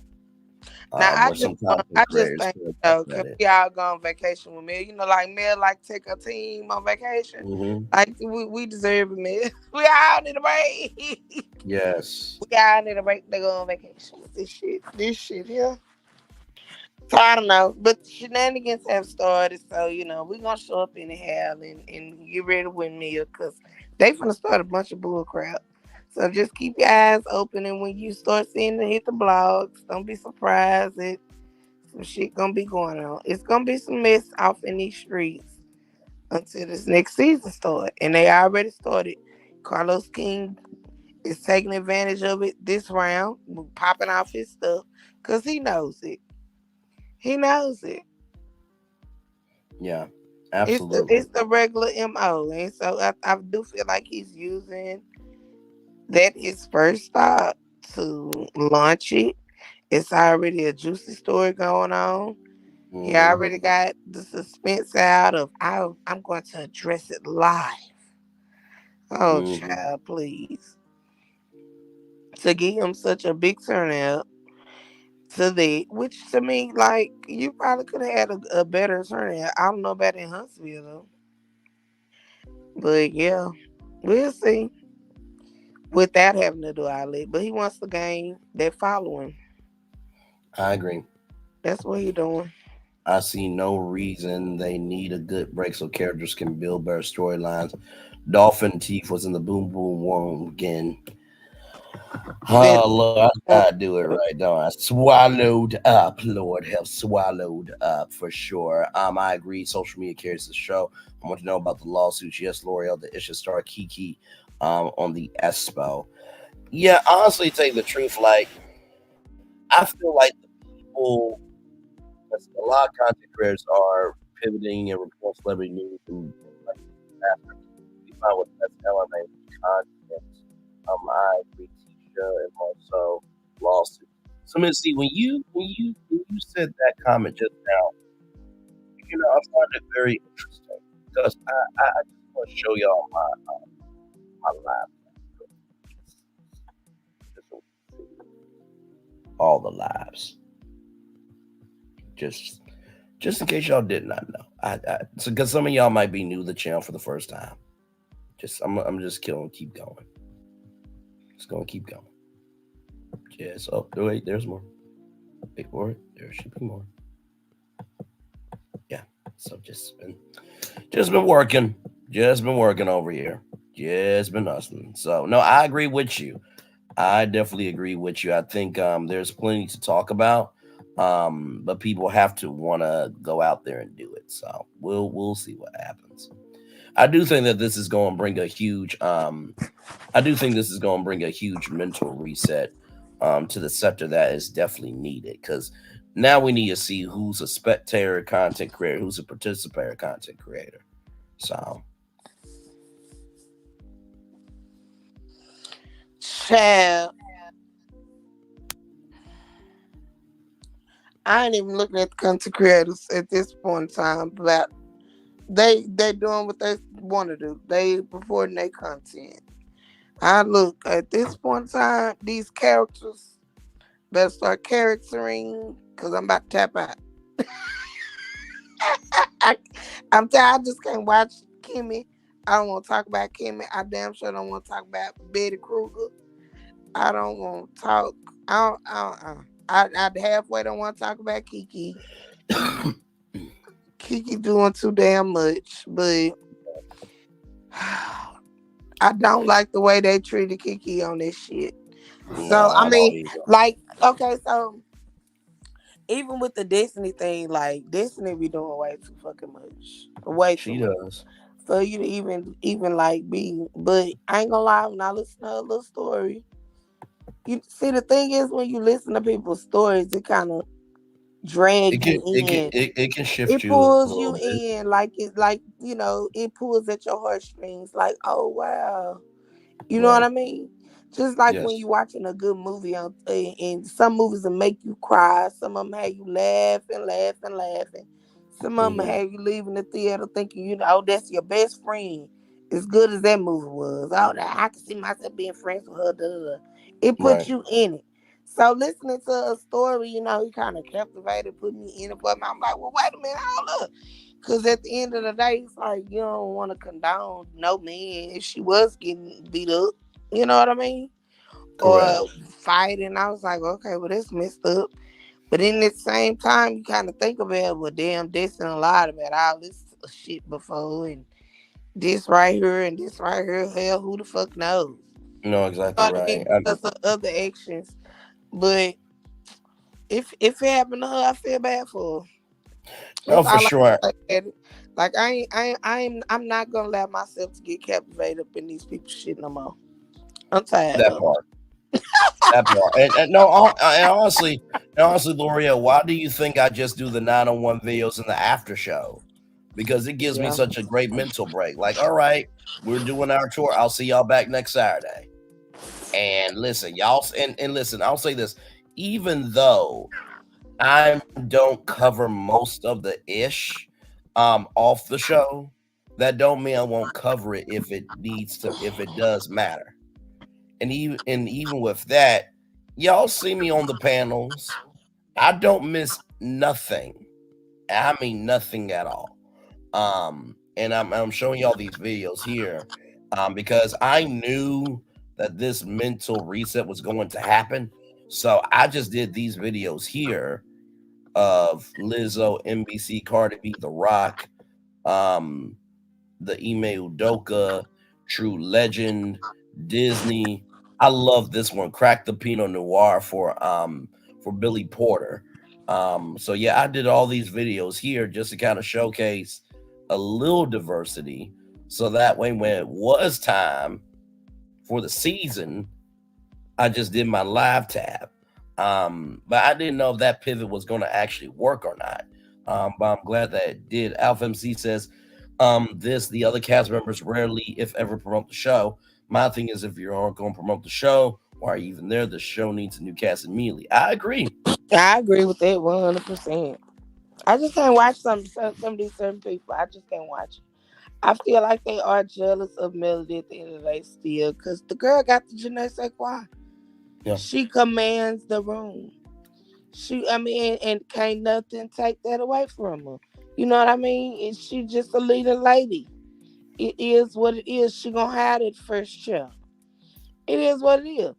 But as far as these other clowns, like I feel like a big part of why Melody and Tisha don't get into it like that no more is because they both said it. They both said it. They was tired. Right. Time it went on and on and on, going through the same thing. They was tired. It's just like when you really tired of a man, ain't nothing he can say phase you or nothing no damn more. Like, boy, bye, gone, whatever. You know what I mean? Like, Yes. this shit don't phase you. I don't care how much you love them. You really get tired. This shit don't even bother you. No point. No nothing. So I just like, Chad, she got tired of Tisha. So she just look at Tisha and be like, she don't give a damn.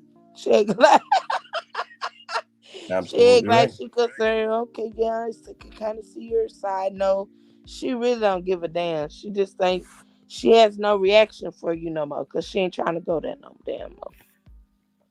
That's it. It's no reaction. And the minute that you think it's a reaction, baby, let me tell you, I ain't coming for you. Okay, we're not gonna start this. Okay, she ain't got no time for it. They sick of that shit. I'm just ready for it to click in when it comes to damn Martell, but Martell won't stop antagonizing the fuck out of her with this bullshit that he do. If he could stay at the courtroom or stay having these damn shenanigans, he take it too far where she can't ignore him. And that's the biggest part for me, that his ass needs to be put off the damn show. He got to go. If he can't stop with these damn shenanigans, sending people over there, doing it, it's not a phasing her about this fucking charade shit or this and that. It's that when they go to fucking court, you got all these requests, but you have my kids around these certain people. Oh, well, that's a business arrangement. That's the only reason why that lady know. She don't give a fuck. Mm-hmm. You know what I mean? She don't give a fuck. But you know that because your ass have all these stipulations about what she can do. But you have your when you had the kids, they could be around Slop and Sheree and all these people, any bitch you meet. Didn't Belinda keep them damn kids? Correct. See what I'm talking about? The fucking shenanigans where she's staying to it with his ass. Somebody just need to knock him on top of his fucking head. I don't think. How tall is Martell? 5'8", 5'9"? Probably. Maybe. Knock that nigga on top of his goddamn head. Listen. Sit your little ass down somewhere. It's too much. I wanted to. That's why I feel like he needs to move on. Yeah. Off of this show. I agree. Off of this show. So it's interesting because Carlos King and Dustin did a recap, and the title says, "Is it over for Tisha and Kiki? The end of Melody and Martell, and what does the future hold for LA&H?" Well, here's my thing on it. Yeah, I just read the thumbnail. My thing is this. So. It's been over for Martell and Melody. It's been over for Melody more than Martell. Tisha and Kiki, I feel like it's probably for the best that they end. But the future of LAMH, why would you add that to your thumbnail when the show Because them just people got ain't coming renewed? back next season. And look, it ain't, and he probably gonna get rid of Kiki. I hate to say it. I wish he would get rid of Marcel and Tisha, but he ain't. They'll be back here. Get rid of Kiki behind Kiki running her damn mouth to all these damn folks. That part. She got too No, many legal issues down at the right. goddamn Home Depot and everything else. They repeatedly shown. I don't feel like they believe her story. I mean, we all can counter that as much as they question her. I think they exploited her, but at the same time, they really don't believe it. And the look of disgust on Carlos' face, either he don't like broke bitches or he think that bitch on drugs for real. Not broke bees, Lord help. I'm just saying, it's after midnight now, you know. No, you're right. You're absolutely right. It's after midnight now, but I'm just saying. You see how he looked at? He looked down upon her, like No, every you're time right. she speak, and I was like, he thinks she on drugs for real. Right. No, you're absolutely right. I mean, at this point, and Kiki did say that she was filming allegedly, but she slipped up and she meant to say that they're filming. But that's why I said what I said, Miss Z, about what's the future of LAMH, and I agree with you, Lori. I think that was a wonderful take that you gave. I think the confusing thing for me is your show just got renewed, and it's like what you said, like people are going to be tired of the show soon. So remember when he did the air quotes of "it's going to be back next season." Now it kind of makes me want to go watch it. I'm not gonna watch it now because I'm live on tour with all you wonderful people. I'll watch it in my own time and then come back and tell y'all next virtual tour live if there's anything to report. But you're talking about the future of LMAH, but you're about to do a live podcast table with the star of a show that you said what's the future of the show of the star that's on the show. Like what? Okay. All right. I guess. Oh my Lord. This don't make no damn sense.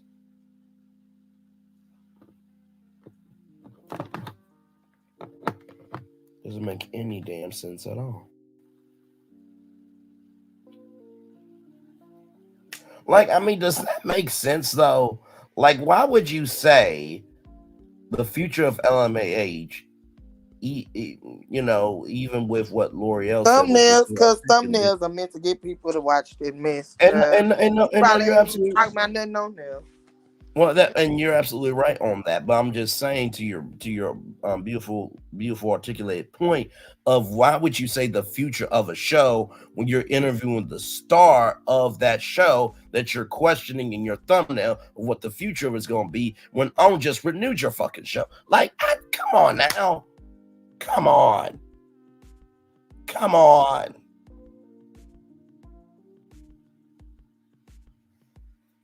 Yeah, I caught that then because I'm just like, wait a minute, why are you doing air quotes? Like, is this what we're doing? We know they're gonna come back next season, but who coming back? That's what he's trying to get at. Is this it for this combination? It needs to be. I agree, but we gotta think about who's the executive producer in charge here. It needs to be, Chad. I don't know. I mean, Tisha don't offer nothing. Can we just kick Tisha off? Honestly, you know what, to tell you the truth. Marcel drum up some shit. He get on your nerves 100% of the time, but he does ask some questions sometimes that a motherfucker be wanting to know the answer to. That is true. I be like, yeah, somebody gonna ask the damn question. No, that's very true. I don't know. And I do want offer shit. No, she doesn't. And I wonder if anyone else on the after shows that are happening tonight and that will be happening throughout the week. I wonder if they also noticed that Carlos did air quotes. Because like I said, most communication is all nonverbal, in case y'all did not know. But yeah, I was really thrown off. I'm like, wait a minute, for me not being in power in Hollywood, I got a lot of power in my sensibilities to understand, like you said, He's Miss trying Z, to hype up especially this in your shit own tomorrow, show. Chad. He's trying to hype up this shit tomorrow that he's supposedly gonna address. That's all it is. So are you saying that he could potentially said, now listen, I know y'all saw the air quotes. I wasn't trying to give a clue in the part 3. You think he could use that as a You think one of them fastball gonna get a to? spinoff? I could listen. I've been saying Melody's Tracks of Life Thursday nights at 9/8 Central, only on only here #on keeping it real. I've been saying that title for a long time now. What's Very the long. hashtag? Wait, what's whose hashtag? What you just said? Say it again. Oh, #on keeping it real. That's what Melody be saying on her posts. Oh no. That's what that's what the Oprah Winfrey Network has. So they have the Oprah Winfrey Network Instagram, and then they have the Oprah Winfrey Unscripted Instagram. But their hashtag is on keeping it real. Yep. Like I said, I try to keep up they with gonna make it a everything. spinoff. Is that why she kicking off the fucking thing? She absolutely could. Like Is it I gonna said, be a spinoff just about this situation? no, I think if it was a spinoff about the situation, I think it would probably be like a own spotlight 3-part series. If anything.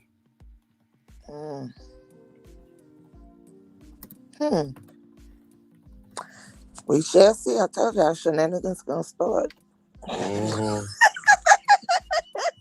We shall see. No, for sure. Some more little entertainment. Listen, look, like Laurel said, or as I said, and Laurel said it. Look, for the consumers of the show, the new season starts now. At this point, listen, and do so. For all the and there are consumer viewer hybrids. And I say that because there are some viewers that are consumers of certain content creators that they'll get additional perspectives, but they're not full consumers, so they're right, yeah. You know what I mean? Because if there's something on the show that you don't understand, you'll go to content creator for content.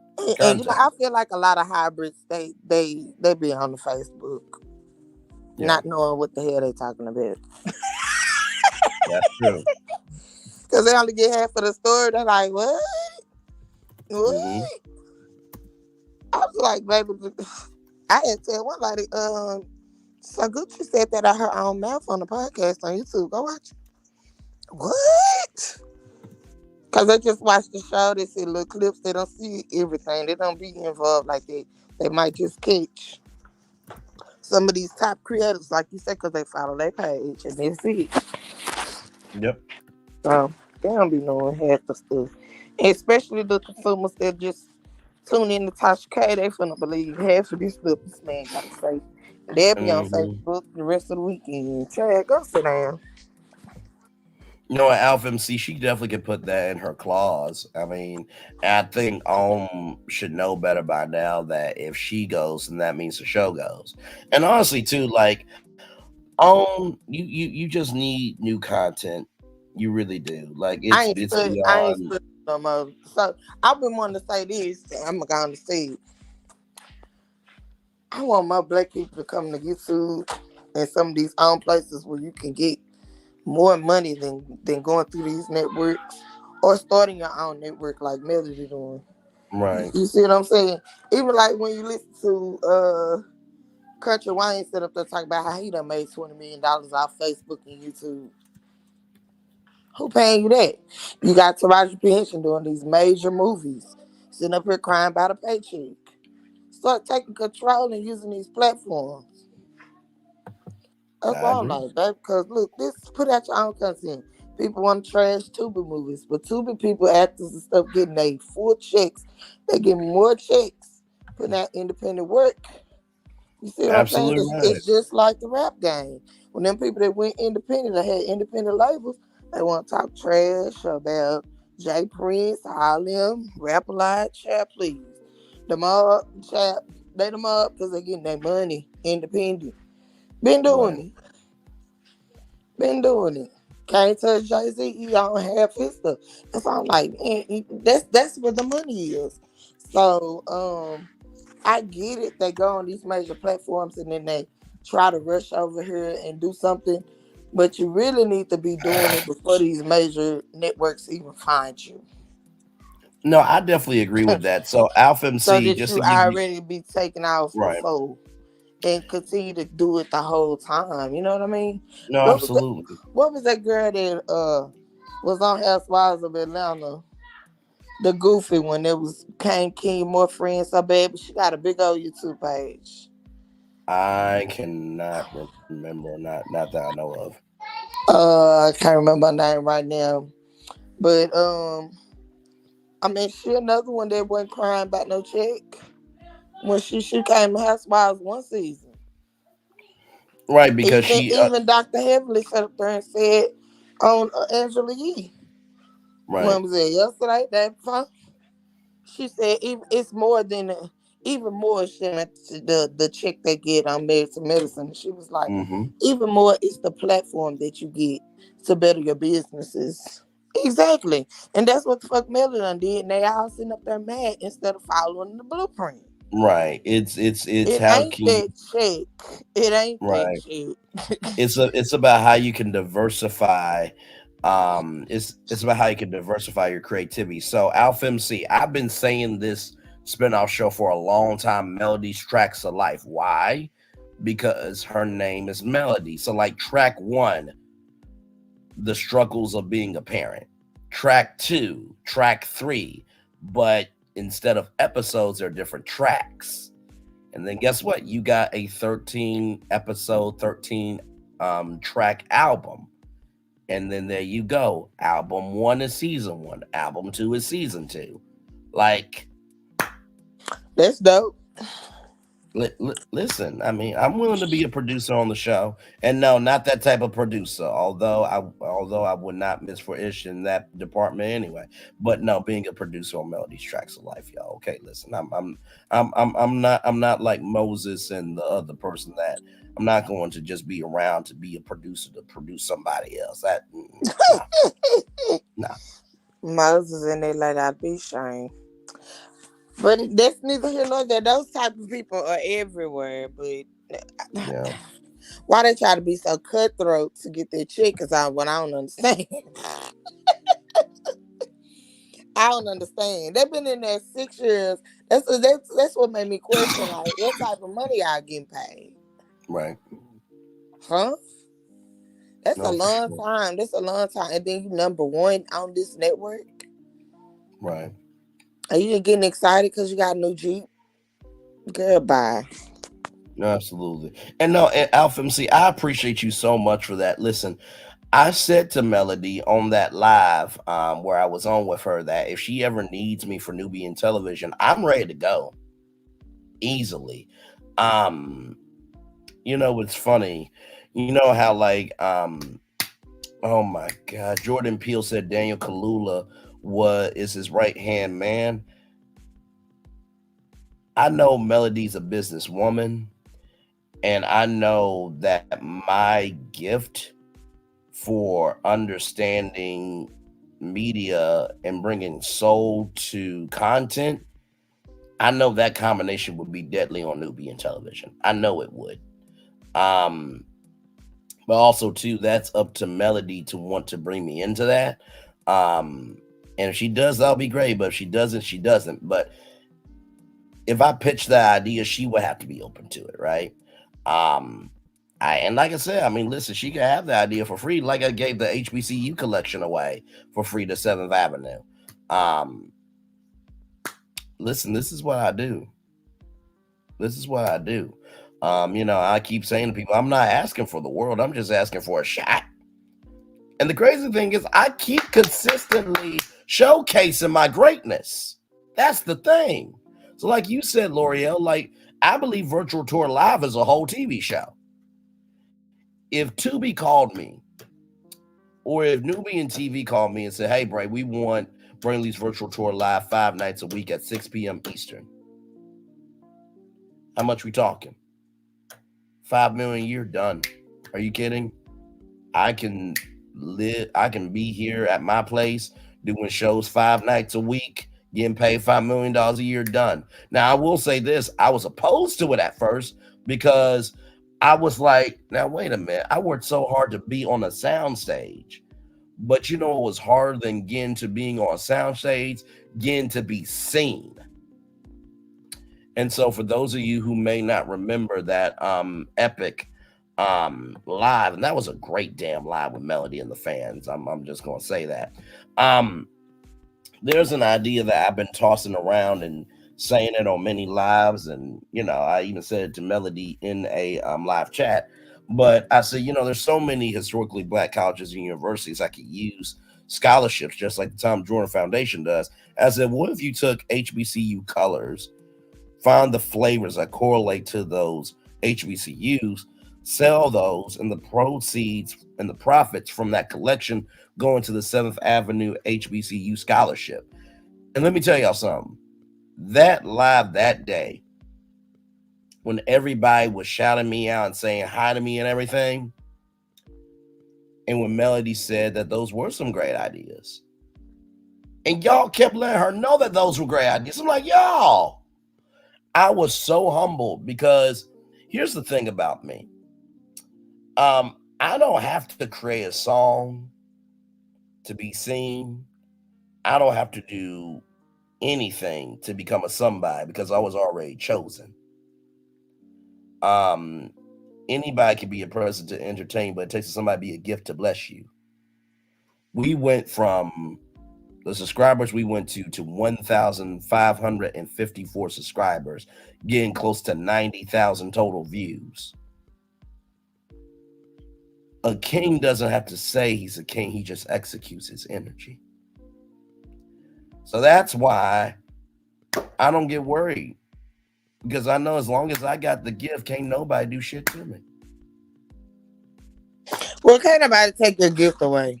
I just want you to do what the rich people doing. Pay attention to what they're doing. And still have your own original ideas, but do as they do. Absolutely. No, And I implement that. your original ideas, but do as they do. A lot of times you be looking to see what they saying. It's good to see what they saying, but watching more of what they doing. Right. Because that's what they're doing is how they getting rich. You understand what I'm saying? No, I absolutely do, and I receive so when that. you see these larger channels where, because you said $5 million a year, you on a $5 million channel right now. It's all about how you gonna market it and you gonna do it. Look how these people doing it. You got the same opportunity, like Candy said. We get the same 24 hours. We do. That's very true. Implement that stuff and then drop your ideas. See your ideas. That's what make it different. That's what make it you.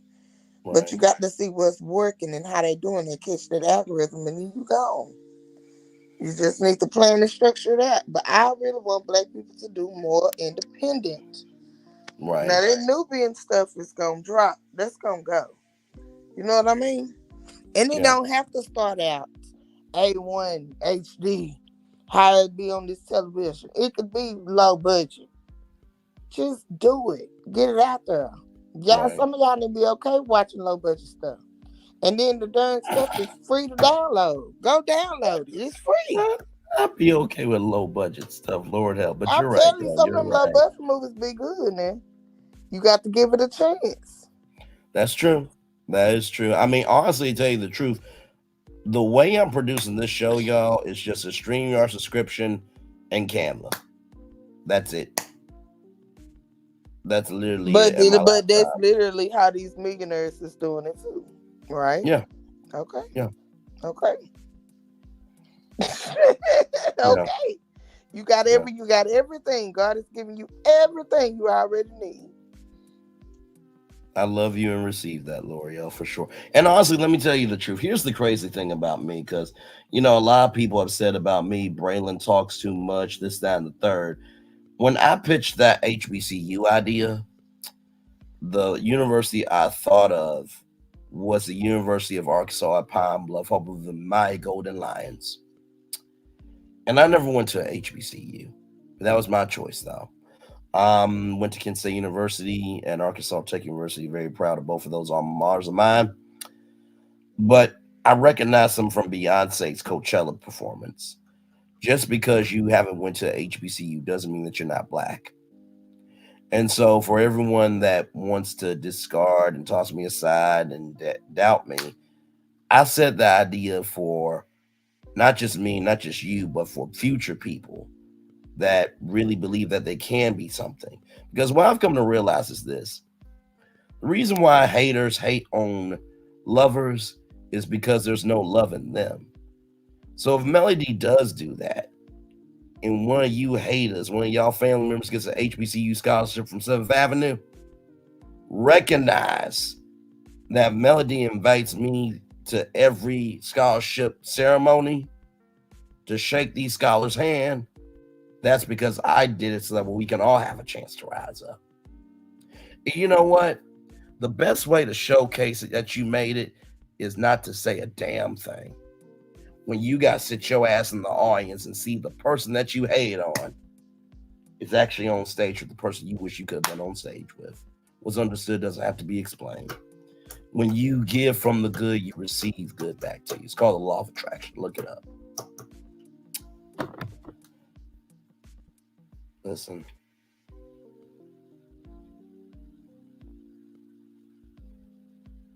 Yes, in Ohio, yes.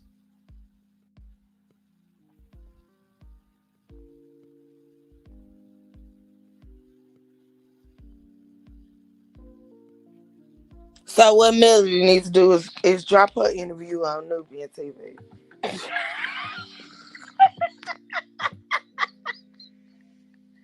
Her rebuttal to all this shit.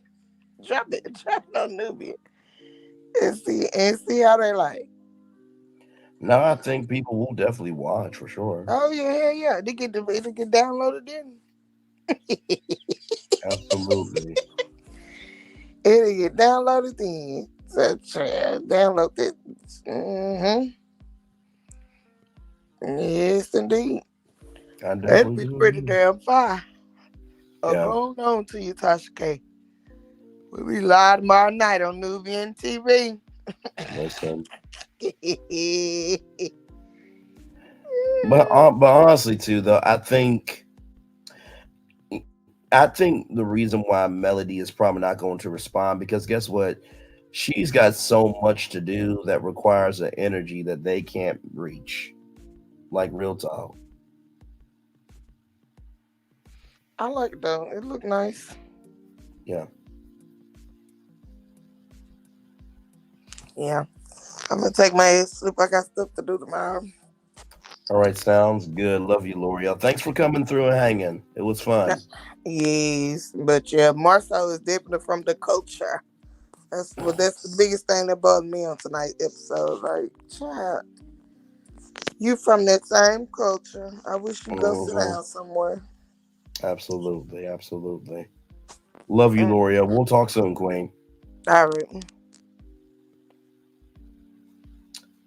Y'all, we are still live on tour here. 31 people still in the building with me here. My Lord.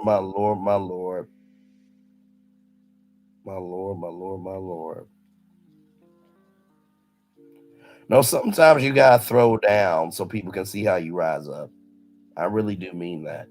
And like I said, I figured that this live was going to be a little bit longer than most. Let's see. Have a great one, Braylon and chat. We'll see y'all on these YouTube streets tomorrow. All right. Love you, Alpha MC. Thanks for hanging and always coming through. Love you. I appreciate you. Like I said, I knew that this live was going to run a little bit longer. excuse me, than usual. But I didn't mind it though, because like this is part 3. This is it until, season 7 for the viewers. The consumers, the season continues tomorrow with the live podcast taping. Like I said, I'm gonna be up with y'all until we're down in low numbers. So I'm gonna be right here with y'all live. So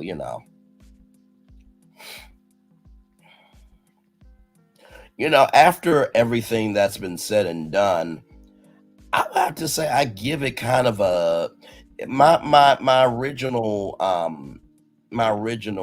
point of view was it was at a 8, I think. I think it's at 8.5 to a 9 now, because I feel that this season honestly has had I can't put this. Yes, for sure. Good night, Alpha MC, the legendary Alpha MC. Love that sister very much. I feel that this season has a soul that the other seasons haven't had. You know what I mean? Like, you can feel the humanity with this season personally. And that's just me. That's just me, but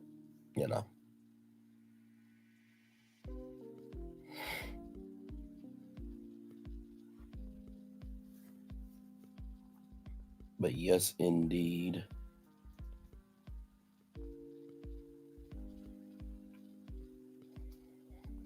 At this point, y'all, we are just chilling out. So glad to have each and every one of you here in the building with me. I know that tomorrow is going to be hot. I think now, of course, Tea Talk with your girl, she celebrating her birthday, so I don't think she'll be doing anything. Although I do have a feeling that she is not going to miss anything. And then, of course, as you guys know, trending at some point will be trending at some point we'll be having her review, I think at 3 p.m. I don't know if Louisiana Chick is still alive. Let me see here.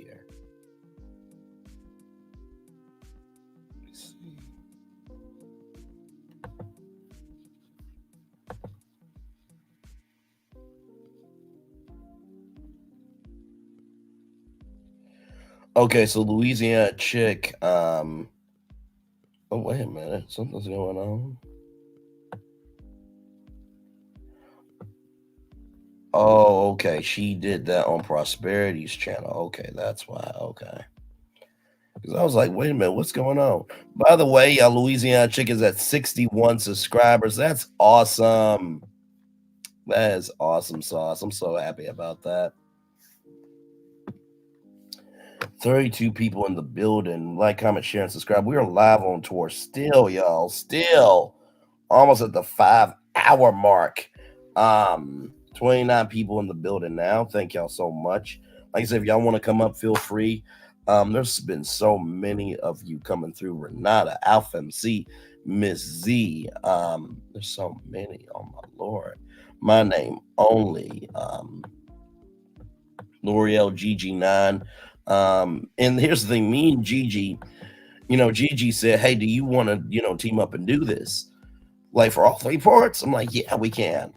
So yeah, Nikki News has been here. Victoria, CC, Teresa Sublet. Let's see here. Phyllis Crawford. There's so many of y'all that came through tonight. My Lord. And I love each and every one of y'all. Sharon Reed. Sharon Howard, sorry.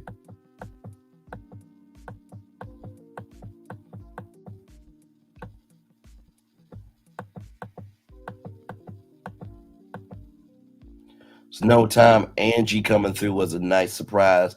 I was wondering where the Silver was tonight. Let's see here.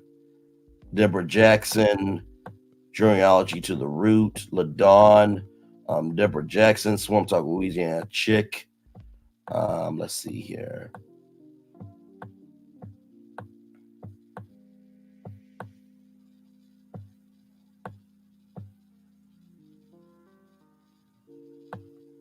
By the way, I love what Alpha MC said. OMG, you were spot on with Clue 3. Um, that was really, really cool. Let's see here. Who else? G Baby Baby. Yep, I think that's everybody. Patricia Ellis Robin as well. Yeah, 5 hours. Let me tell you something. Oh Lord. But see, here's the thing. I knew that this was going to be a live, unlike any other, because you got to think about it. This is part 3, right? So, like, this is it for the season right now until, you know, we come back for all new season, right? So, I know there were people going to be wanting to talk about this for as long as they want to talk about it. And, you know, listen, I'm here with y'all because there is a lot to talk about. But also, too, like, sometimes you do need a length of time to be able to explore anything and everything. And, like, we covered the whole show in, like, 2 hours, right? And I think that's why content creators, you know, they have carried the show and they do carry the show. And I think being independent allows you creativity. Because I know that if Owen said, hey, Bray, we've seen your 9-on-1 videos, we've watched all your after shows, you know, we would like for you to do the official after show on, you know, Owen's YouTube channel. I'm like, okay, well, listen, a couple of things. One, I gotta be paid money. Number 2, I'm not making any of y'all feel comfortable. Number 3, if you're on the screen, I'm talking about you. So if you can agree to that, cool.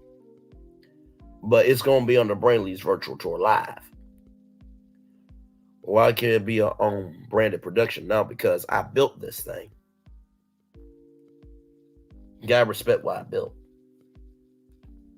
That's it.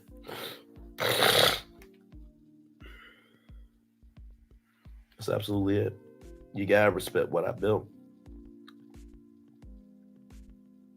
And honestly, to be where we are right now, I would have never imagined it. But yeah, so.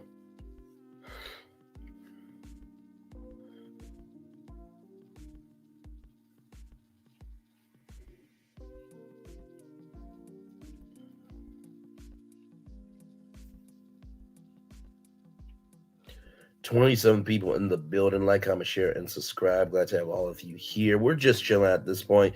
Almost on 5 hours live. Yes, indeed. Yes, indeed. Yes, indeed. Yes, indeed. Oh, man.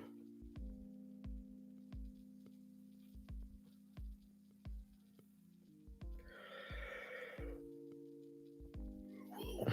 Good Lord Jesus.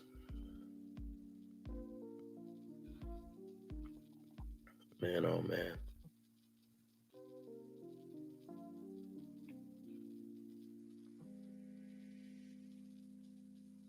So let me ask y'all this. What was your favorite part of the season overall on this channel?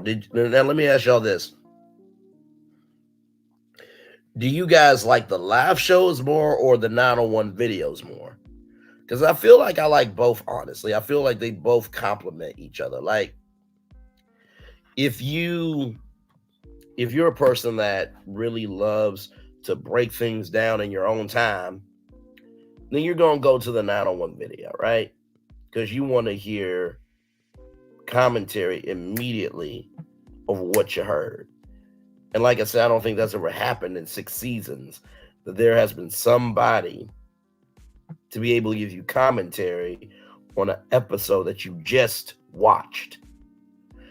And, you know, it usually takes a minute for people to recognize, like, oh, wait a minute, this is the first video on the episode before everybody else does it.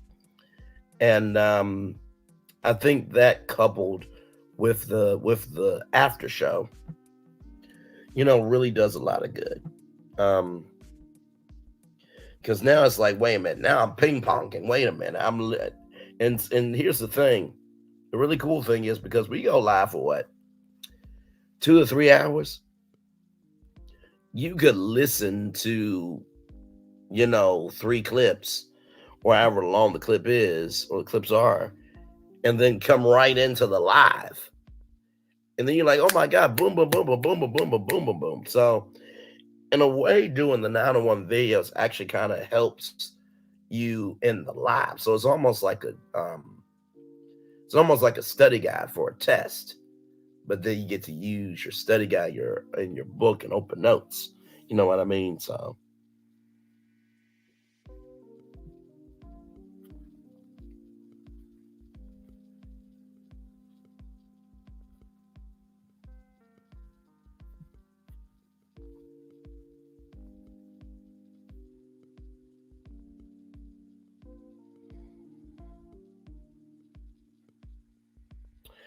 hey, Miss Denise. Hey, oh, your church wig on. Oh, Lord Jesus.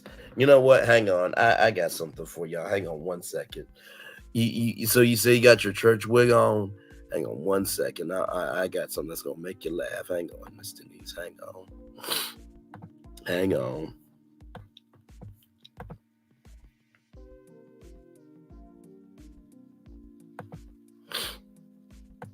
Hang on 1 second, because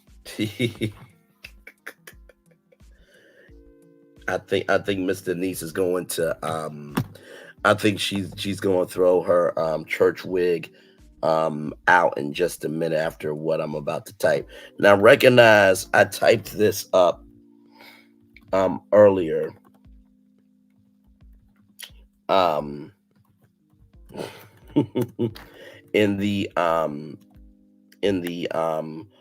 on and ready to love, I need y'all come down front right to now.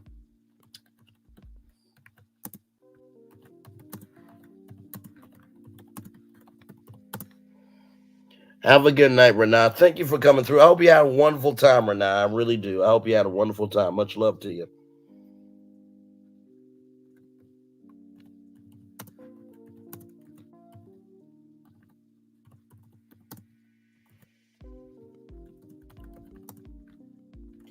Hey, Sheila Williams, welcome in. Yes, Passa is up. Passa is up. Passa is up. We've been on the highways and byways of possibilities of what can be for 4 hours, 51 minutes, and 15 seconds. 24 people still in the building with me. Thank you so much, Sheila Williams, for being here. Much love to you.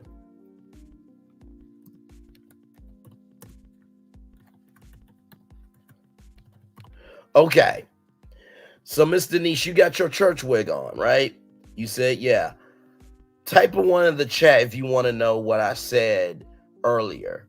Now, I'm just going to let you know this is going to take your church wig out, okay? And by the way, y'all, this is not a new book, okay? This book is not out yet. I just kind of thought, it would be kind of funny just to, okay, you ready? Okay, here we go. Let y'all read it. I'm gonna let y'all read it for a minute. And recognize this is not a new book, okay? This book is not out.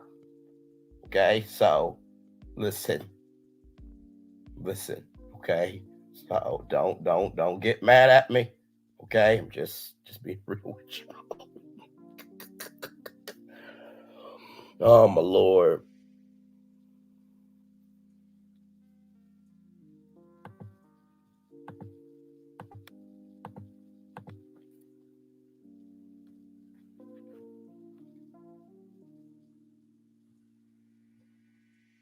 It's not my fault, y'all.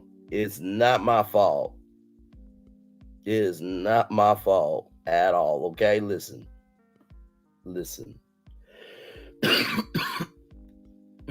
Excuse me. 25 people in the building. Like, comment, share, and subscribe. We're live on tour still. Just dropped a title of a potential book. Okay, that doesn't mean it's actually happening.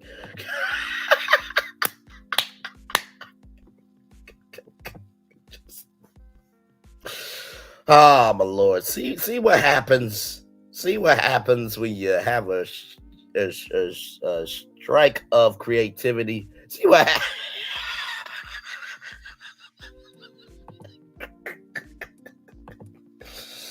Oh my Lord Jesus.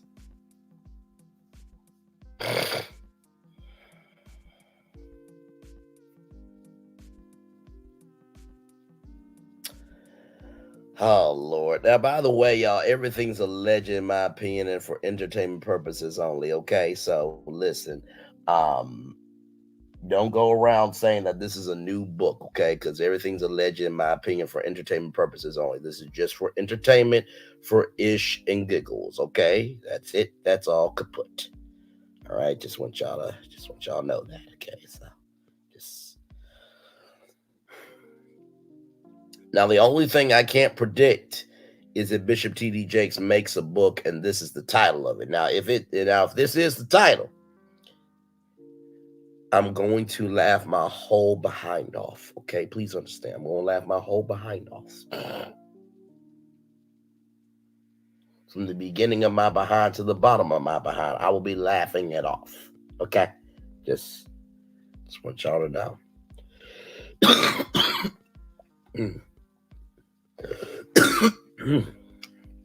Excuse me, I've been coughing up mucus for a good minute now.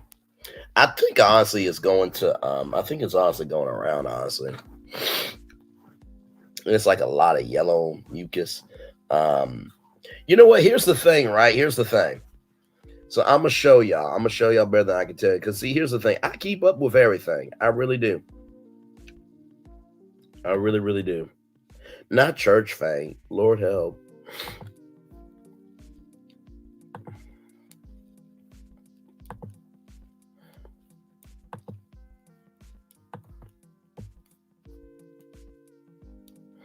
Let me do the live.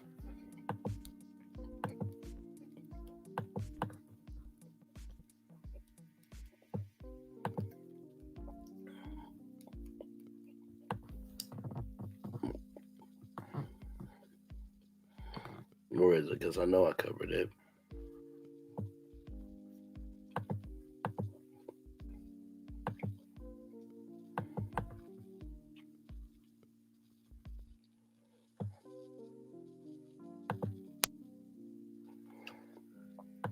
Give me a moment, y'all, because I know I covered it. I know I saw it.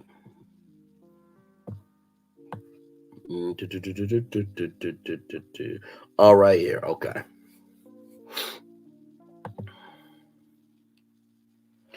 Here. Okay. You know what? I'm going to show you. I'm going to show y'all better than I can tell y'all. So here it is here, right? So there's Bishop T.D. Jakes. Hang on. I'll zoom in. So there's Bishop T.D. Jakes on that one. 80 views. I did cover it there. And then when it came to Diddy.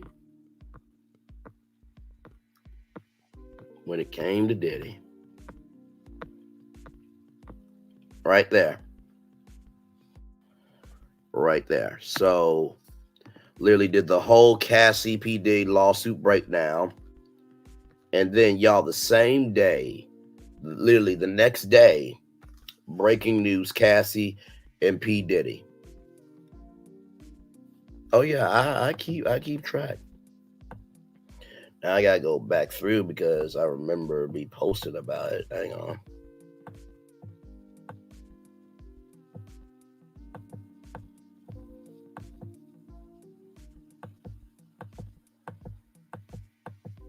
Hang on. Let me see here.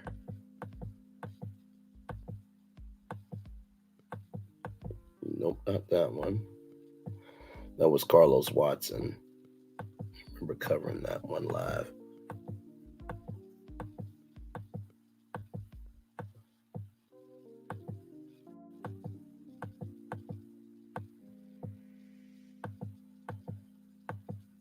Where is it here? Oh yeah, I covered P. Diddy in that one as well. Oh, here it is right here. Here it is right here.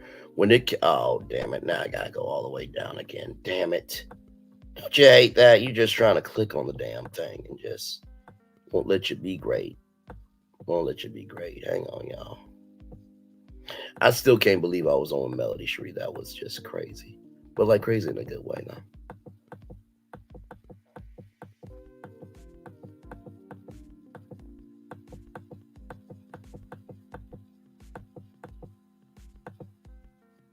Here it is right here. First one to break it. So you see Reddit Lane, that is make make sense, sister. But you see here, I literally went live. It was just me and Mims that night. So yeah, oh trust me, I've been covering. I've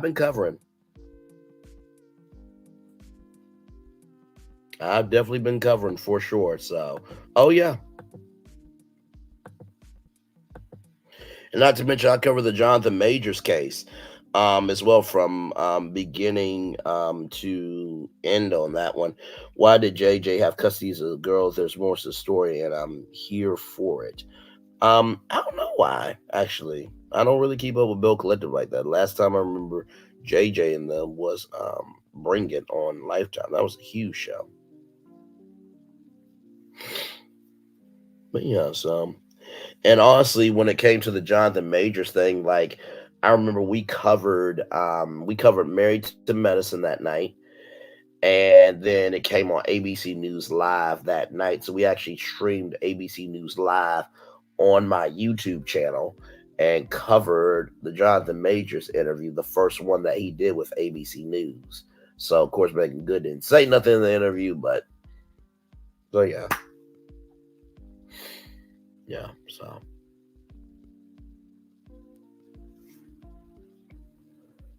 definitely covered some big stories for sure.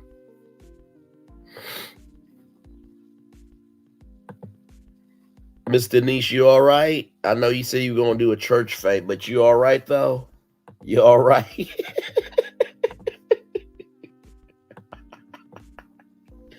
Oh, my Lord. And listen, I really do feel like this could be an actual book title, like no cap, like for real. I really do feel like this could be an actual book title. Really, I mean that. Oh, my Lord.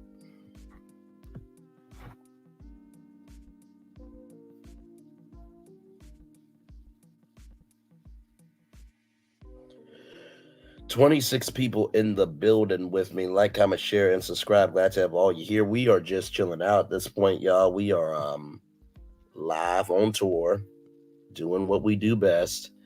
Oh yeah, trust me. Listen, you can ask Miss Denise, you can ask any one of the virtual travelers in this live, and you've seen some of my lives on my name only, and I loved your comments in the comment section. Thank you so much. But you can ask any one of them.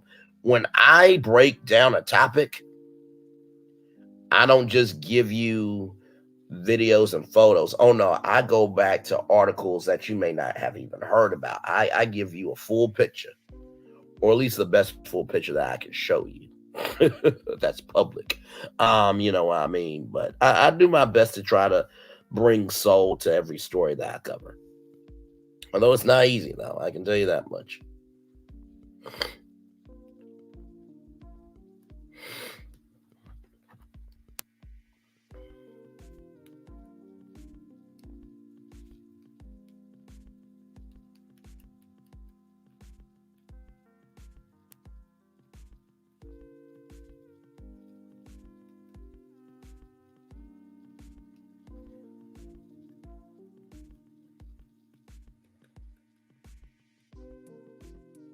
"27 people still rolling with me. 25 people still rolling with me. I appreciate y'all so much. I really mean that. Oh, thank you so much. I appreciate that. Yeah, let me tell you something. Those panels get hot. You know what I mean? I try my best to kind of, I always say I'm the chemical X of YouTube, but I try to be a more of a support than a star on a panel. You know what I mean? Because, when Braylon comes through a panel, you know exactly what you're getting. But you also have to know when to hold them and when to fold them. And it's not easy being a panelist, but I hope I do a good job when I'm live. You're definitely not gonna please everybody. Good Lord Jesus. Lord Jesus. This job is not for the weak, but all you can do is what you can do. So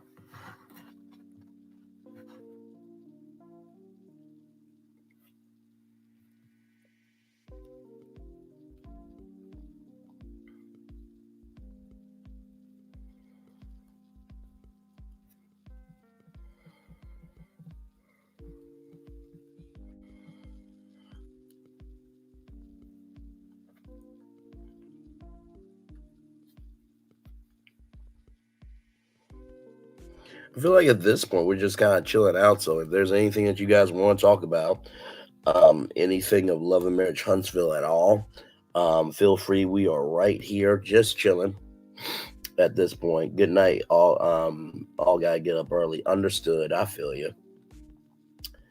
I feel you. Because I feel like I'm probably gonna get out here too soon. Because good lord, we've been y'all we've been on the roads and highways and byways for like 5 hours now.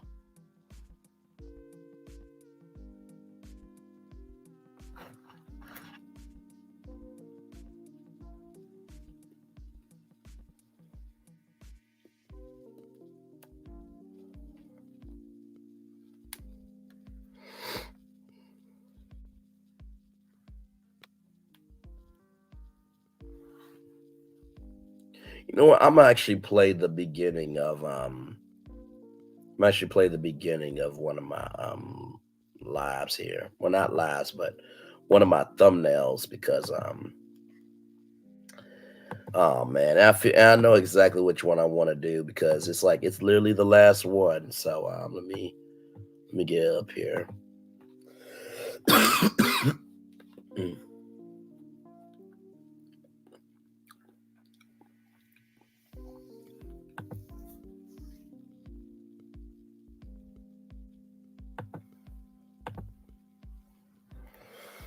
All right, here we go. Oh, Lordy, Lord. It's time, y'all. It's time. For the last time this season. What up, though? How y'all fare? Everybody got your man, your friend, and family member, Braylon Lee here. It's 901. You saw the thumbnail, and damn it, you know why you're here. Two more times. It's 901. It's 901. It's 901. You saw the thumbnail. Damn it, you know why you here. One more time for the one more time. Damn it is 901, 901, 90. Damn one. You saw the thumbnail, and damn it, you know why you're here. You're here rather for some intel, Love and Marriage Huntsville. And I got for you. Now, I'm gonna tell you why I started that. At first, when I did these 901 videos, I did not know what this was going to become or anything, right? So when I started putting out these 901 videos, I'm like, you know what? I'm like, no, should I really make it a big deal? And I'm like, nah, don't make it a big deal. But then it's like, okay, you start getting views from these 901 videos, and you gotta recognize that these are the first, videos of the episode you just watched. So I put myself in the mindset of the viewer and the consumer. For the viewer, they're just looking for just a voice to give them perspective. For the consumer, they are searching, they are digging, they're going on rabbit goose, they're going on rabbit/goose chase. And so when you hear, hey, what up though? Hey, what up though? It's your main friend and family member, Brandon Lee here. It's 901. You saw the thumbnail, and damn it, you know why you're here. It's because I got you where I want you. Because I knew at 901, y'all were going to be looking for somebody to give a perspective. And it's just like, well, damn, ain't nobody else got a review up, so let me listen to what this guy got to say.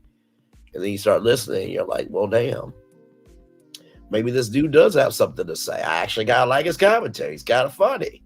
He's a little blunt for my taste, but hey, sometimes some things just need to be said. So I'm not going to lie, I did get a little hapsad when I did my final video, and this was the final one of the season. I did get a little hapsack. It's like, I'm happy we're getting a mental reset to see who's a spectator content creator and who's a participator content creator. But also too, I got that because we spent so many Saturdays together, and I don't know how I'm going to do my Saturdays now. I mean, of course, I got Ready to Love. I love that panel so much. Queen T with GG9. Talk with Salon, my main man Q. But for us to do this at 9 o'clock and have 901 videos, I'm going to miss it. I really am. But I am definitely going to enjoy the break. I am definitely going to enjoy the break from Love and Marriage Huntsville. But the good news is, if you guys miss any of the episodes, or if you guys miss any of the live shows, all you gotta do is go right back, click it, and just hit play. You guys will have all of Braylon all the time. Like I said, 86 901 videos and 15 after shows. So 101 videos on this season of Love and Marriage Huntsville. So yeah. Consistency plus tenacity equals your destiny. So I really do believe that. So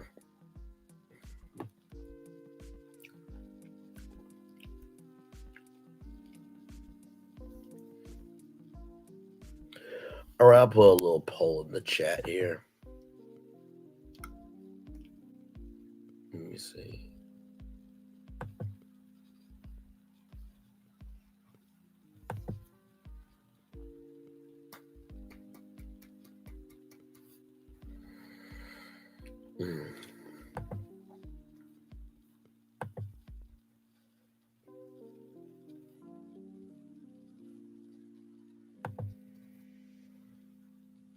Let's see here.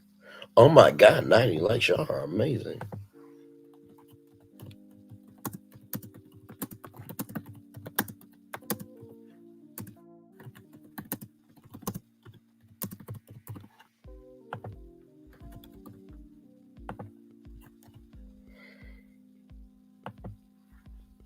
All right, there's a poll for you guys there. Because y'all are still hanging with me here. Y'all still hanging with me. I think Louisiana Chick is still on. I think she's still on. Let me see.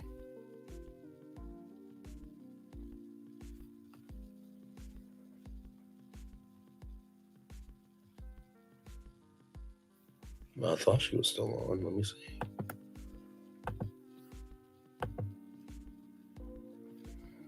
Yep, they're still live. Let me switch it over here. He's done many things to me. And for everybody who thinks that I'm the shady and trifling cousin, I hope that they have a friend, a cousin, or somebody in their lives that treats them exactly the way and does the things to them exactly the way that she's treated me and do some of the things that she's done to me. I hope that they experience that one day. And I guarantee you they wouldn't feel the same way. Somebody wants, Tara asked, how are you in mail since the Anthony stuff? Say that one more time. How are you in mail after the Anthony stuff? Everybody, y'all will see. Everybody will see. I'm keeping that under lock and key. But you know what? I'll just say this. Friends go through things and they experience things. And it's up to them whether they want to, team up and get back and get stronger together, or, the alternative. So everybody will see how it all plays out. What's the answer?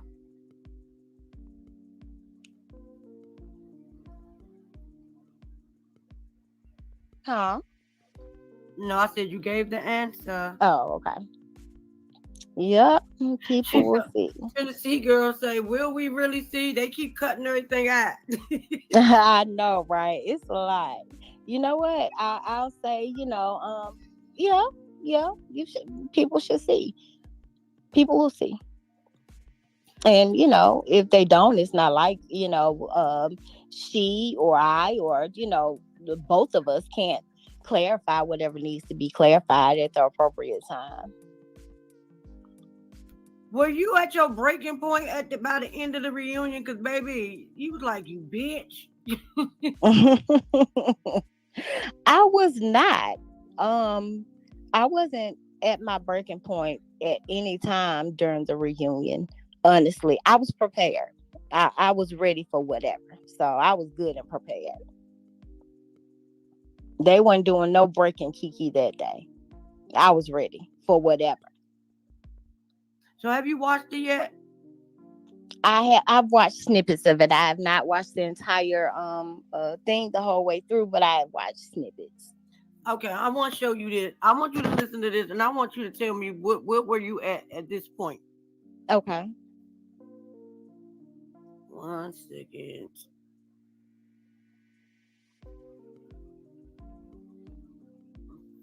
I gotta put my banner in. Carlos ain't gonna get me. Make sure you got the I's dotted, T's crossed, girl. Exactly. I can say Huntsville has been like the fast. Here we go. Cause baby, it's baby, you Previously look like on the you was Love and done. Marriage Huntsville A reunion. plan with them. Liar! Martell. Liar! Martell. Making me look.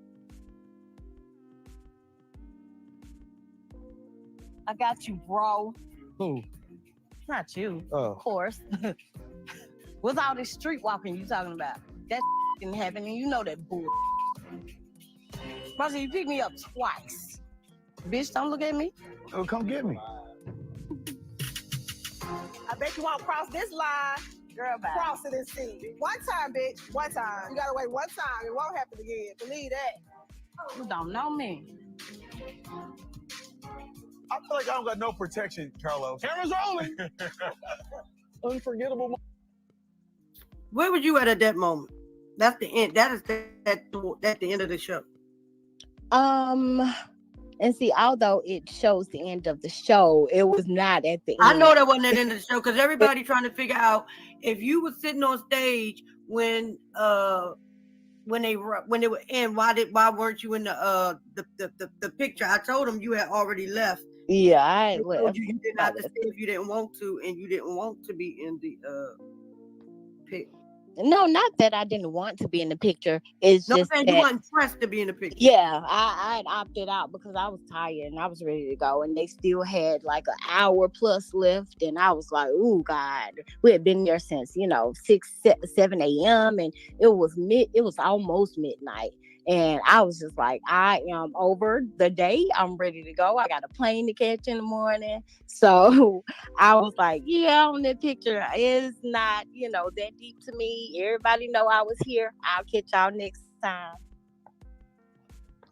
Now, had I still been out there, and engaging versus waiting, I probably would have gone on and stayed to take the picture, but I just didn't feel like waiting for everybody else's segment to be up just for a photo op, Mm-hmm. But where were you at that moment? You was like, "Bitch, boy." I was just at the words like, "You are such a liar." It's just, I was at that point. It's just like I was almost baffled because I didn't know he would go to so extremes, blatantly lie. I thought he had just a smidge of integrity about himself.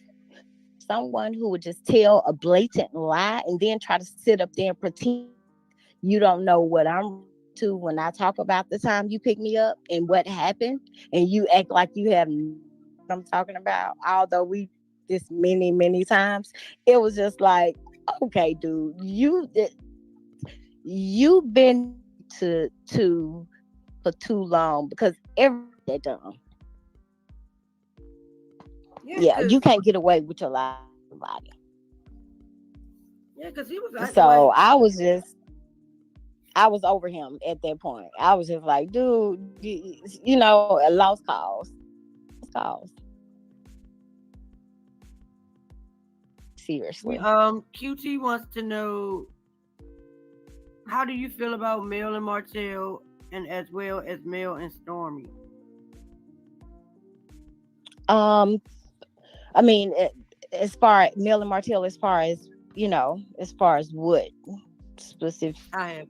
I feel like the best way I could sum up how I feel about Mel and Martell is honestly they have, beautiful kids that they still have to raise.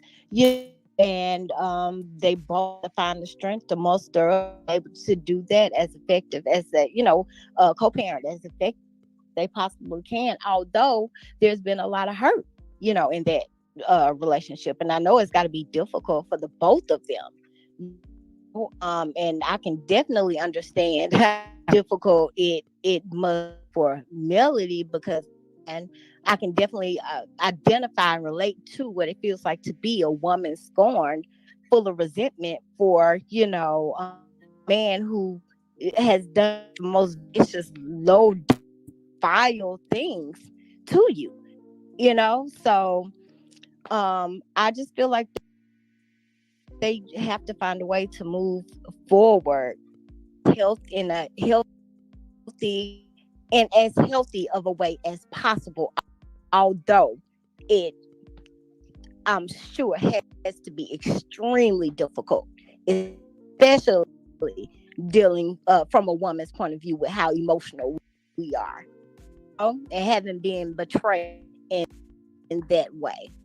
And as far as Melody and Stormy go, I just I hope I have hope can find out what it is that causes the divide between them, because when we get together, they really don't show that divide. They don't argue and bicker, back and forth, or shade one another part.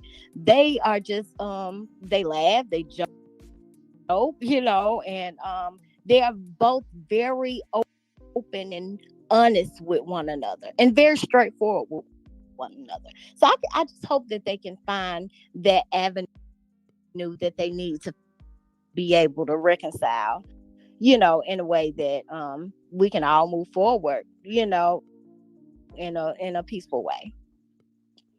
Because the things that have happened between them aren't things so jarring and deep that they can't be repaired.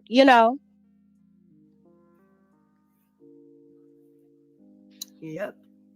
I liked how I did appreciate how Stormy told Mel, like, you built this. This is what you built, and you built something great. I did appreciate her saying that. And I think that everyone knows that, and everyone shows that. I mean, you can't help but to show the respect, Melody, and what she has, because this was her idea. This was that into fruition, and so you have to admire, respect that all at the time. And that's why I necessarily when others try to damn it, and I don't even like when they say things like oh well, this is Kiki came on to Letitia's show. This is not her show.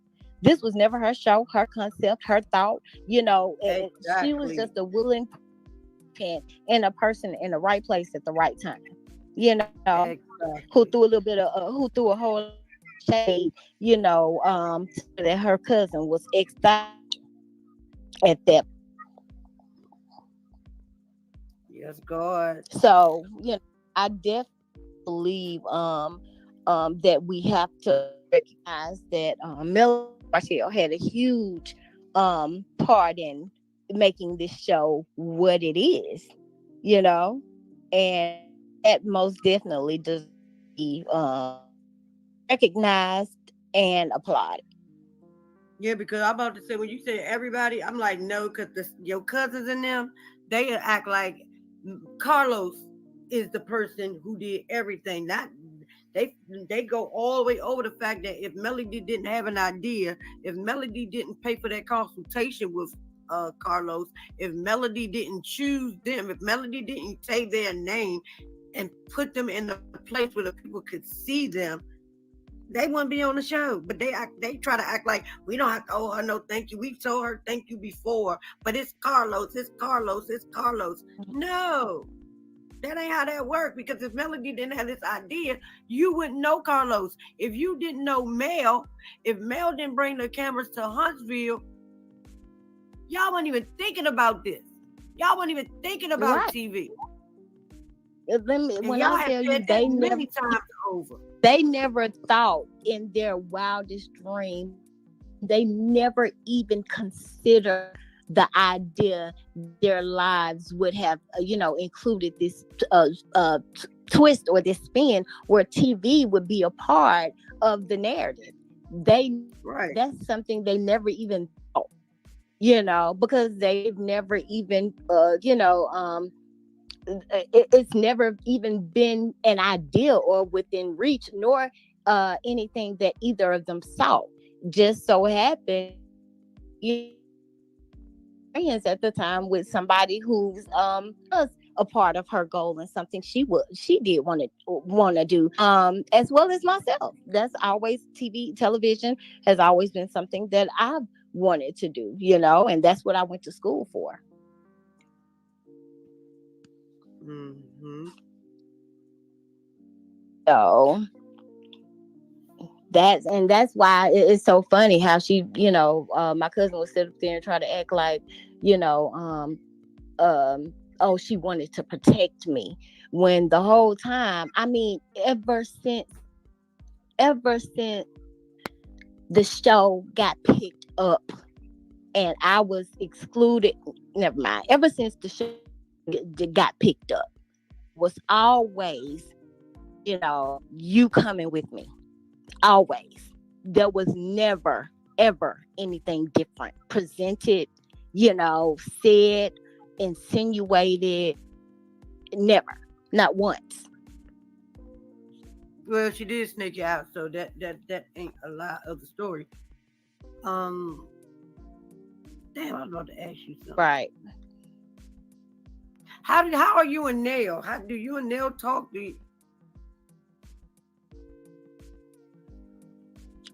We do not have a relationship at all. We've been around one another a few times, and she's been nice the times that I've been around her, and so I don't really know much about her.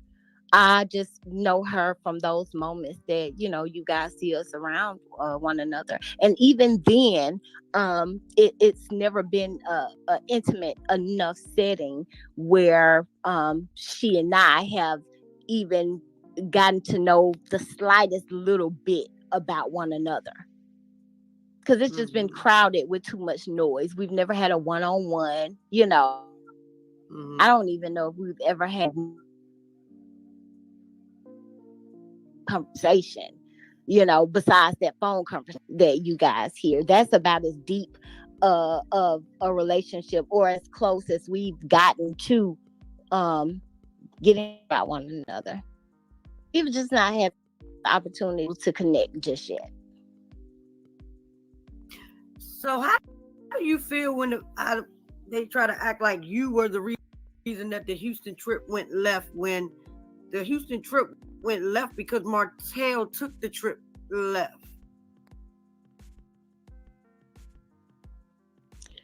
I don't know why they would try to act like I was the sole reason or anything going as it relates to the Houston trip, but I feel like people made it a lot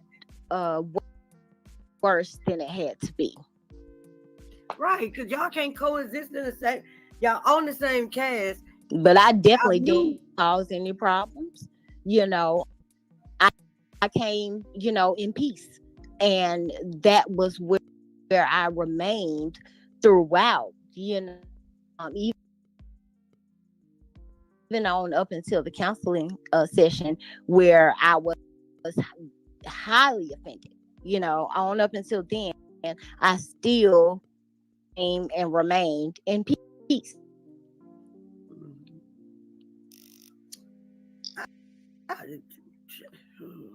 So how do you feel about this season overall, the way you were portrayed this entire season? I was not satisfied with the way that uh I guess my portrayal was, because people only see me focus on and respond to a very problematic relationship in my life. So when that's all you get from a person, compounded with them continuously focusing on and driving down the negativities and that I've made strides to overcome. When you have those things coupled together, it doesn't necessarily create the best image or presentation of who I am or the light to be saw in. So I just feel like there's so much more Kiki than just small facet or area of life. I really do feel like the audience I felt like they were dealt the hand of I don't want to say injustice because that's too strong of a word, but I would say a misrepresentation. They weren't fairly exposed to I am even to what they could have gotten from my story. Mm-hmm. So in a sense, I feel like the audience was shortchanged in experiencing Kiki. So if you do go back, if you do film another season, what would you like them to focus on? And would you put your foot down about certain things that what you are willing and will not be willing to do?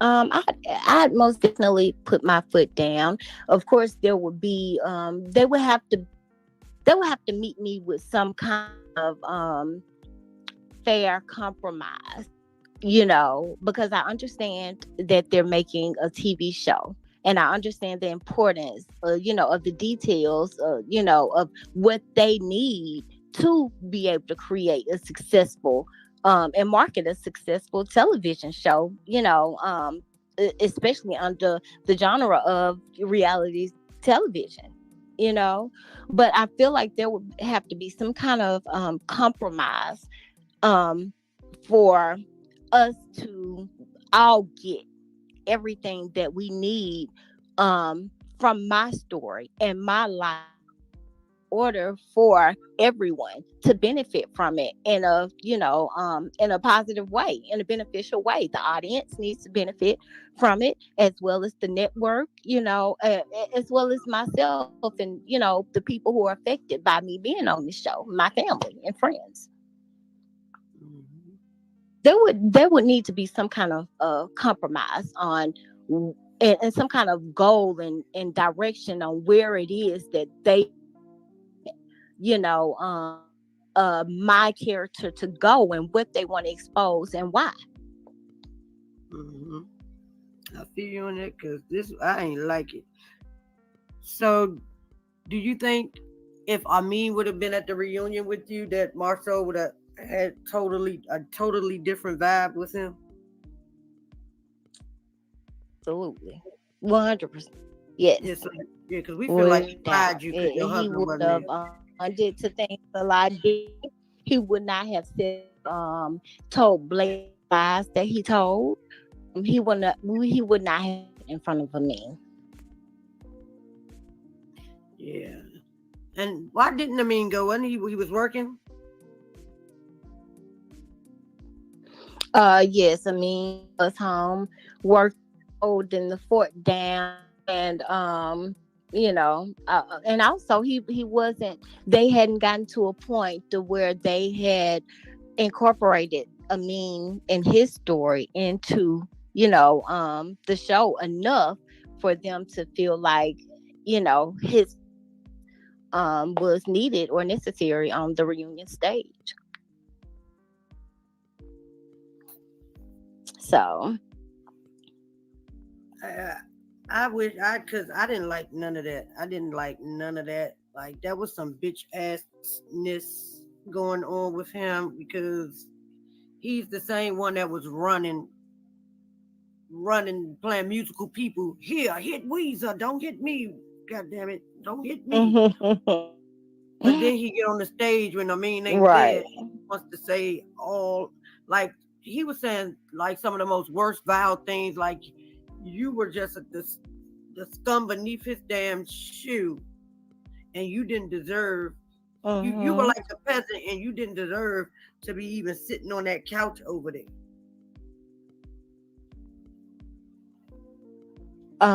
Yeah, his whole tone would have changed. His tone, his demeanor, as well as the lies that he told. They would. I don't feel like he would have told those lies in front of me.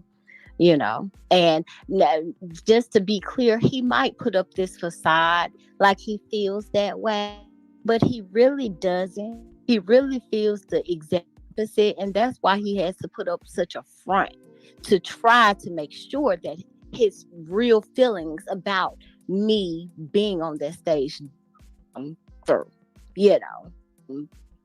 Marcel knows very well that he knows how great, talented, smart. He knows all of these, characteristics, positive about me, that he does not want to admit because it further his agenda. Yeah, because he act like and it would not paint the picture mentally for people that he wants them to believe about me that he doesn't even believe. Yeah, because for a long time, they'll both tell you, if they'll still admit it. They did, I think, on the first reunion. They both looked up to me at one point in time. Both of them. So this is revenge for them, it seems like. Oh, absolutely. This is, yeah, most definitely. Revenge, gratification, some kind of sick and twisted gratification, and yeah.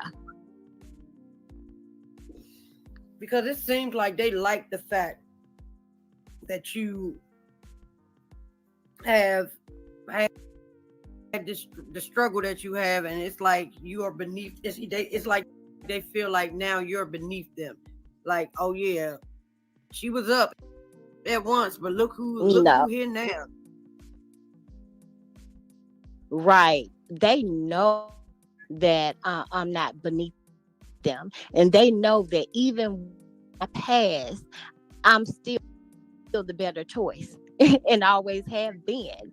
And because of that, they try to downplay who I am, because they know that me at my best is somebody who is a force to be reckoned with, that they don't even chance in dimming that light. So they have to try to hold on to where they can, to try to discredit me, look bad. They have to, because then they'd have to admit, how much they admired and looked up to me, and they don't want to ever do that. Yeah, that's crazy. Although, like I said, she did admit it the first reunion. She did, my first reunion, she did that. She, to me, she always looked up to. And then, that's when I'm like, how do all of these people come up that I'm jealous? In not some people see clearly, and who are by their shenanigans, they, the people who are tricked by them think that way. But that they openly admit, especially Tisha, she openly many times that she's always looked at me and considered me, looked up to me and considered me a role model.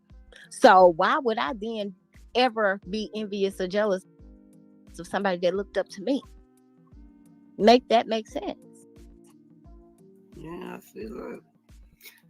Did it hurt you that your cousin would even, although y'all beefing, although y'all, she say she done and all this, whatever. How does it feel to know that your first cousin, somebody that you looked at like a sister, as a best friend, grew up together, y'all did things that y'all did with nobody else, for her to allow her husband to say and speak to you the way that she does? I think it's disheartening. I think it's also tasteless, and I also think it's a sense of cowardice, because she allows him and her mom to say these things and get away with them, because these are things that she really wants to say that she doesn't know how to properly communicate, or express. So I feel like, and I even sat up there and said to her, you gonna sit up there and let your husband keep lying like that? You just gonna sit up there and let him keep lying? They didn't show that part, but I did. I challenged her in that moment. Like, you just gonna let him kill up? You know he lying, and you gonna sit right there, listen to this man lie continuously and know that he's lying, and you just gonna do that? I think that is so just a lot of times I'm at a loss for words for it, because I just think it's so trifling. Like, seriously, I would never allow my husband to sit up. It as negative as negative as a meme about her, because of the things that she's done, that he's missed. I would still not him to publicly scorn her the way, or give him the voice that she, her husband, to have face to her family.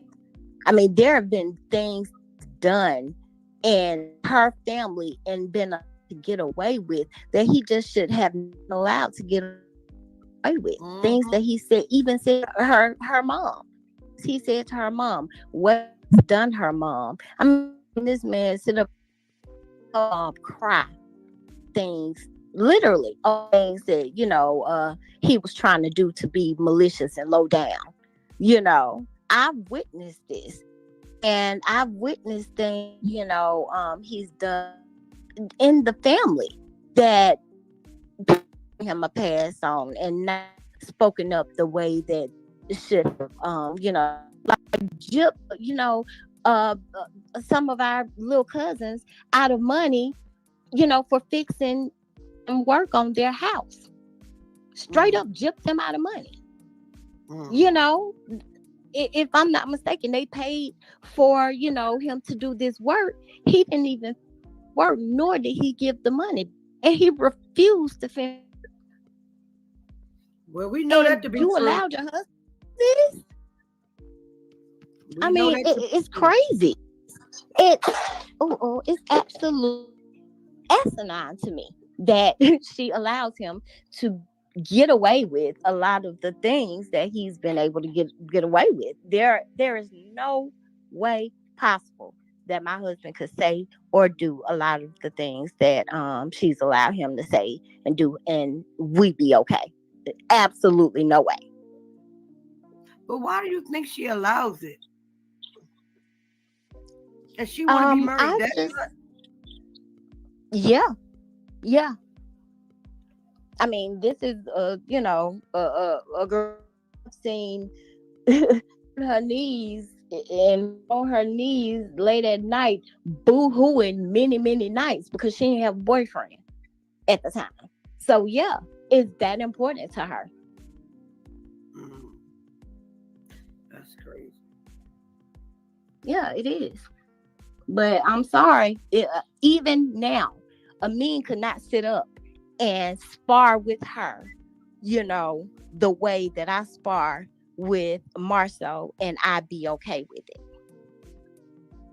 Yeah, on national television, like this ain't no family stuff behind closed doors. This is like the blatant. Right. Well, shit, she allows him to disrespect her, so I guess yeah, the fuck can she do about him disrespecting somebody? I don't know. That's true.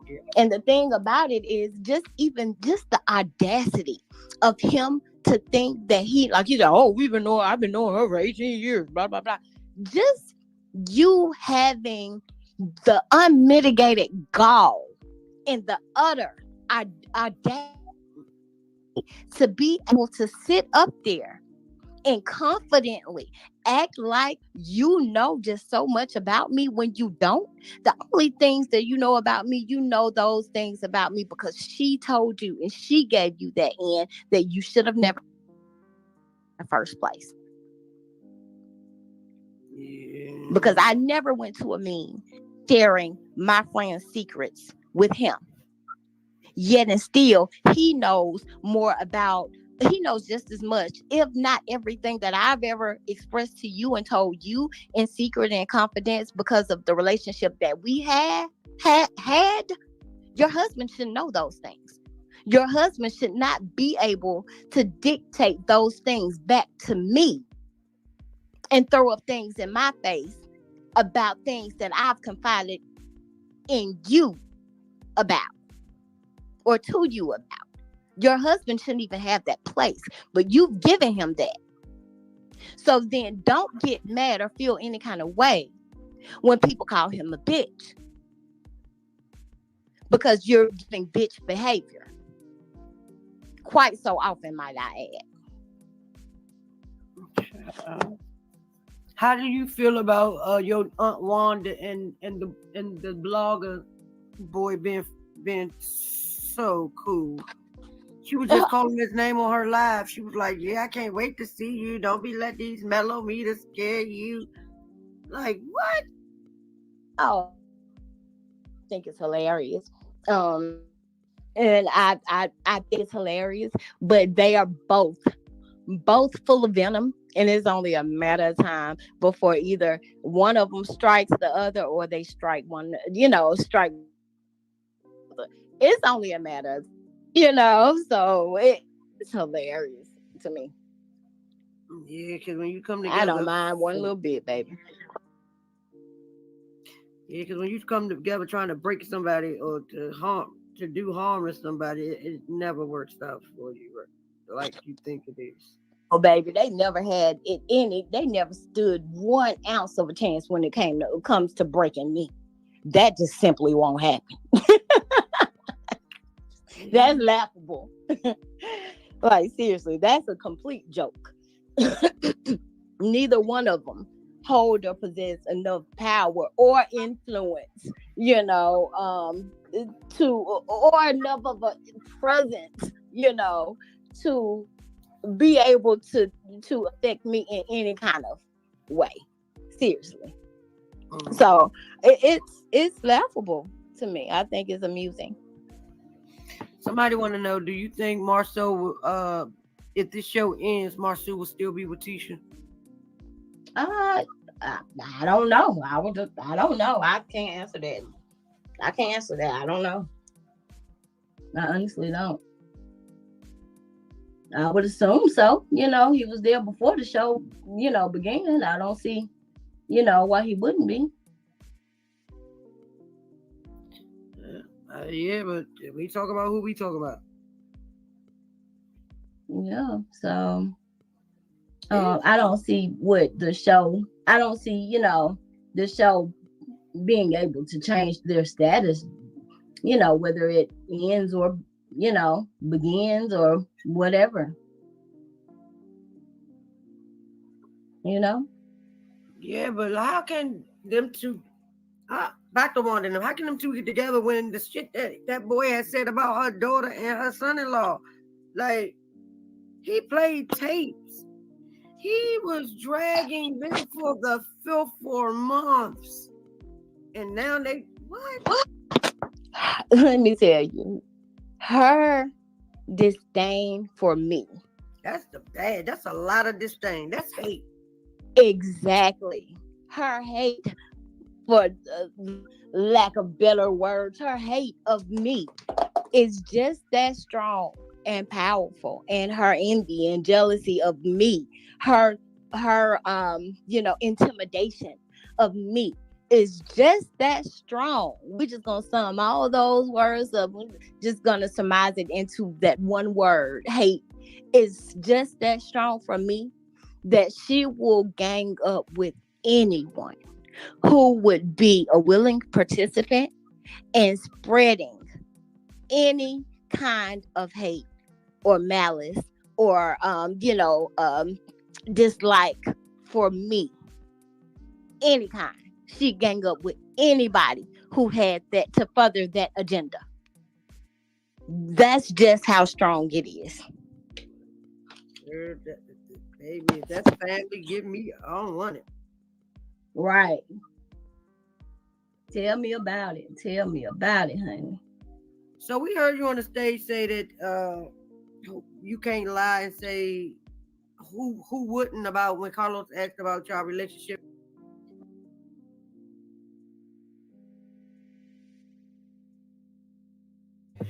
Hey, y'all. So I'm still here. I'm going to go ahead and do the daily motivator and cut this off because I want to make sure Tammy AI gets this because it won't go over 6 hours, unfortunately. But if y'all are down, I will make another video and come straight back because I'm going to be up for a good while. No, I'm not talking to her right now. No. So that's Swamp Talk with Louisiana Chick. They are still live. I'm still live here. But let me get the daily motivator up for you guys very quickly here. And then I'll make another video. And then if you guys want to come straight back, you guys are welcome to. But I just want to make sure that Tammy AI gets this recap because this was a good live. So it is time for the daily motivator. Do an evening review at the end of the day to reflect on what went well and what you do differently next time. Well, this is definitely an morning review. It's time for the daily motivator for Saturday, January 24th, January 20th, 2024. Best that you have. Shake off the doubts, wake up to the possibilities, step away decisively away from the complacency of your comfort. You have beautiful experiences to be lived. An amazing work to be done. Feel the pulsating energy of your own existence. Channel that energy in good, useful directions as it pushes you forward. Realize that your love for what can be greater than any fear about what might happen. Appreciate the power, creativity, flexibility that you can wield to handle whatever challenges arise. Muster up the entirety of your strength into action. Carry the beauty of your vision into reality. This is a time, situation, opportunity for change, for action, for fulfillment, for your highest potential. Give the best you have. I have to say, I think I definitely have given the best I have. This live has been one of the greatest lives ever. I don't even know what the view count is going to be after this, but I know giving the best you have has to come from the best energy. That's one. Number two, not everybody deserves your best. We got to be able to say no sometimes. And finally, the best is yet to come, but only if you believe it. So with that being said, it's time for the best outro on YouTube.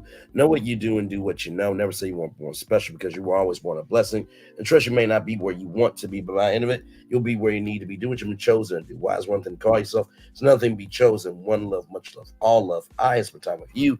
You have spent time with me. Hopefully by spending time together, we're also to be great together. And always remember where you're doing radio, television, YouTube, or you're just shutting down the internet and having a good time doing it. Make sure the replay is not just worth you watch it, not just worth you listen to it, but if you want to experience it again. I love you, I value, I embrace you all. I'll see you real soon. I'm going to receive love, you got to give it, or receive love, you got to give it, or receive love, you got to give it.